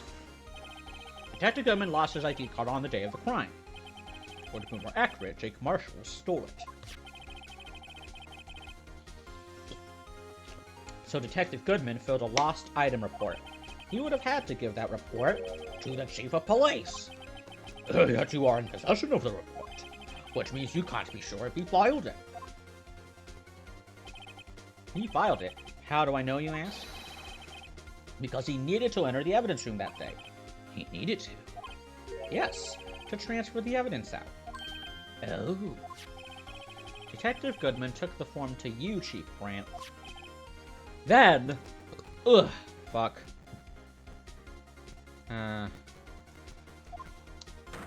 You accompanied the detective to the evidence room. I accompanied him? There's no other way the murderer and Detective Goodman could have entered the room. Hold on, let me guess what you're going to say next. I, the chief of police, murdered poor Goodman. Exactly. But wait, the chief didn't necessarily need to accompany him to the evidence room. He could have just lent him his ID card. Yes. Now that you mention it, I believe I might have done something of the sort. Sorry, but that's not possible. According to the record, your card was only used once. Yet you showed us your ID card earlier. If you had really lent it to Detective Goodman, it would have been found on his body. No! Chief Gant, you didn't. The murder was most likely a spur-of-the-moment crime, for no one in their right mind would choose the police department as a place to commit murder. After the murder, you contacted Lana at the prosecutor's office. Why? To dispose of Detective Goodman's body, of course. You're forgetting, Mr. Wright, that the victim's body was discovered in the prosecutor's office parking lot. How did he manage to move it there? Car. I was at the police department the entire day, you know. And everyone's aware that Lana stayed at the prosecutor's office after the ceremony. Everyone except me, it seems. Still, you're the chief of police. You have an entire police force at your disposal. Oh, so you think I just ordered an officer to do it? Hey, you take this here dead body over to the prosecutor's office. I don't think so. Chief Gant, you left all the evidence we need to prove how you moved the body to the prosecutor's office. And all this time I thought it was a useless clue just taking up space. How could the chief have moved the body? Mr. Wright, show us this evidence. To move the victim's body, Chief Gant used this. Screwdriver. This is how I moved Detective Goodman's body. What's that? A screwdriver? But what does that have to do with this case? Mr. Edgeworth, think back to the day of the crime. What is this screwdriver doing here? It's here because... I was asked to go, by Chief Gant no less. He told me he wanted to keep it here in the prosecutor's office. In any case, on the day of the stabbings, I brought this back here. After the ceremony ended that day, I didn't plan to return to the prosecutor's office. But you did because Chief Gant asked you to. You mean I. The body was found in the trunk of Mr. Edgeworth's car. I think it's obvious what happened. The body was moved by that car. Detective Goodman's body was carried in the trunk of Mr. Edgeworth's car. Yes, unless of course you have another explanation, Chief. Why else would you have asked Mr. Edgeworth to transfer evidence from a closed case? There's only one plausible explanation. To transport the body to your accomplice, Miss Lana Skye.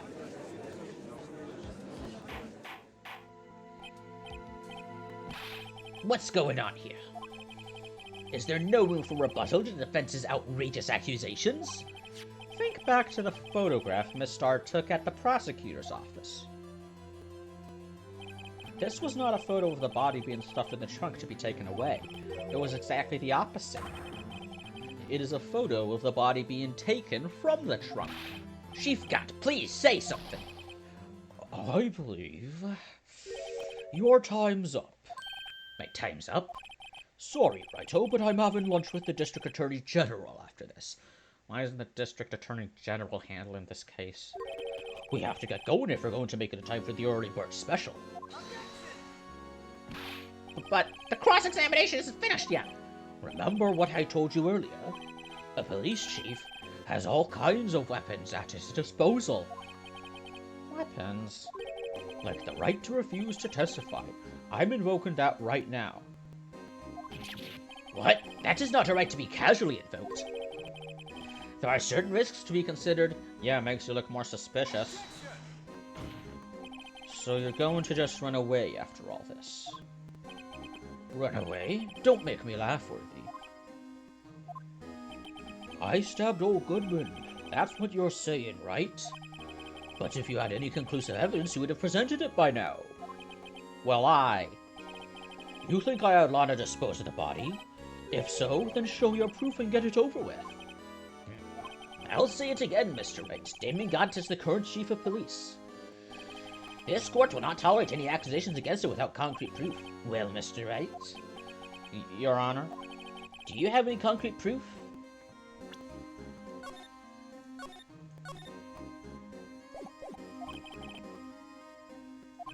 Do I have any concrete proof?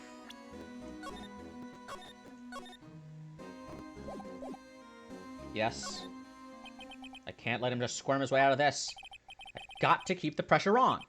Yes, Your Honor, I do have such evidence. Then please, hurry up and present it.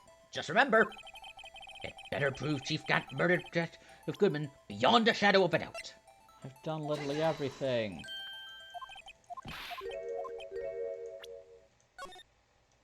You know what? Let me try something, because maybe...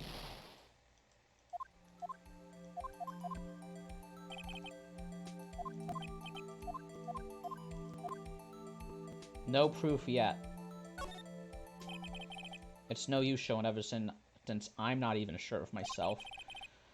No, Your Honor. At present, I have no conclusive proof. See, Yoshi?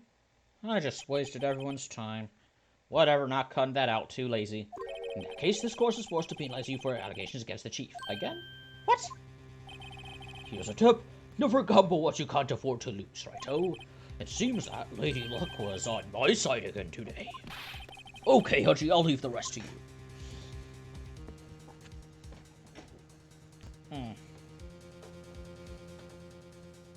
I warned you earlier, Mr. Wright.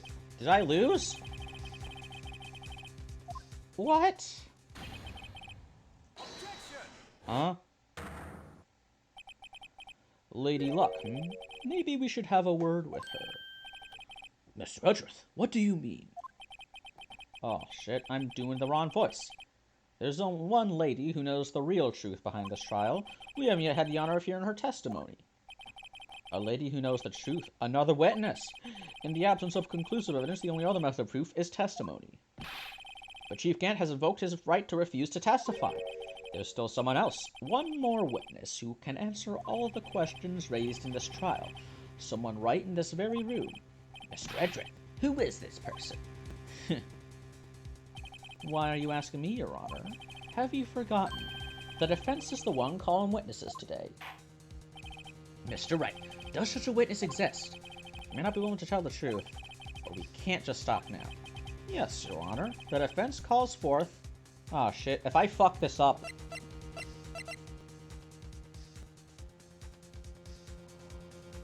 You're our only hope. The defendant?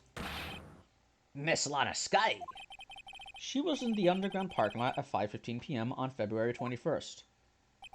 Her task to dispose of the victim's body, in accordance with a certain someone's orders.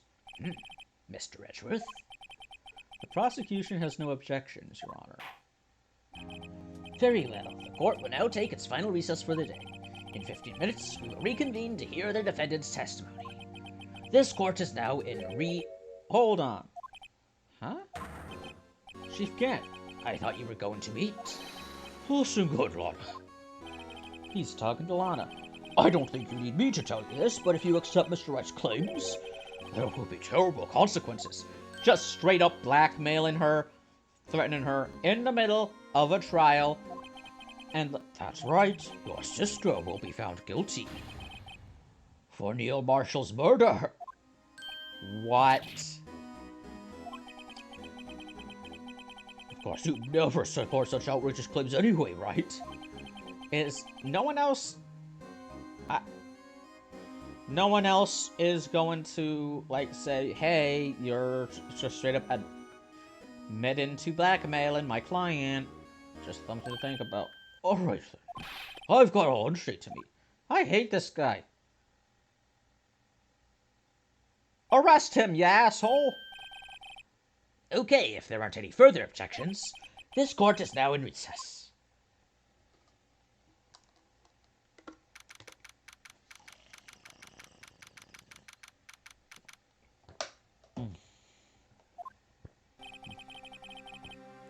Looks like we managed to stay in the game. Yeah, thanks to your help, Edgeworth. You want to work for me? You want to join my firm? Chief, he's something else, eh, pals? Detective Gumshoe! I'm not a detective anymore. Oh yeah, sorry about that. Don't worry, I've already decided where to work now. At your office!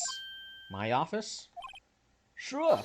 I'll take the place of that top-knotted girl you used to work with. Oh, please do. That would be so funny to watch. Gumshoe as Phoenix's counsel. Could he mean Maya? Man, if she were here. Still, looks like we're all out of moves now.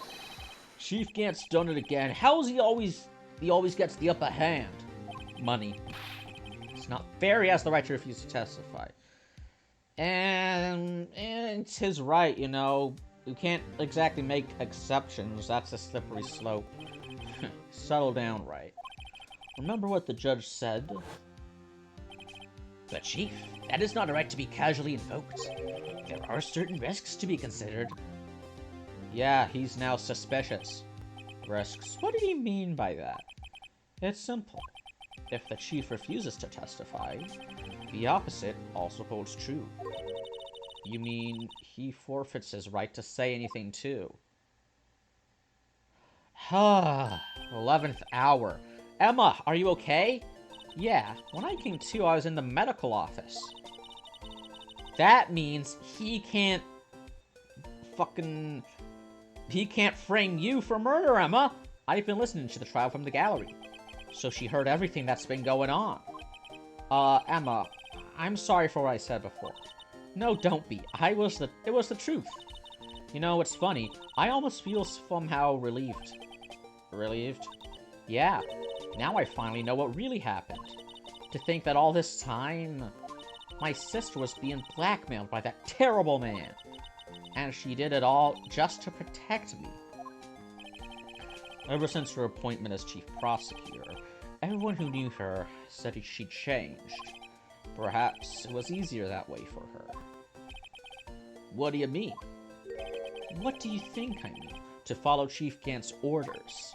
She must have shut herself up deep inside, to force herself to do anything and everything the chief told her to do. That must be why she became so cold. It was all my fault. It's all because I murdered Mr. Marshall. Hey, don't go blaming yourself now. If you want to blame anyone, blame society, pal! We live in a society!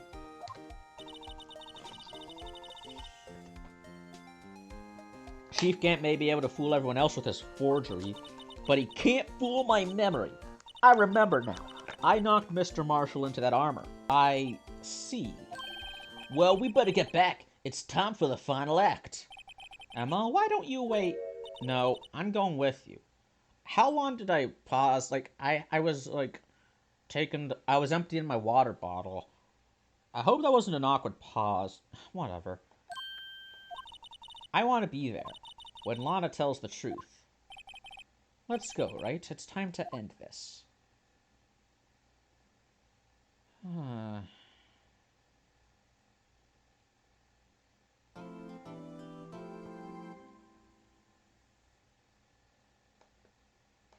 This might be a good opportunity to do a thing. Hold on, it's gonna be very risky. Yay! Okay, remember when I said that I wouldn't cut out those parts where I don't say anything? I lied. I did manage to cut out those parts, and I saved it and I saved the edited uh, recording under the name of the original recording, except it wouldn't let me do that, so I just added a parenthesized 1 at the end of it. I am smart.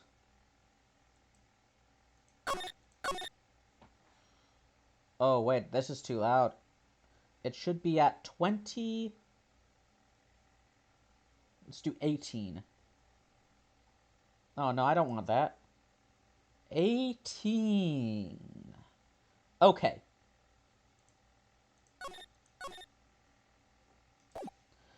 Hopefully this is it.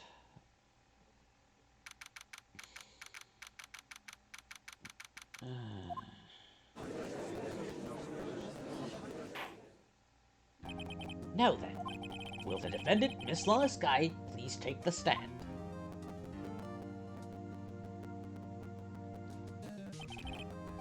Miss Lana Sky, you are the chief prosecutor. I'm sure you're aware of what is required of you. But Mr. Edgeworth, you already know everything. You know all that I've done these past 2 years. So he knows that you would never kill a man. Please provide the court with your testimony, Miss Sky. And remember, you are under oath. We want to hear the truth. Of course, the truth. Lana, no matter what happens, I'll always be your sister. Now then, your testimony, if you will. First, tell us about your relationship with Chief Gant. Everything hinges on your testimony. You're the only chance we have to get Gant. The Fabrica from... I worked alongside Gant for years. There is no truth to this blackmail theory. I fabricated the evidence 2 years ago all by myself. When I found Prosecutor Marshall's body, I rearranged the crime scene. My only motivation was to get Dark convicted. It had nothing to do with Emma. Okay, I can poke holes in that testimonial. Are you sure about this testimony? Your Honor, I'm confessing to a capital offense. Of course I'm sure. But Lana, if this is true, that means Chief Gant said in court, on record, that if Lana told everyone about the blackmail, he would, hurt Emma. Like, how is that not a confession? Kangaroo-ass court. So I've been telling you from the beginning. You know what, this court doesn't even, deserve to be called. It's not even worthy of the title Kangaroo Court. It's a fucking Bandicoot Court. It's not even the best marsupial. It's a completely different marsupial. That's what I've been telling you from the beginning. Please, Mr. Wright, you've got to help her. She's sacrificing herself because of me. But what if she's telling the truth? She's not. I know my own sister. Again, is she reading your mind? Or maybe he's just whispering. I don't know. Whenever she speaks stiff like that, she's hiding something inside. Deep down, she's really screaming in agony. Yeah, this is no time to start second-guessing myself. The defense may now begin its cross-examination. Okay.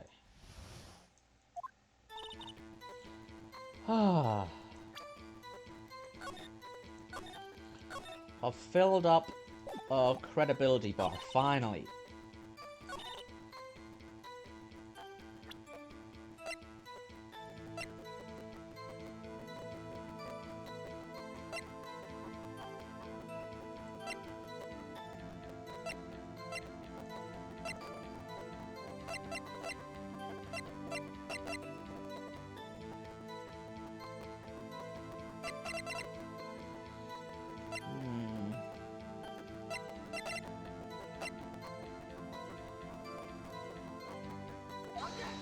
No, that ain't it.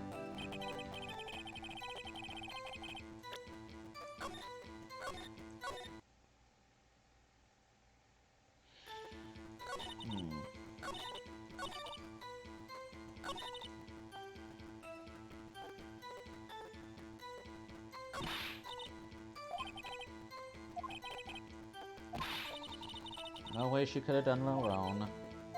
So I guess I just gotta press.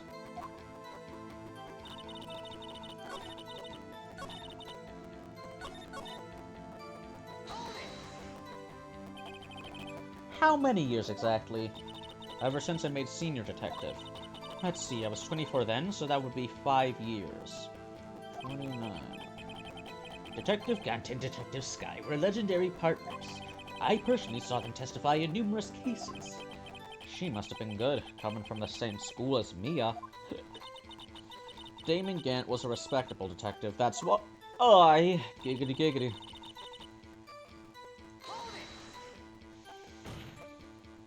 But think about it, Miss Sky. You didn't murder Detective Goodman. You told me as much yesterday in jail. You still don't get it, do you, Mr. Wright? Any testimony you cannot present in court is as useless as idle gossip. Surely that guard that was there could have testified. He heard the whole thing. And surely there's a security camera. I know there's a security camera in the detention center when you're visiting a prisoner. I stabbed Detective Goodman with a knife. And I fabricated the evidence 2 years ago all by myself. Did you do so to help your sister? Joe Dark was a serial killer. My sister almost became his last victim that day. I didn't want that incident to ruin her life. Technically the truth, but what she did was justifiable self-defense. She wouldn't have been charged with anything. Yeah, that's not the point. She was traumatized that day, all because of that creep. That's why I couldn't forgive him. Lana. So that's why you fabricated the evidence 2 years ago? When I found Prosecutor Marshall's body, I rearranged the crime scene. You say you did this all by yourself? Yes. Would you mind telling us what you found when you arrived at the crime scene? It seems I was the first person to discover the scene. The broken prosecutor award knife was stuck in the victim's body. That's a switchblade, honey. What? Well, Prosecutor Marshall died from an unfortunate accident. That's only a situation you dreamed was possible. It's only a situation you dreamed was possible. Okay. The reality is, it wasn't my sister who took the prosecutor's life. Fantasize all you want, Mr. Wright, but I'll never change this statement. You mean Prosecutor Marshall wound up being killed by Dark? Something like that. If that is so, what happened to the other murder weapon? Dark was carrying a switchblade knife. Oh, that was lying on the floor a little distance away. It was probably knocked away in the struggle. That's not how it went down. She's trying to cover up her lies with more lies. All just to protect me. So when you found the scene like this, what did you do?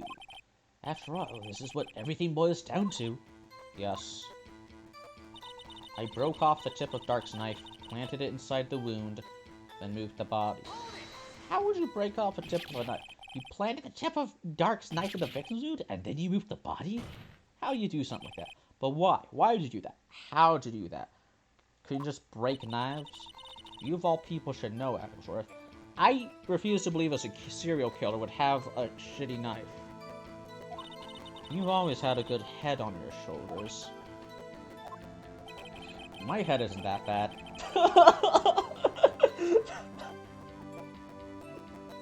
Phrasing, Phoenix, right? Phrasing. My head isn't that bad.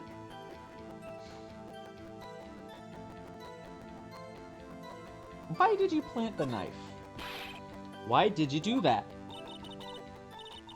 Come now, Mr. Wright. Even you should be able to figure it out. Very well, let's add this to the witness's testimony. In the start of the next game, Phoenix asks Maya, "Hey Maya, do you think I give good head? Do you think what do you think? How would you rate my head game?"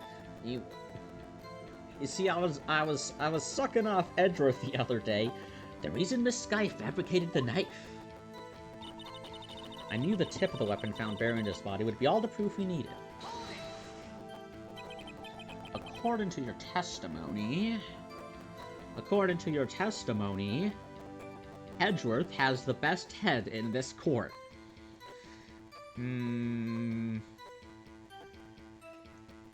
Okay, no more talking about head.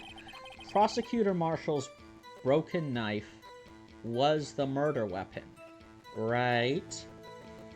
Wrong. Yes, and leaving it at that point might okay. Leaving it at that might point the blame away from Dark. I felt the most effective way to get him convicted would be by having the tip of his knife found inside the victim's body. So you buried it inside the victim's stab wound? Yes, because I hated Dark for what he did. My only motivation was to get Dark convicted. It had nothing to do with Emma. So you rearranged the crime scene. Are you sure you didn't do this to keep Emma from looking like the murderer? How many times do I have to tell you, Mr. Wright? Emma didn't do it, period. Are you so desperate to hide that fact that you're willing to risk a death sentence? She's lying. She did it so I wouldn't be blamed for what happened. Might not get a death sentence if she just takes a plea bargain. In any case, as a prosecutor, what I've done is unpardonable. There's nothing I can do to make up for my actions. Mr. Wright, my sister's... Yep. Like, if Lana is telling the truth, and Dark really did kill, Neil Marshall, then why would she have to fabricate evidence? Gosh, get Lana to talk more. I've already pressed her on everything. Shit. Oh my... Wait a minute. I have proof that it did have something to do with Emma.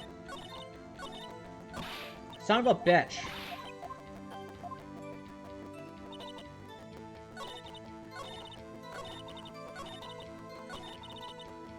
Nothing to do with Emma. I have proof of the contrary. Damn it.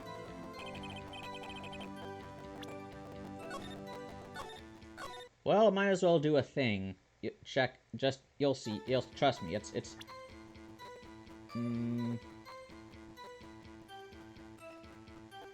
what's the text box transparency? Why can't I change the text speed?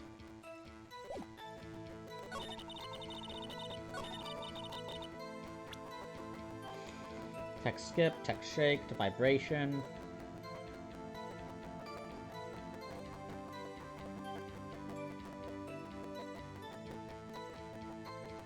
Guess it's not here. Okay. Was it this one?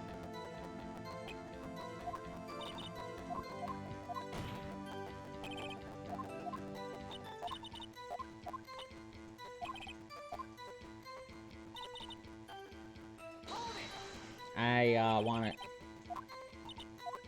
Okay, here we go.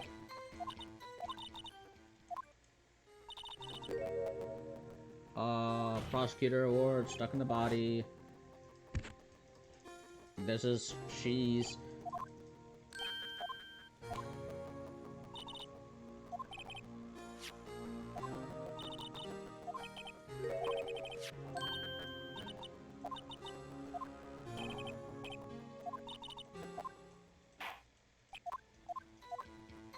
Which one? Okay, this was a hit, right? Okay, here we go. I don't know why I can't.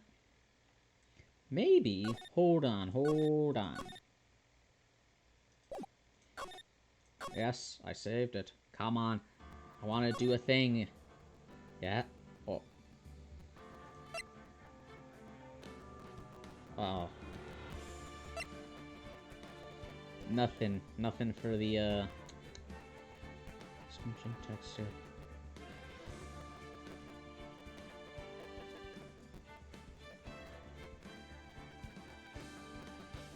Well, worth a shot. I can't change the text speed.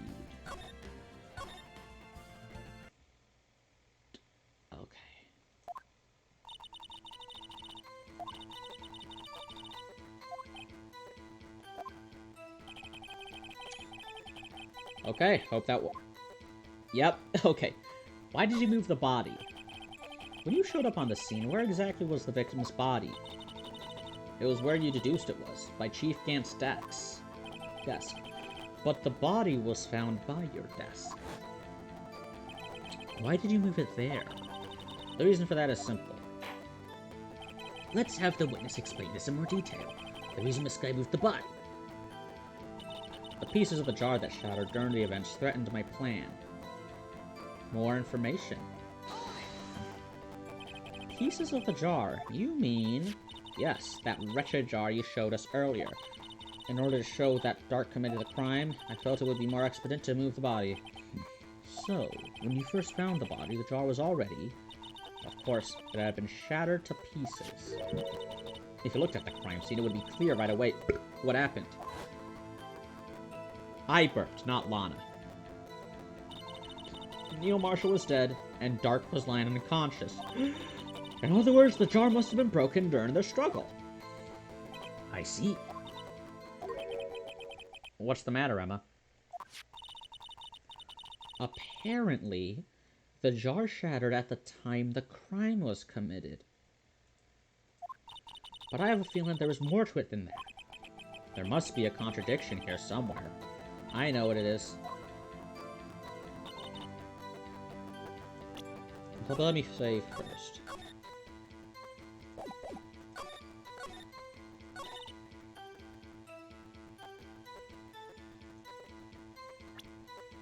Maybe I can disprove the statement about the jar with the jar.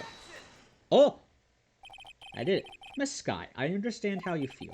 You committed that crime 2 years ago to protect your sister. I mean, tampering with evidence is a crime. Tampering with a crime scene is a crime. You mean the forgery at the scene where Neil Marshall was murdered? If that truth were to be exposed now, the past 2 years of your life will have been in vain. Even so, I am compelled to bring to everyone's attention a significant contradiction within your testimony. A contradiction in my testimony? Don't call it testimony, it's a confession at this point.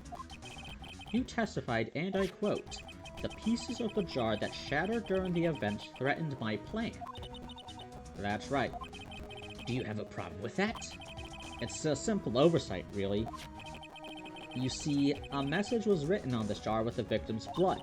Also, my head is better than Edgeworth's. Okay, I give better head than Edgeworth's. Okay, that's the last head joke I'm making. Yes, the prosecutor must have written it in his final moments. Exactly so.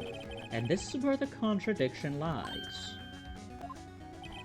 In order for the victim to be able to write his message on the jar, it must not yet have been broken before he died. Ah. He couldn't have written down his name on a shattered jar. What up? What up? Your Honor, it would appear more information is needed in regard to this jar and its bloody message. We may be missing something critical here. Something critical. Chief Prosecutor, it seems you're as in the dark as we are about the truth towards which we're headed. What? Just tell us exactly what you saw. We'll piece together the information to arrive at the truth. Very well. The witness may now continue her testimony. Jar, message in blood. I immediately noticed the blood traces on the jar, but it was dark in the room and I didn't have time to check it out. To be safe, I wiped away the blood. The fragments were large, so I'm sure I got them all. All I could think about was wiping them clean before they were discovered. You mean you were the one who wiped away the message in blood? I wasn't chief prosecutor at the time. She didn't think Dark was the real murderer. That's why she tried to erase the real evidence. Very well. The defense may now begin its cross-examination. Although, honestly, to be fair to Lana, I don't think self-defense would actually have protected Emma, because people have almost... Because Phoenix's clients have almost gotten life in prison over less.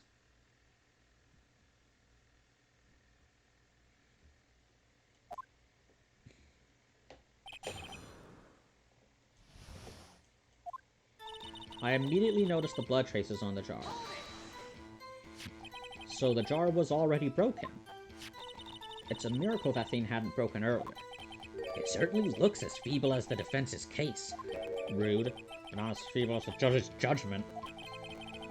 You were an ace detective who never missed a detail. Do you really expect us to believe you didn't investigate what was written on the jar pieces?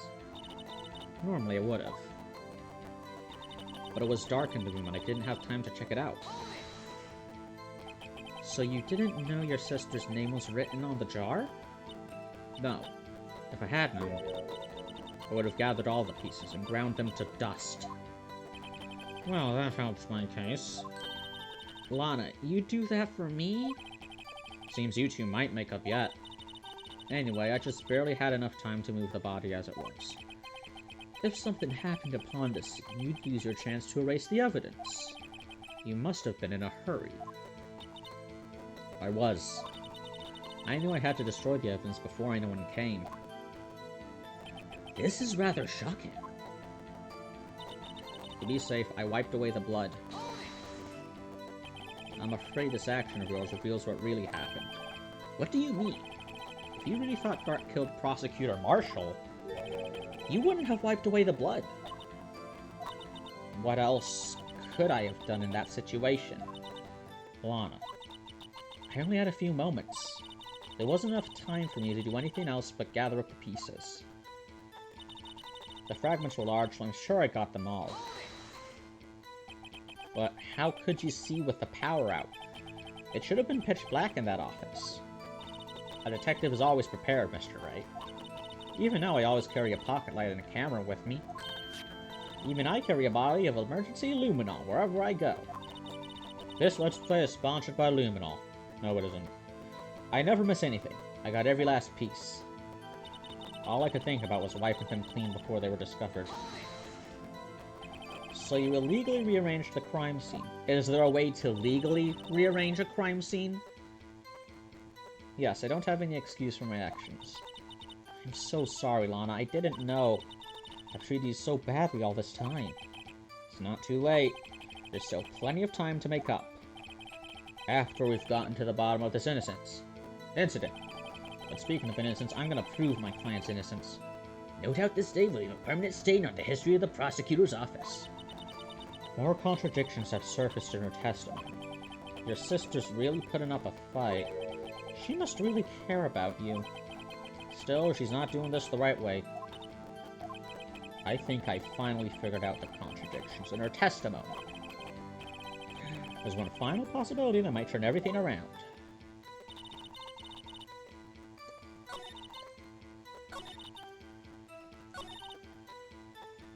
I'm sure... Oh, come on, I pressed the...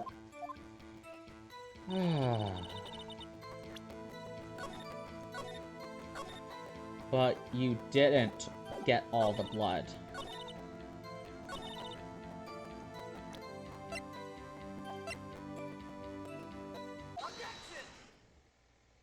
Miss Sky, I believe this jar conceals a truth even you were unaware of. What? We found the final piece of this jar in Chief Gant's safe. In the Chief's safe? But how? I knew it. She really didn't know. There's something even more disturbing about that final piece. There was... still blood on it. But the witness just testified that she gathered every last piece and then wiped the blood off of them. Yes, which leaves us with only one explanation. On the night Prosecutor Marshall was murdered, you were not the first one to show up on the scene. Chief Gant got there before you. But couldn't the defendant have simply missed a piece? This is a detective we're talking about. I'm afraid that's unlikely. The pieces are too big for anyone to miss, let alone an ace detective. That may well be, but everyone makes mistakes. Even I once wasted an entire day looking for my dentures. They were in my mouth a lot. Huh, can you believe that? You wear dentures? That's an image I'm never gonna get rid of. I never wanted that image in my mind, Your Honor. Have you forgotten, Your Honor? When this witness arrived at the scene, the jar was already broken. Oh, that.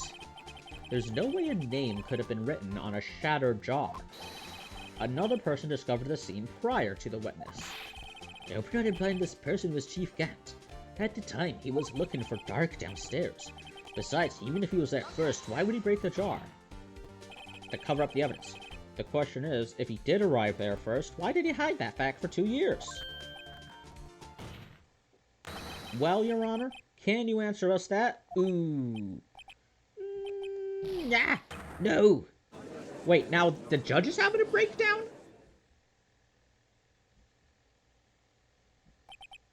Wait, I'm not the one on trial here. Damon Gant arrived at the scene prior to the witness. Kangaroo Court, like I'm telling you. Marsupial Court. He proceeded to break the jar and purposefully hid one of the broken pieces. Question. What is this action called? Fabrication of evidence. Well, it's not fabricating, more like he's just hiding legitimate evidence. But why would Chief Gant do that?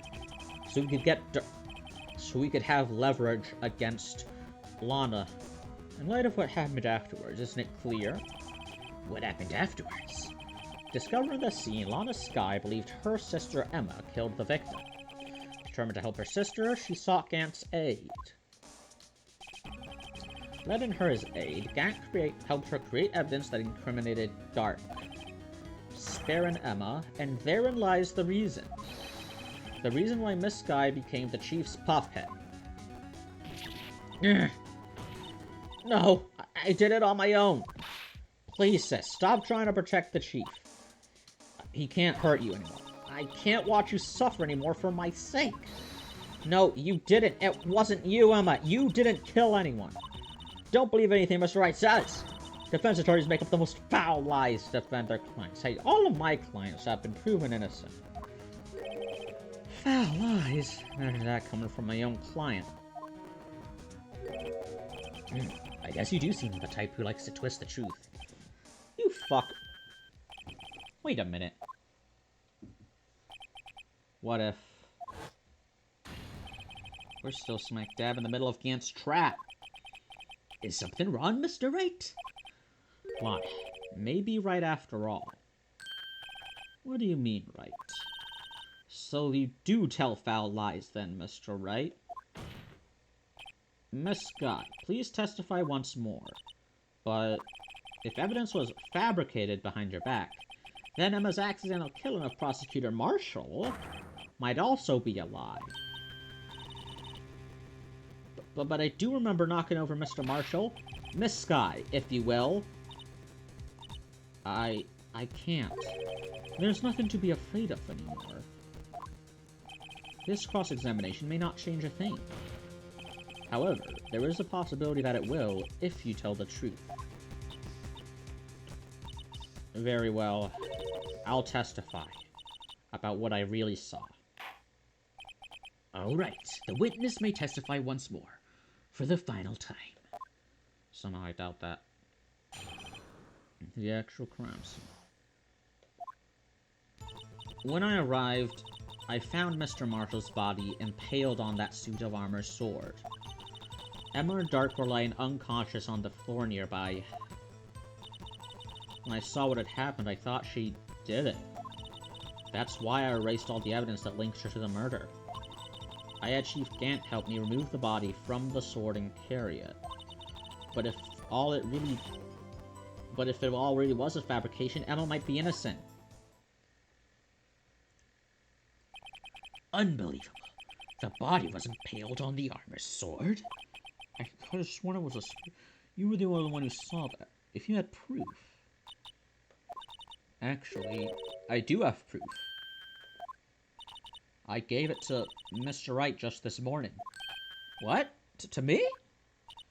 It's a picture I took of the crime scene as I encountered it. I thought it might be needed. But I don't remember receiving a picture like that. Lana must have known. See, Mr. Wright? She really does have faith in you. Very well, Mr. Wright. Please present this picture. I don't remember receiving any pictures from Lana. Lana said she gave it to you this morning, right? I seem to remember getting something from her then. Let's check that evidence again. There must be a picture in there somewhere. Which picture was given to me by Lana?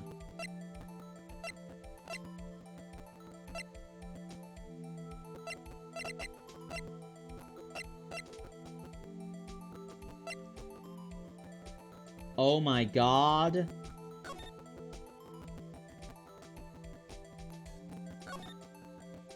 Copyright. Oh. It was in the book. Take a look. It's in a book. Evidence law.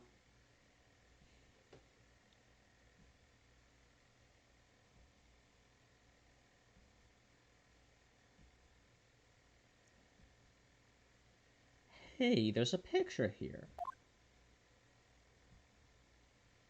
Phoenix. What? Lana and Emma Sky. I can go twice as I take a look. It's in a book. Evidence law. Oh my. This is the actual crime scene. No other detective saw the crime scene like this. Because I contacted Criminal Affairs only after I had rearranged everything. Gasp! Mr. Wright! That piece cut out from his vest. Could that be the cloth we found inside Chief Gant's safe? What's this?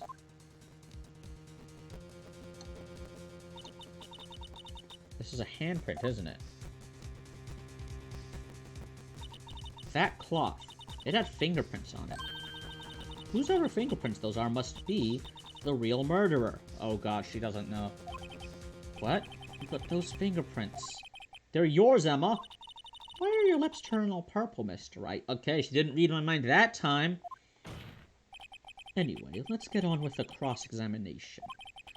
So long as you tell the truth, we should be able to flesh out the real murderer. Very well, the defense may now begin its cross-examination. I know it's gotta be the photo that I gotta present. What? No! Come now, Ajib. This is the poorest excuse for a trial I've ever seen. Chief Gant. What, now you want to make me out as the bad guy too? If so, I'd like to put a word or two in my defense. I'm afraid it's too late for that. What? You already declined to testify. That means you forfeited your right to make statements of any sort. Ooh, right to remain silent means you have to keep silent. This must be that risk we were talking about earlier. Double-edged sword. Just sit back, relax. Sit back, relax, and enjoy the sound of the noose tighten around your own neck.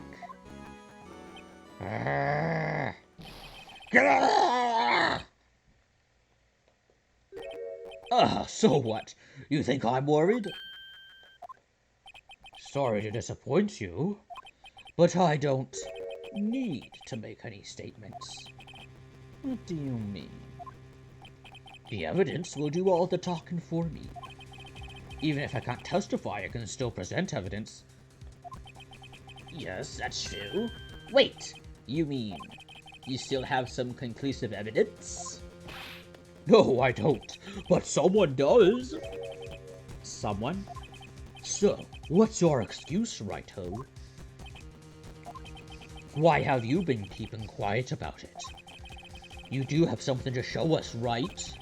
Something that proves who knocked over Neil Marshall, causing his death.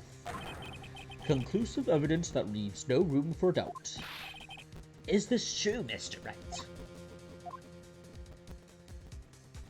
If I show that piece of evidence now, I'm sure to be made out as the murderer.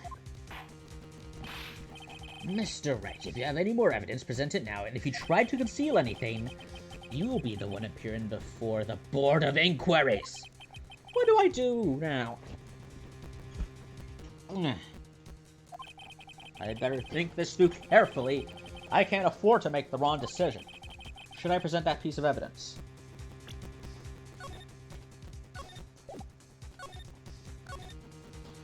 Come on, baby.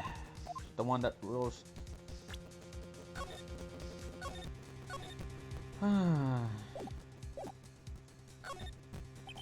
Yes, Your Honor.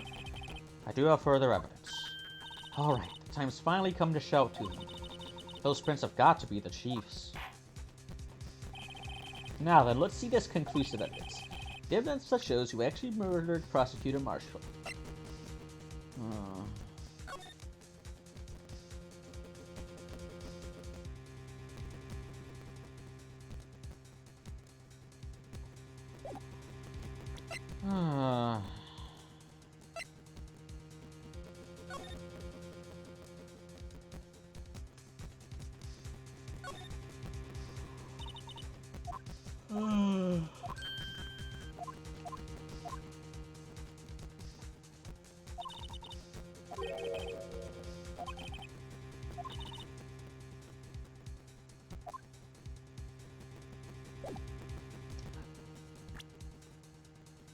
Emma wouldn't just happen to have an oily hand that day.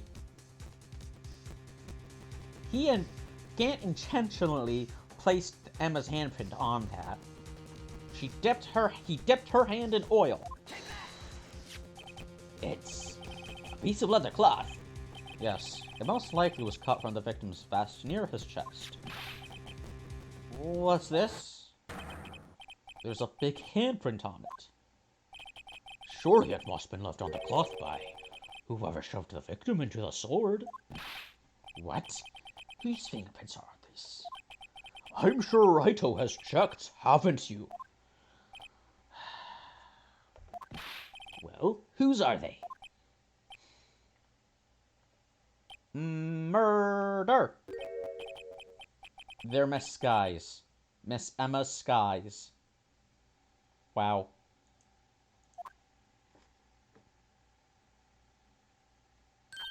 What? They're mine? So I really did do it. See? I told you it was conclusive. Oh, thank God. But this was found in your safe. That means it's possible you forged it. I don't know what you're talking about. I don't remember any cloth in my safe. Do you really expect me to believe that? But give it up, Mr. Wright. It's over. You shouldn't have presented that. By presenting that evidence, you tied Emma Sky to Neil Marshall's death. No! It appears we have our killer. No! No! Did I lose?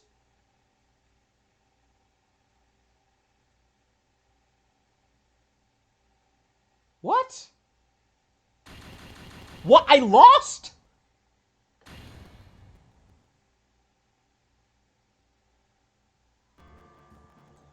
I lost. Okay, so, don't show the evidence. Your Honor, I don't have any evidence I can present at this point in time. Hell yeah, perjury! What? You lie! Chief Gant? You opened my safe. I know you took what was inside. The conclusive evidence. I don't know what you're talking about. Ah, clever, Phoenix. Get him to confess to hiding the evidence. Mr. Wright, why don't you show them? We found it together. Oh, I see. It's because you know the truth, don't you? You know whose fingerprints are on it. That's why you won't present it. What are you talking about, Chief Gant? Can't you figure it out? Take a good look at this picture. See the victim's vest? Notice anything odd about the chest area? It looks like part of it's been cut out for some reason. You mean you had this in your safe? What? That means you, the chief of police. have been concealing evidence. This is going to be the biggest scandal in the history of the police department.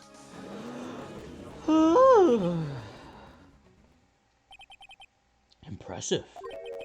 To be honest, I didn't think you had the gall, Righto. Well, I can't let you pin me up as the murderer. I'll tell you what really happened. What? You mean you admit to it?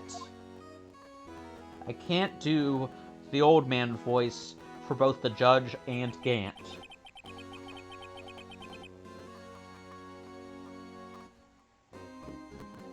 I was the first person to arrive at the crime scene that day. Then it occurred to me that I could use the situation to control Lana. So you really were manipulating her. I knew Lana. If I made it look like the blame lay with her sister, that's when she saw the scene, she would ask me for my aid. So you assisted Miss Guy. I told her to arrange all the evidence. I had her plant the knife tip in the victim's body and move the body across the room. And I ended up using that evidence to get Joe Dark convicted. He would have been convicted anyway. When I tampered with the crime scene, I hid 2 pieces of evidence. This was before Lana arrived at the scene, mind you. 2 pieces of evidence? You mean those items in your safe? But why? For insurance, of course. Insurance? I was sure my plan would work, but it's always best to be prepared for the worst. I wasn't about to let anyone blame me for a murder that girl committed. You mean you are calculating that far ahead while forging the evidence? What do you take me for, a fool? I didn't make police chief by dumb luck. See the straw fragment? Emma, you are the one. I hid the most eligible part of Emma's name. I didn't expect Lana to go and wipe the blood off all the pieces. But if you fabricated all the evidence, what's to say you didn't fabricate the message on this jar too? Some people just don't know when to quit, do they? That's why I kept one more item for insurance. You mean that piece of cloth? You could have also fabricated that. Come on, Wright, cough it up already. I know you have it. What are you waiting for, Mr. Wright? So you admit to it then, Chief Gant. That you were hiding the cloth you cut off the victim's chest in your safe? Yes, I admit it. I didn't want to have to do that, being a chief and all. But it's a lot better than being portrayed as a murderer. Well, then I guess it ain't. Well, Mr. Wright, what do you have to say for yourself?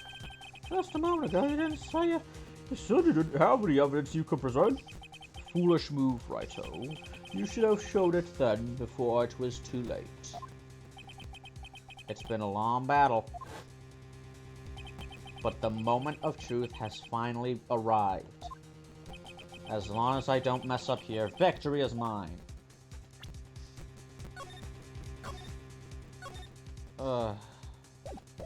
I refused to show the evidence last time, so maybe I have to show the evidence this time. Your Honor, I do have evidence to present now. Alright then, let's see this conclusive evidence. The evidence that shows you actually murdered Prosecutor Marshall.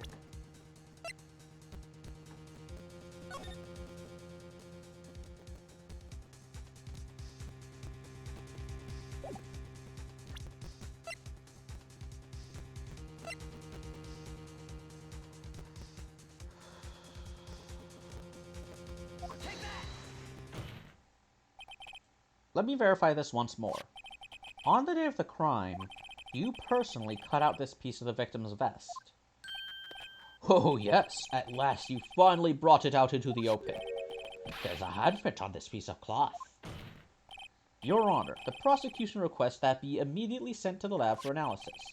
This handprint on the leather, there must have been a strong impact for it to be left so clearly. You mean? It could not have been forged. It must be authentic, conclusive evidence. You're as slow on the uptake as ever, Worthy. What? Think about it. Righto had all this time to present this evidence. yet he was reluctant to do so. Why would that be? You mean you already know? You know whose fingerprints are on that. Mr. Wright, do you really know? Whoever the fingerprints belong to must be the real murderer. Whose fingerprints are they? Very well. I'll tell you. Should be okay now. Everything's proceeding as predicted. The person whom these fingerprints belong to is...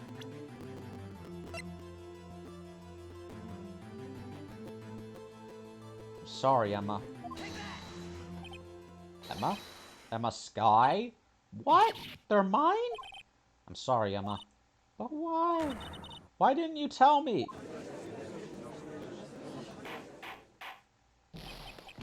Oh, you're really something, Righto.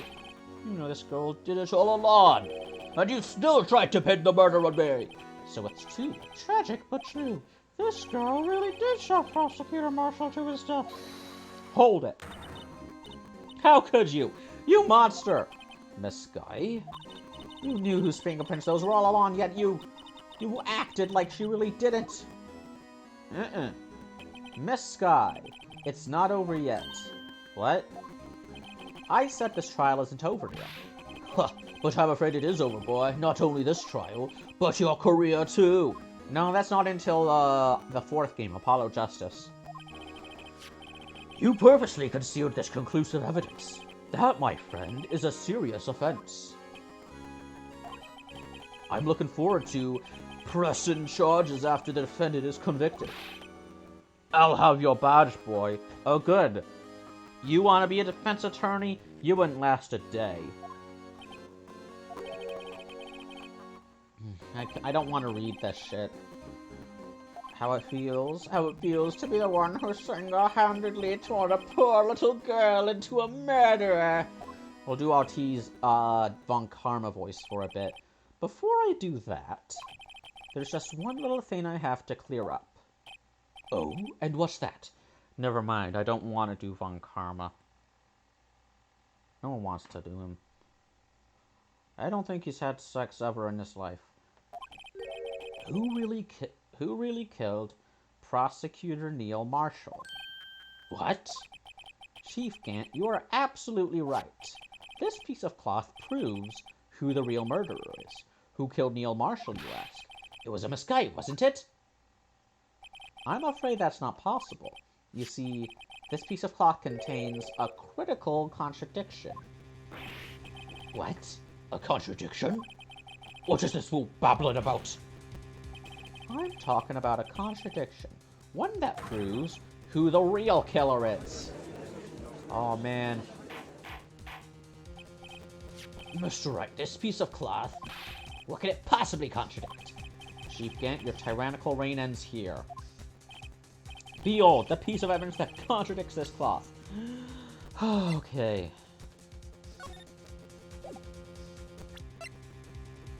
The cloth itself.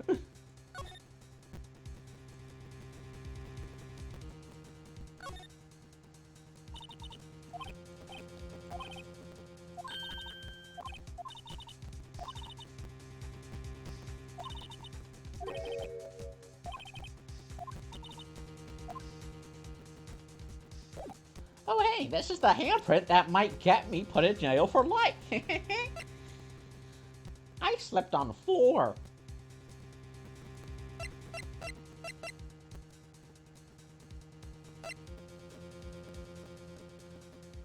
Emma...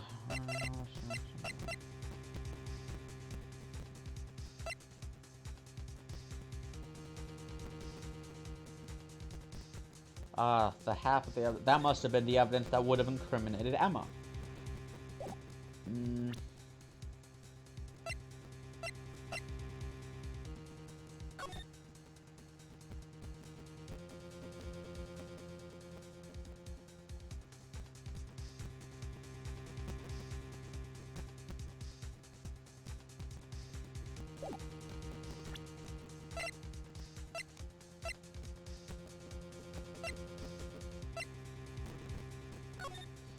I really don't...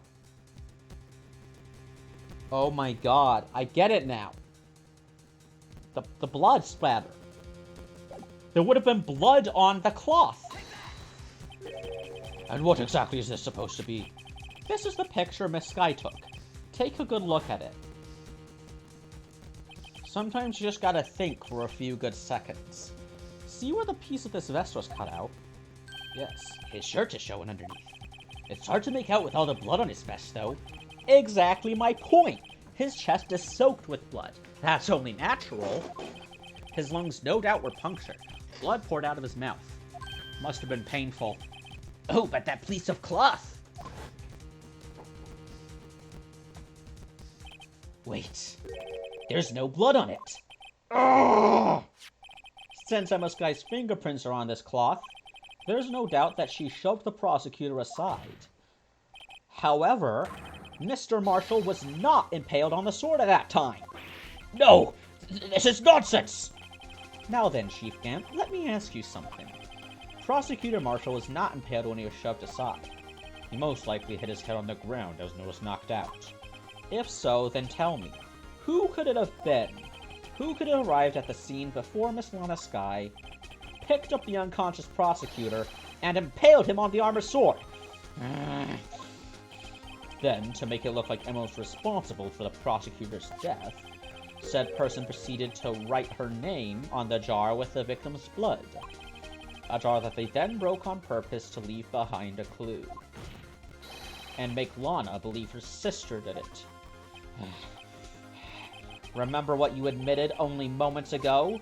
That you personally cut out this bloodless piece of the victim's vest? Ironic, isn't it? Through the very act of creating insurance, you proved that you were the actual murderer. No!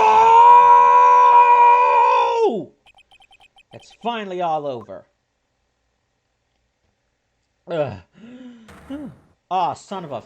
God...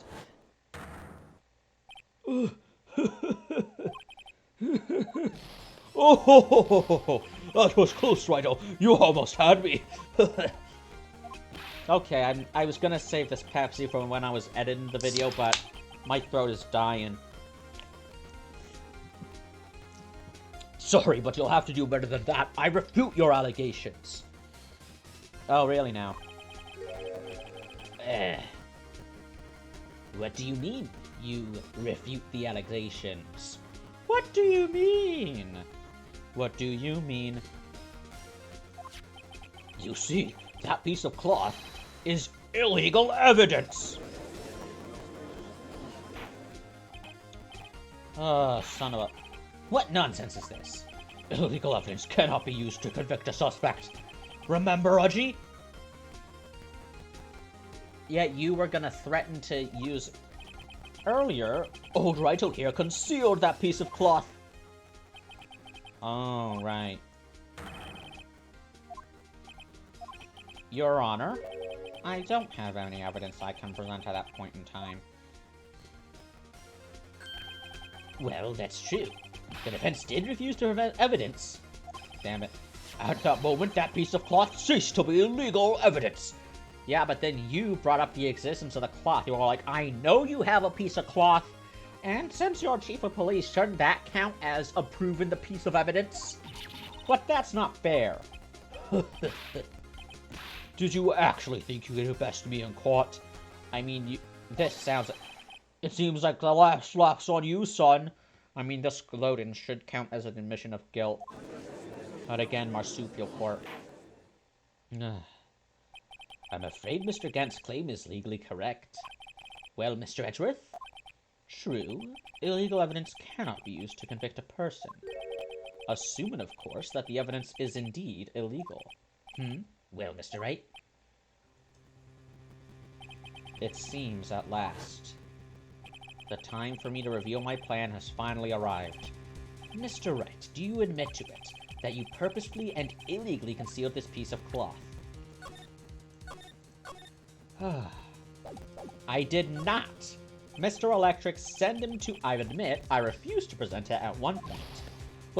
So the evidence is illegal. No, it isn't, Mr. Gant. I'm sorry. Did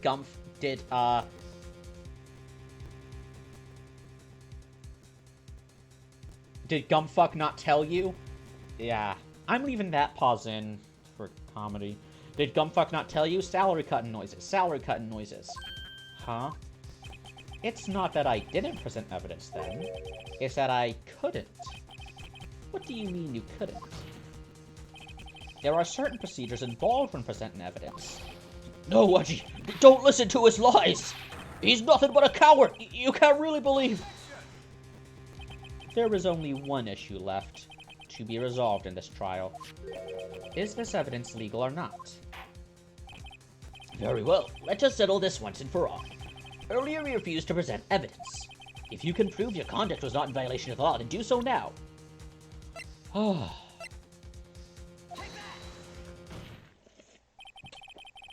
This is my proof, Your Honor.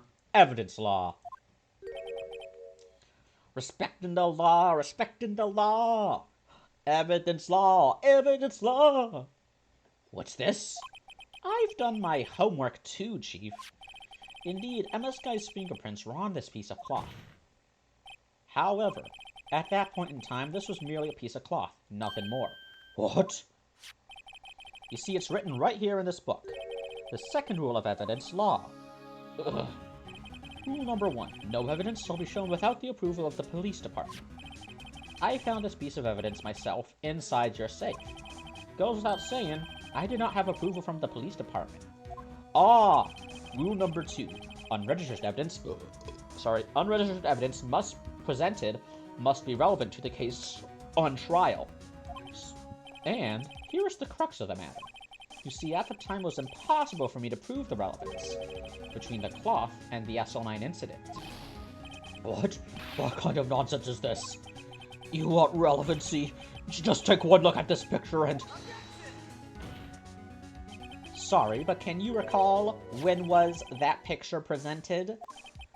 That was shown only a few moments ago. No, he's right. At the beginning of today's trial, that piece of cloth is still meaningless. The person who gave it value as evidence was you, Damon Gant. You dug your own grave. You yourself confessed to a certain truth. I was right! I was right! Let me verify this once more. On the day of the crime, you personally cut out this piece of the victim's vest. Oh, yes. That is you admitting that it's relevant. No! And also when you forced me to reveal the evidence after I denied having the evidence. I did deny that I have the evidence, but I didn't, refuse to present relevant evidence. That would have been a crime.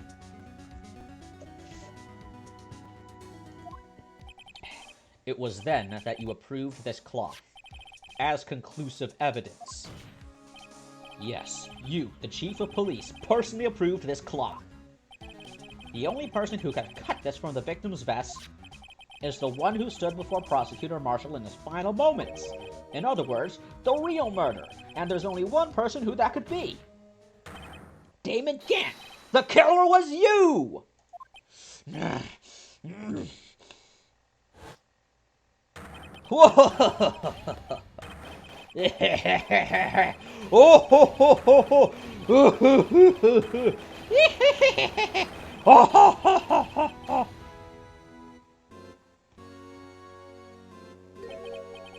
I knew I should have gotten rid of him. That good-for-nothing scum! For 2 years, he's been snooping around the department trying to get something on me! Crimes are being committed every day, yet he insisted on hounding me. Well, your crime wasn't exactly petty. He wanted to reinvestigate the case. He recruited Angel Star, then convinced Bruce Goodman. Detective Goodman? Yeah, that's right. If the evidence is transferred, I lose my only chance to find out the truth. Please, you've got to help me.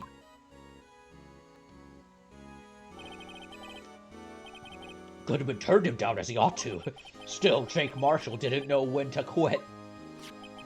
He stole Goodman's ID card and tried to take the evidence. Goodman came to me that day. He wanted to file a lost item report. I went with him to the evidence room. Then all of a sudden he decided to speak out. I'm gonna give him like a... What are you talking about, Goodman? Can you please reopen the investigation, Chief? I'm trying to give him a combo action. One more thing. Can you please reopen the investigation, Chief? We can't transfer the evidence out. There are too many questions left unanswered. True to his name, he was a good man. He opened his evidence locker, and he was taking his evidence out, he said. It's not too late. I'm gonna hand this all over to Marshall. Well, to be honest, I was a bit taken aback by his words. I had a bad feeling when he came to see me, but I never thought he'd bring up SL9. That's when I saw it. That accursed knife.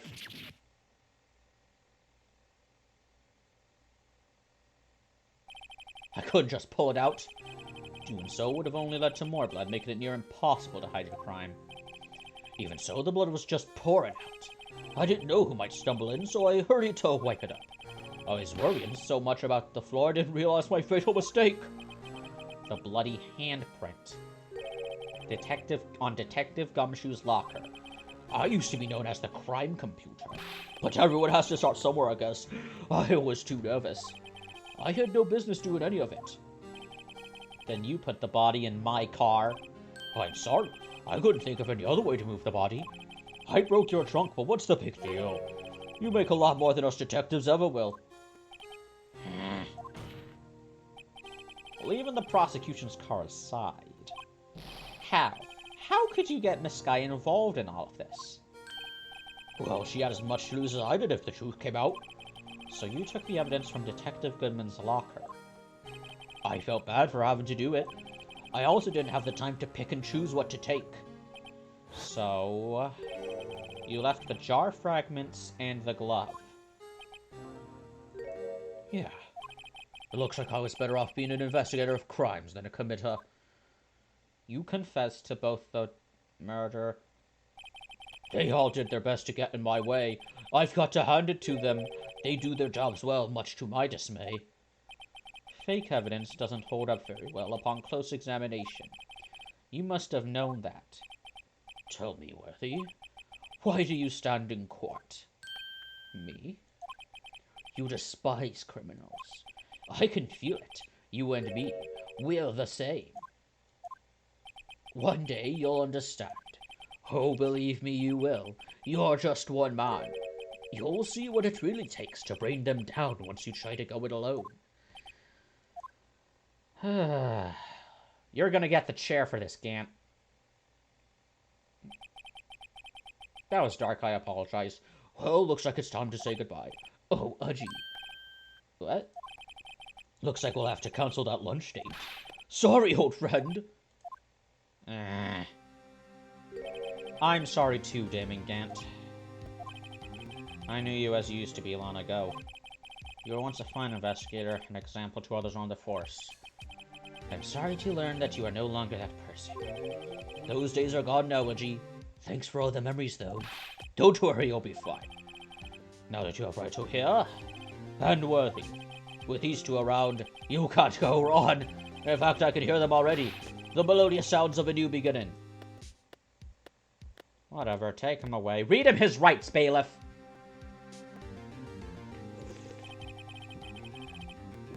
There are two things I want you to understand. Yes. First, your sister never hurt anyone. Second, Damon Gant betrayed you from the beginning. See, Miss Sky? You no longer have any reason to keep silent. He can't hurt you anymore. You're right. When this trial is over, I'll tell everything. All that I've done these past 2 years. From the time I had Gant help me forge evidence up until today. Well, I don't think you'll go to jail for that. At most, you might lose your badge. So, it seems all the questions raised in this trial have been answered.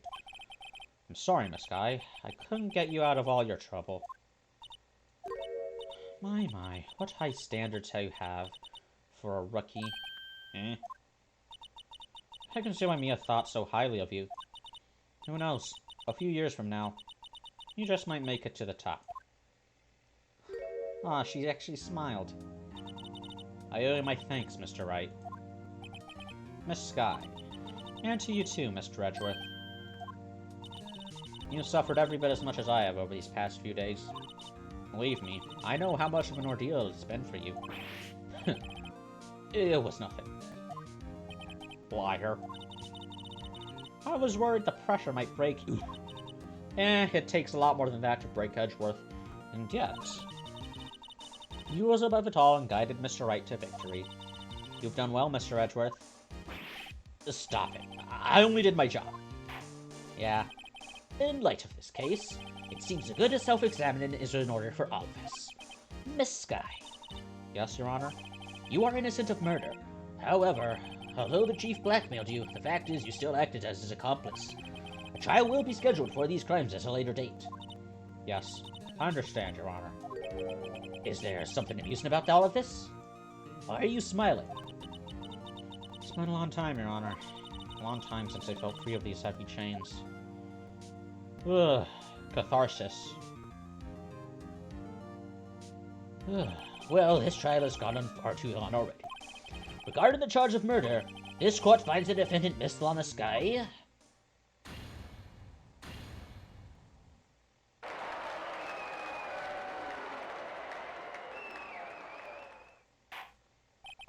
That is all. This court is adjourned.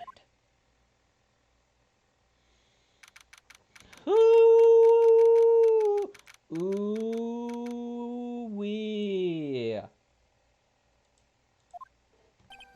At long last, it's finally over. Emma? Why the long face? I'm sorry your sister didn't get completely off the hook, but at least she wasn't convicted for a murder she didn't commit. Yeah. A temporary jail sentence and potentially losing her job is, way preferable to what they do to people who kill cops premeditated. No, that's not it. Just now after the trial ended, I can see why Mia Fey thought so highly of you. I know you might think, Mr. Wright. And to you, Mr. Edgeworth. You've suffered every bit as much as I have over these past few days. You've done well. Are you upset she didn't thank you? You know, I did my best too, but Mom didn't say a single word to me. Hope I'm not interrupting anything, pals. Comedy comes in threes.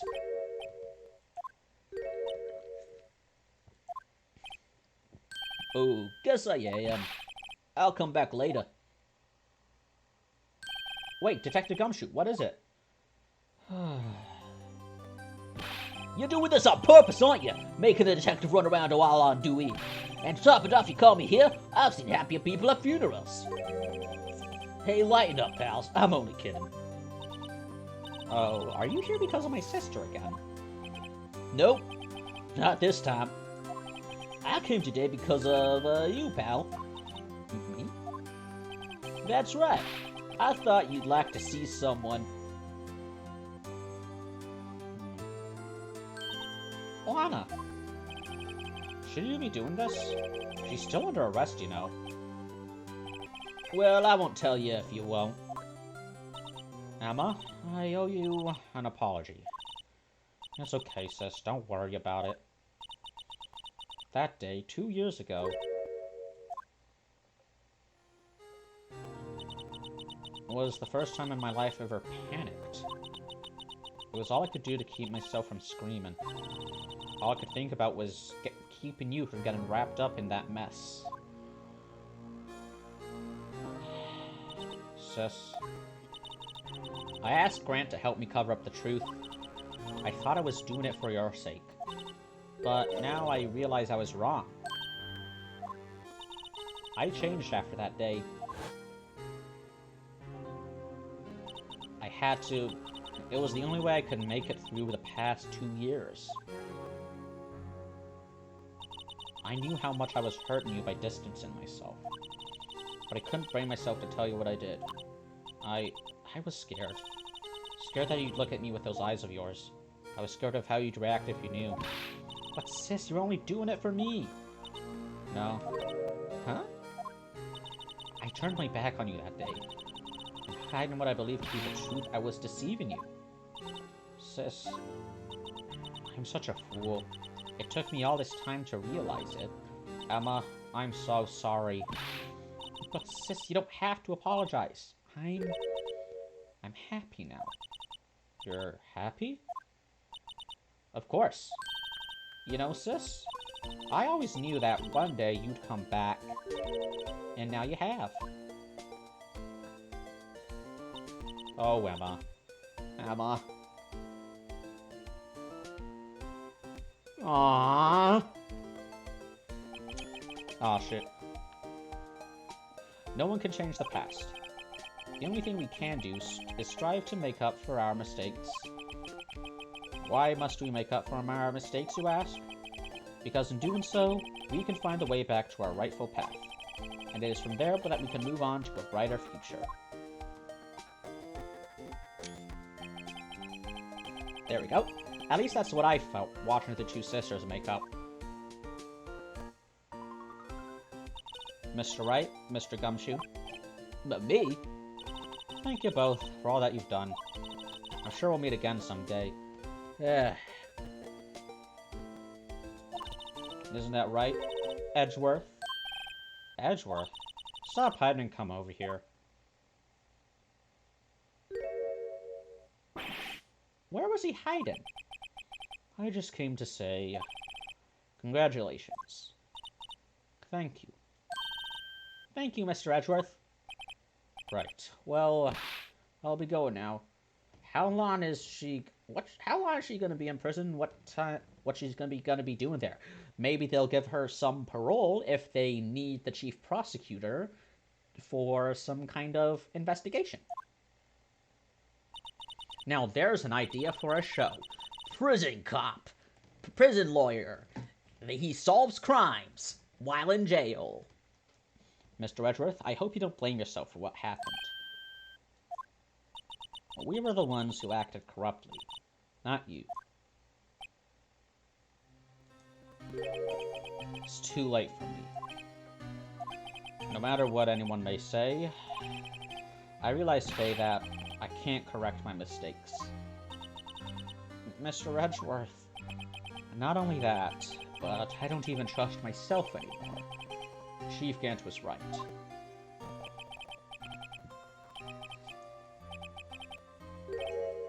I know what you are, entry boy. You like men, don't you? You like kissing.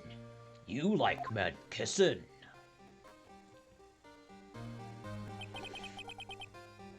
I do despise criminals. I plan to dedicate my entire life to fighting them. But in order to fight crime on my own, I'd need a weapon. It's scary, but I've known that to be true for quite some time now. But Edgeworth. Who knows, given enough time I might have tried to pull something like Chief Gant did. That thought terrifies me. That's why I can't continue on as a prosecutor. Edgeworth, don't you understand? Damien Gant and your mentor, Manfred von Karma, were both the best of the best when it came to fighting crime. But they both made the same mistake. You said in order to fight crime on my own, I'd need a weapon. That may be true, but think back to today's trial.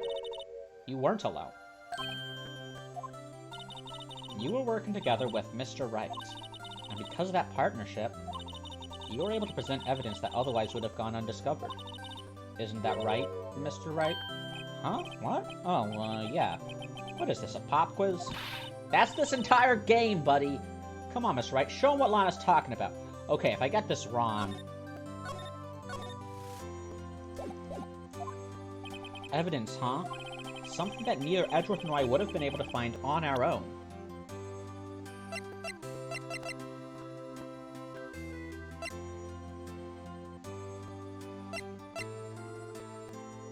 The evidence! He found one half out from the other half. That's the picture I drew! Our counterattack began with this. You had one half of the evidence list, and I had the other. Apart, we wouldn't have been able to completely restore Emma's picture. That didn't just happen by chance, Mr. Edgeworth. It's time for me to go. Mr. Edgeworth, if you'll excuse me, there are still some loose ends that need wrapping up. I know it probably wouldn't have worked due to time, but I really wish that this trial was adapted into the Ace Attorney anime. Take care, Chief Prosecutor. I mean, who knows? Maybe it was. I don't know. I haven't seen all the episodes. Edgeworth, what will you do now? Well, whatever you do, just remember. You can let what happened kill the prosecutor in you, or you can let it help you grow. In the end, it's up to you. I know. It seems I owe you my thanks too, Wright. What I face now is my problem. Edgeworth, I'll be waiting for you in court. Farewell. Man. I'd better be going too. Okay, but I'll be by to visit soon. Aww. It seems you both have a lot to learn, and catching up to do. Here, this is a little something for you. Scientific investigation? It's the first book I ever bought. Study it well. Thanks, sis. I will.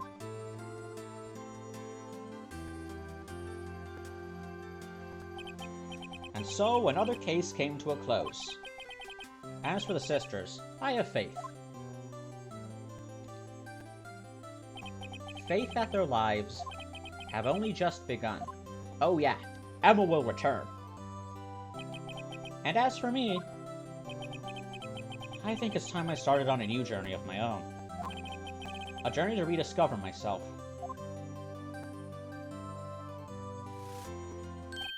Well, don't go trekking off just yet, pal. Huh? What is it, Detective? There's just a little matter to be resolved about the chief prosecutor. You see, she isn't supposed to be out of jail like this. But I thought you said it was okay. yeah, well, it may be okay with me, but the folks in the prison are a different story. Yeah, they're about to dock my pay again. Huh? Basically, I had to bribe a guard in order to sneak her out for 30 minutes. Believe me, it wasn't cheap either. Huh? Way to go, Detective. I didn't know you had a wild side. Yeah, well, you see, You know, I don't know how much Detective Gumshoe gets paid, but I really hope that he is accepting bribes. For legal reasons, that's a joke. Don't accept bribes. Wink, wink, nudge, nudge. Mr. Rat's here, the one who'll be footing the bill. Of course. Huh? What, you think I could afford it with my salary? You gotta be kidding me, pal. Huh? Huh? Huh? Thank you, Mr. Wright. You're the best. Why is it? I suddenly feel like I want to scream. Hey, I got an idea. Why don't we all go pay it off together? Yeah, that's a great idea. Come on, guys. Let's go. Oh boy. That's cool.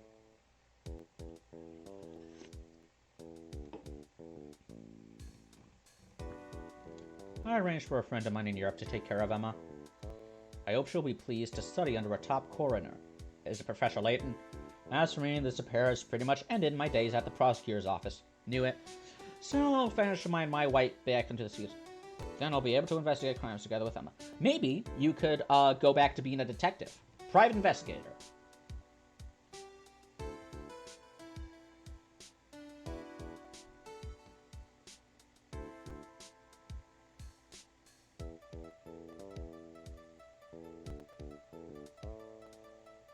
Yikes, I thought I was a goner for a moment there. In the end, though, they overlooked my unauthorized investigation of the chief's office. If we penalized you anymore, it'd be worse than firing you. Yep, that's what they said. Just goes to show, you can't shake me off that easily. Guess firing was too nice. They need...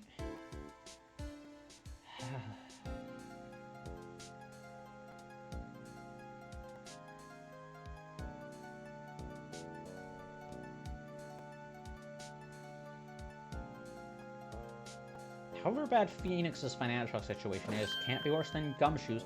My new main mission is to guard the main entrance and take care of Bill. Can you believe it? I've been demoted to a security guard. My partner is keeping an eye on the entire entrance for me today. I'll show them, though. Someday I'm going to make a detective. Yes, sir. Then I can be just like that Dick Gumshoe.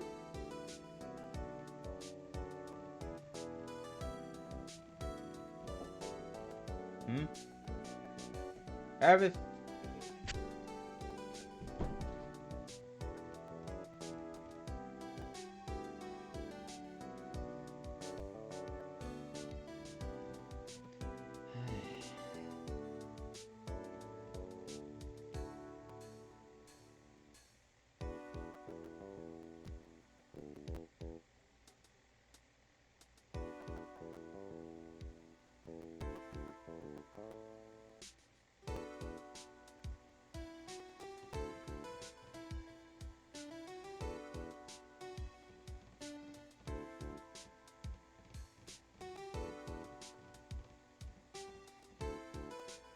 What is it? Can't you see I'm having me a showdown with a steak lunch partner? Miss Star managed to sneak this into me. She's seen one of the guards, it seems. Well, cowboy, looks like you did it. You gave Bambina back a smile. Can you make sure Billy and the gang get the water? Oh, like Billy the Kid.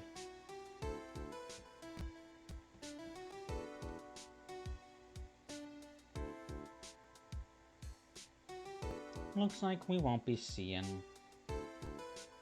each other for a while. So far, I have to put a new meal on the mail. The right way lunch. The top layer tastes as bitter as defeat, but the bottom layer's as sweet as victory. Kids seem to dig the turnabout theme. It's a hot seller around exam time.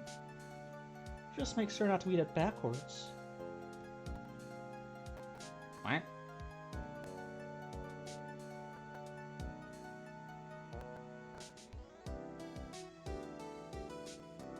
Hope Phoenix is getting royalties for that name.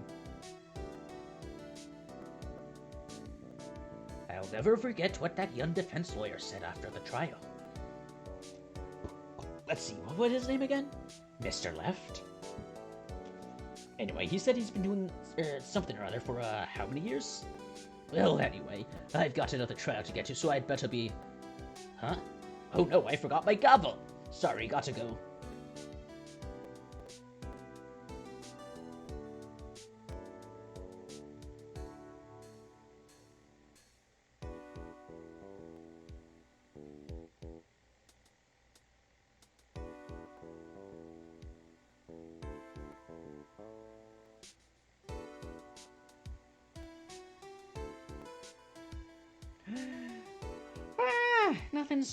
Nothing soothes the soul like fresh country air. Still, sometimes I do miss hearing you and your objection. Still, I can't go back until I'm a full-fledged spirit medium. Mystic Maya, afternoon training about to begin. Come in. Well, see you around, Nick. There's one person I know who calls her Mystic Maya.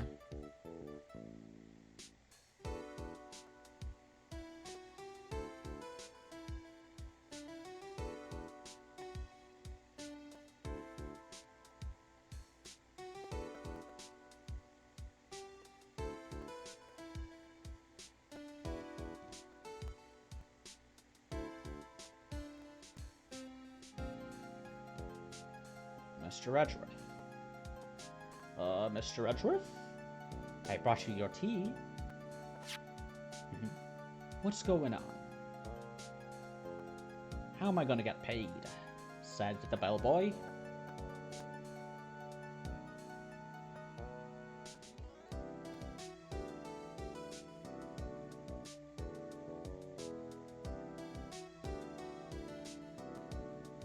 Thanks for coming to see me off. I can't believe I'm going to Europe. Thank you, Mr. Wright.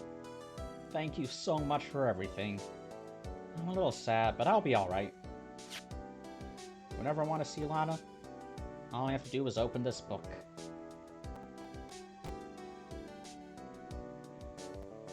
Oh. Oh. Ah.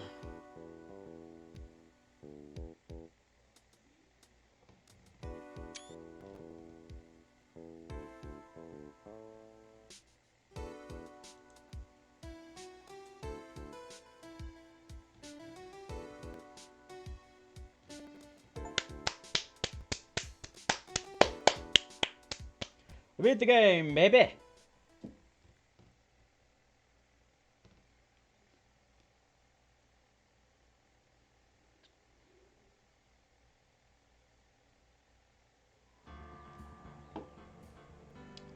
Okay. Hopefully tomorrow I will be able to, hopefully tomorrow I will begin the second game, Justice for All. Until again, thanks for watching.